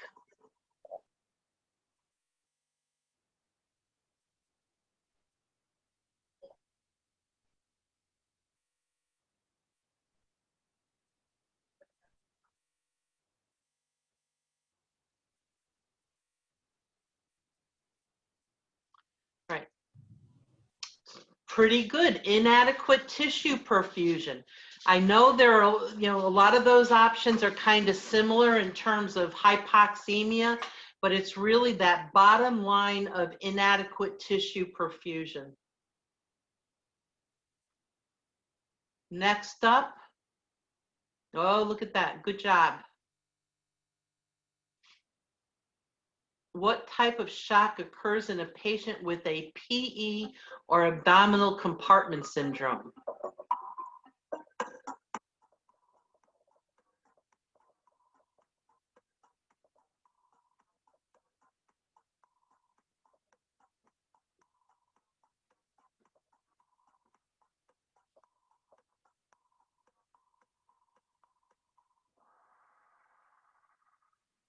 Good job. So pulmonary embolism, again, it's blocking that blood flow to that area.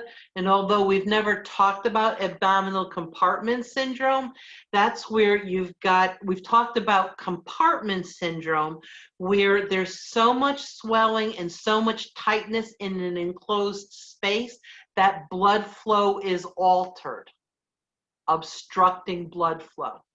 Nice job.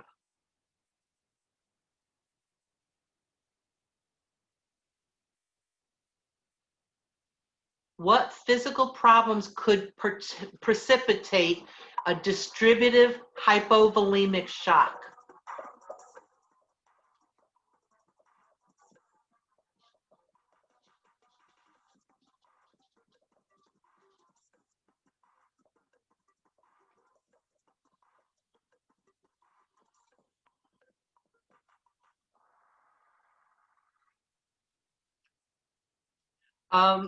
That was a really tough one. I have to say, even the ascites probably wasn't the best distractor, but good job on the burns. Again, kind of fine before the burns. Now they've got all that massive third spacing.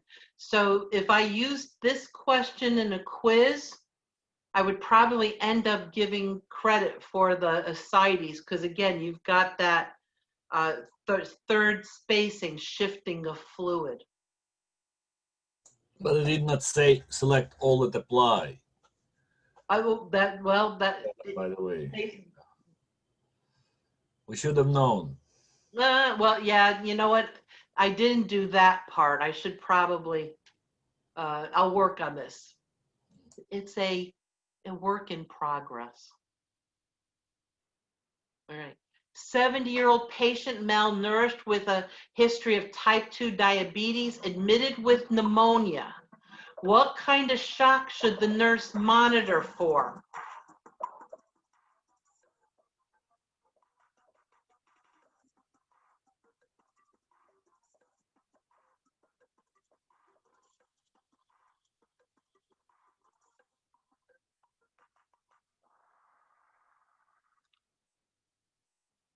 That 70-year-old malnourished patient with pneumonia,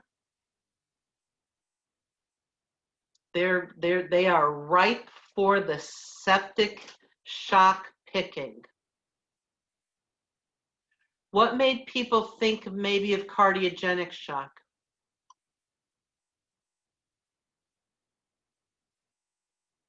Because that patient may also be prone to cardiac disease, have an infarction, but that's like secondary consequence.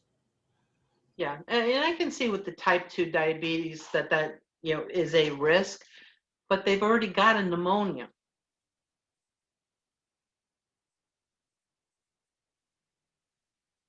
Ooh, Oliver, you're doing very well. Which hemodynamic description of the identified shocks are accurate? This is a select all that applies.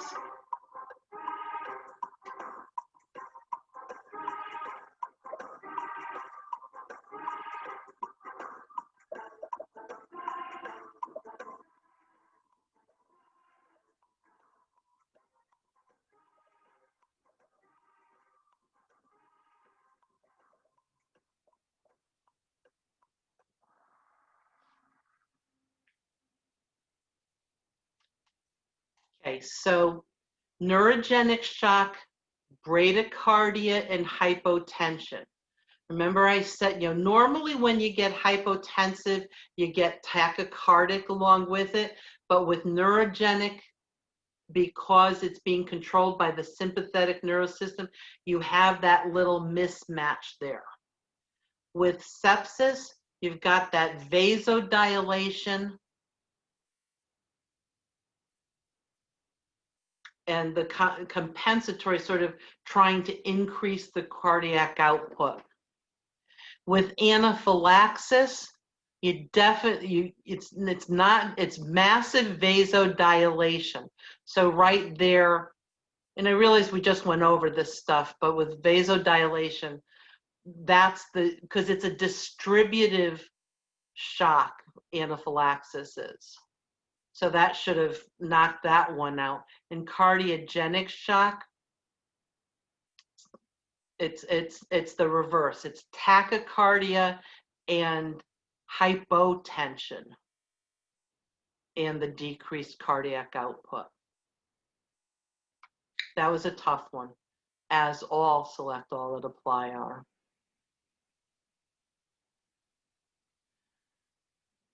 I'm going to skip this one.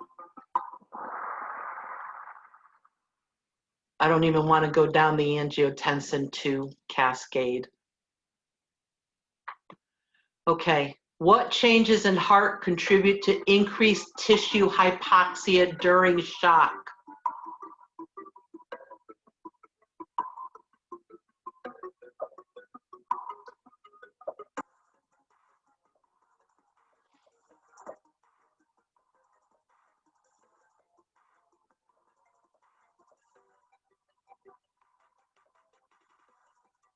Is it also all that apply? I think so. Yes.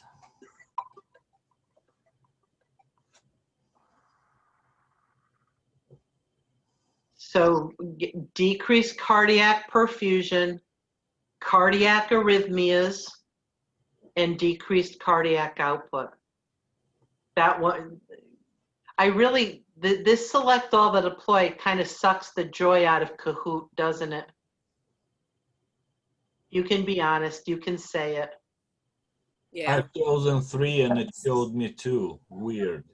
Well, it would be better like if there's some way of knowing that it was a SATA. too. Okay. Like we're doing, like we're hitting quick. I'll get better at this, and before I post it, You I'll can tell mark that. because on the answers there's like a little circle in the upper corner Yeah. of the boxes, and so that's basically telling you like there are more than one that you can pick. Okay. I'll still make it a little more obvious. Maybe I did increase the amount of time on the SATAs, but maybe I'll give it another 5 or 10 seconds also. Just put it in the description that select all that apply. Oh. Okay. Patient in a late stage of shock have what assessment findings?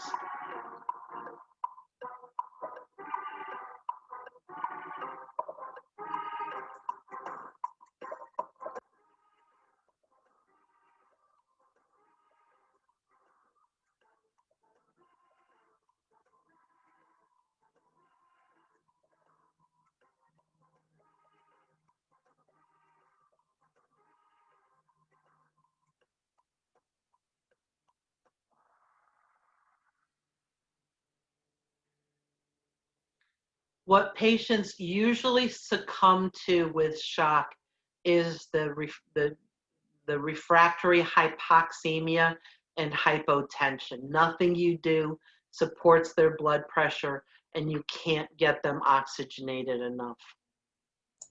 But other answers were also right. So I was thinking it's select all that apply. Which, and what the lactic acid dose? That might be right. Unresponsiveness also may be right. Yeah. Okay. Thank you. You can tell it's. I You can really tell do it's appreciate SATA. the feedback. What was that? You can tell it's a SATA because when you click on it, there's like a little checkbox in the upper left corner that's a circle, and it doesn't lock you into that answer when you click it. Yeah, but I know, but what Eugene was saying is that it says it has what assessment findings, and there were multiple that were correct this time. So maybe to say like, what is the most late stage as finding or something. And also just maybe to give you a heads up right from the beginning that it's a SATA would probably be helpful. I appreciate this feedback. Thank you. Patient with a shock will have what initial orders to implement first?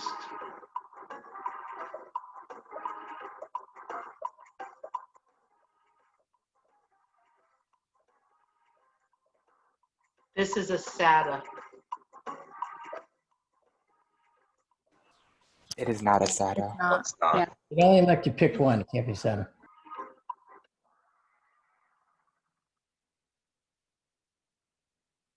So the difference here, I mean, I know I made a big deal about starting, don't start antibiotics till you get blood cultures, but this was the patient's got shock. This doesn't say anything about sepsis or anything. But we do know that all patients in shock have that mismatch between oxygen need and oxygen availability. So make sure they're getting extra oxygen is important. On the NCLEX, that would be like an ABC question. Like you would think you need to get like, you know, airway breathing and circulation first. Good point, Kristen. Later, irreversible shock, massive thermal burns. What would patients' lab results look like?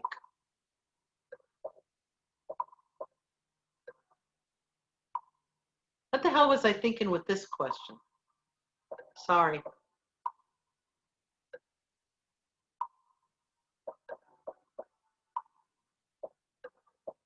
Oh, I know.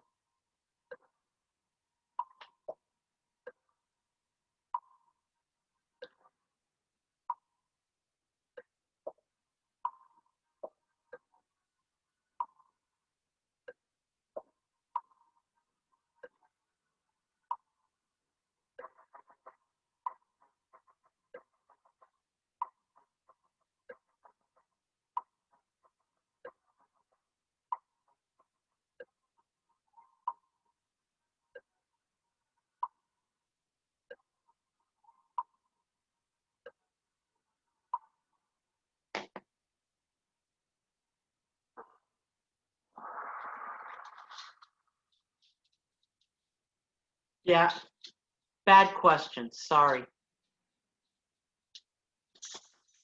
My bad. No, that was a good question by elimination. During administration of IV leaflet, so this is a vasopressor that supports blood pressure. Massive vasoconstriction.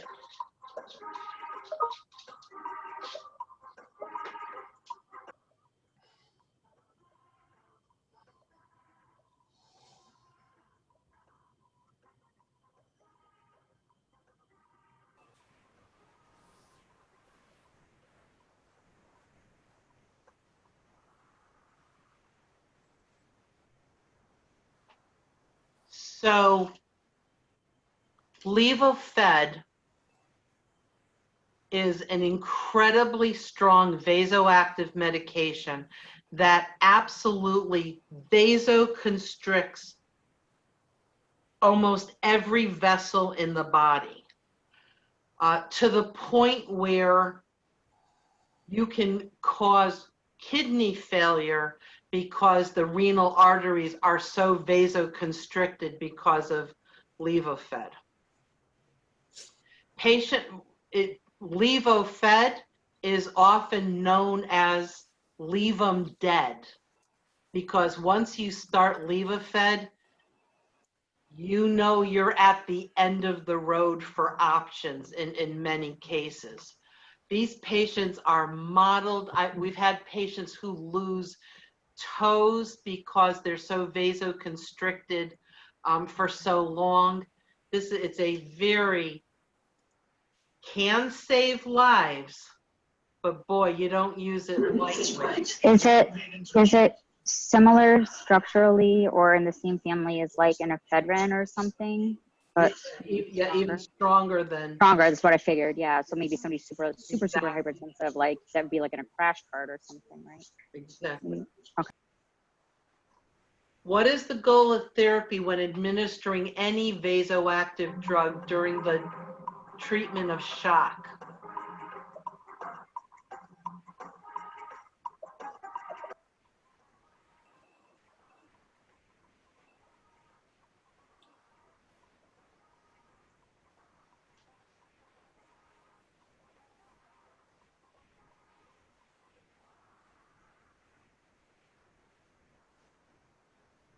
Maintaining that blood pressure. These are tough, believe me, I know it. Kahoot's supposed to be fun, Carol Ann. When did you where did you lose the point? What happened here? And Ollie, you're doing very well. What is the priority nursing responsibility in the prevention of shock?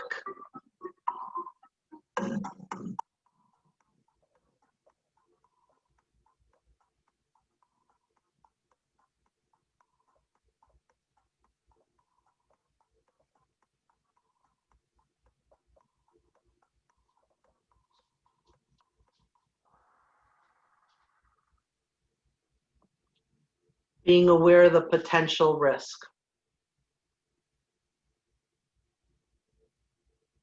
Again, understand, not a great question. I see where the monitoring patients' vitals comes in, but it's really that risk. Which indicators of tissue perfusion and circulation should be monitored in critically ill patients?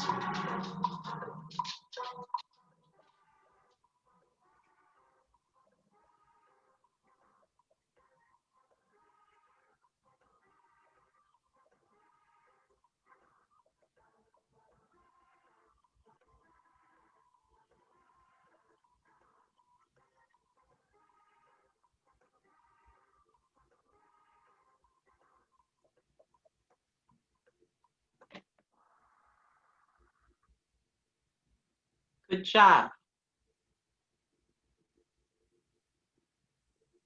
Yep. Level of consciousness, pulses and capillary refill, and urine output. Nice job.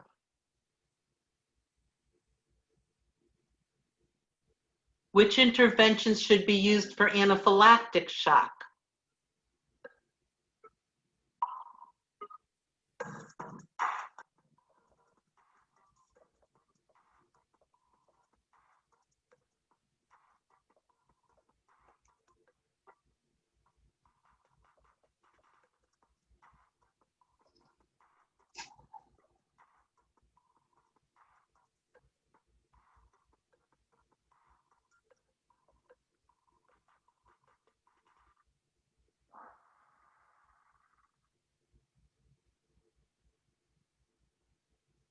Not bad.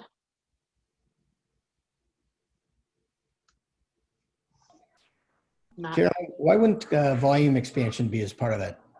Because you start with straight up fluids.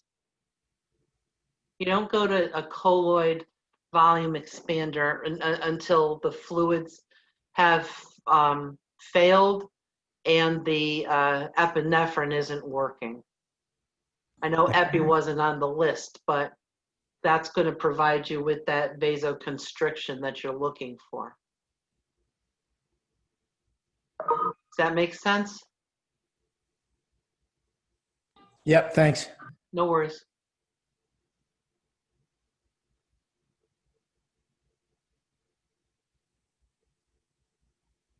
Appropriate nursing intervention for patient in shock with nursing diagnosis, fear related to severity of condition.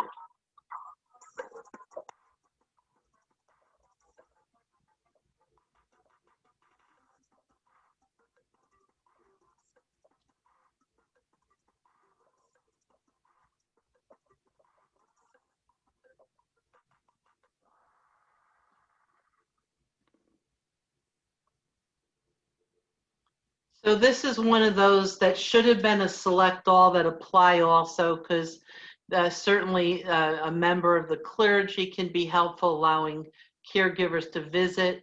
But my thought here was information is power. Information helps mitigate that fear of the unknown, especially when you're looking at severity of the condition being the source of the fear, if you will.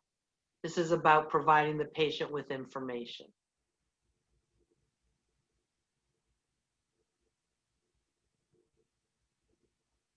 What mechanism can trigger SIRS is related to myocardial infarction and or pancreatitis.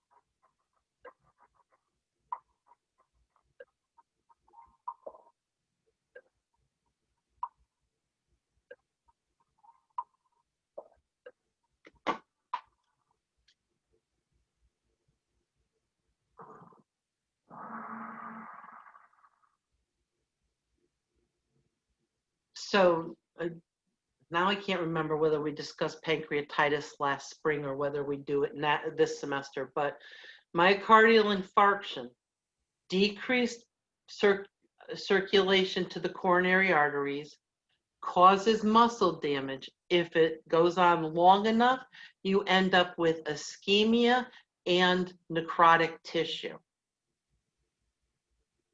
That's what that's why we say time is muscle when we're talking about heart attacks. And one of the risks of pancreatitis is having necrotic spots in your pancreas.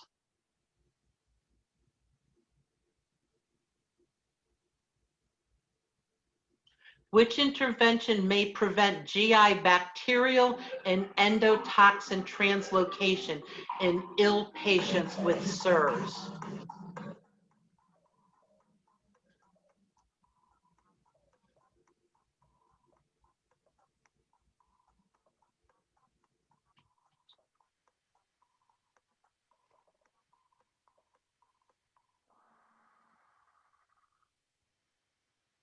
An unused GI tract is the devil's playground.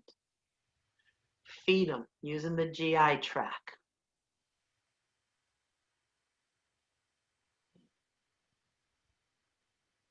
Here we are, last one to think, and thank you, Jesus. What patient findings confirm the development of multi-organ dysfunction syndrome?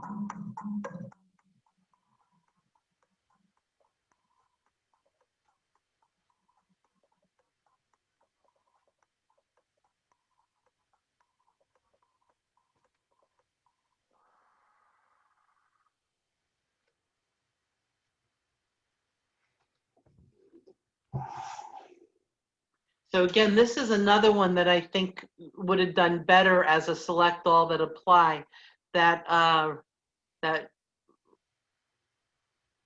or I should have changed the numbers a little bit.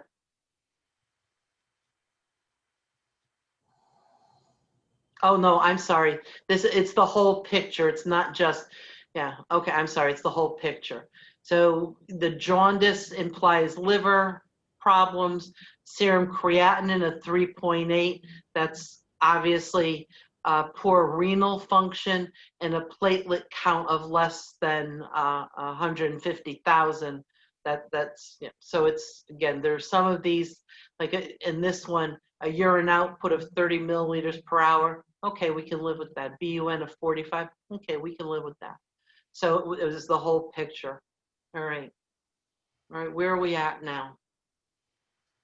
Well, UWU.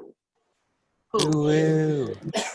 Very nice. Oliver, you did well. And Kahoot itself. So I may make some modifications, but I'm going to post it. And I have another even longer one that's probably equally as painful, but I'll try to make some modifications to that also. I am going to stop recording.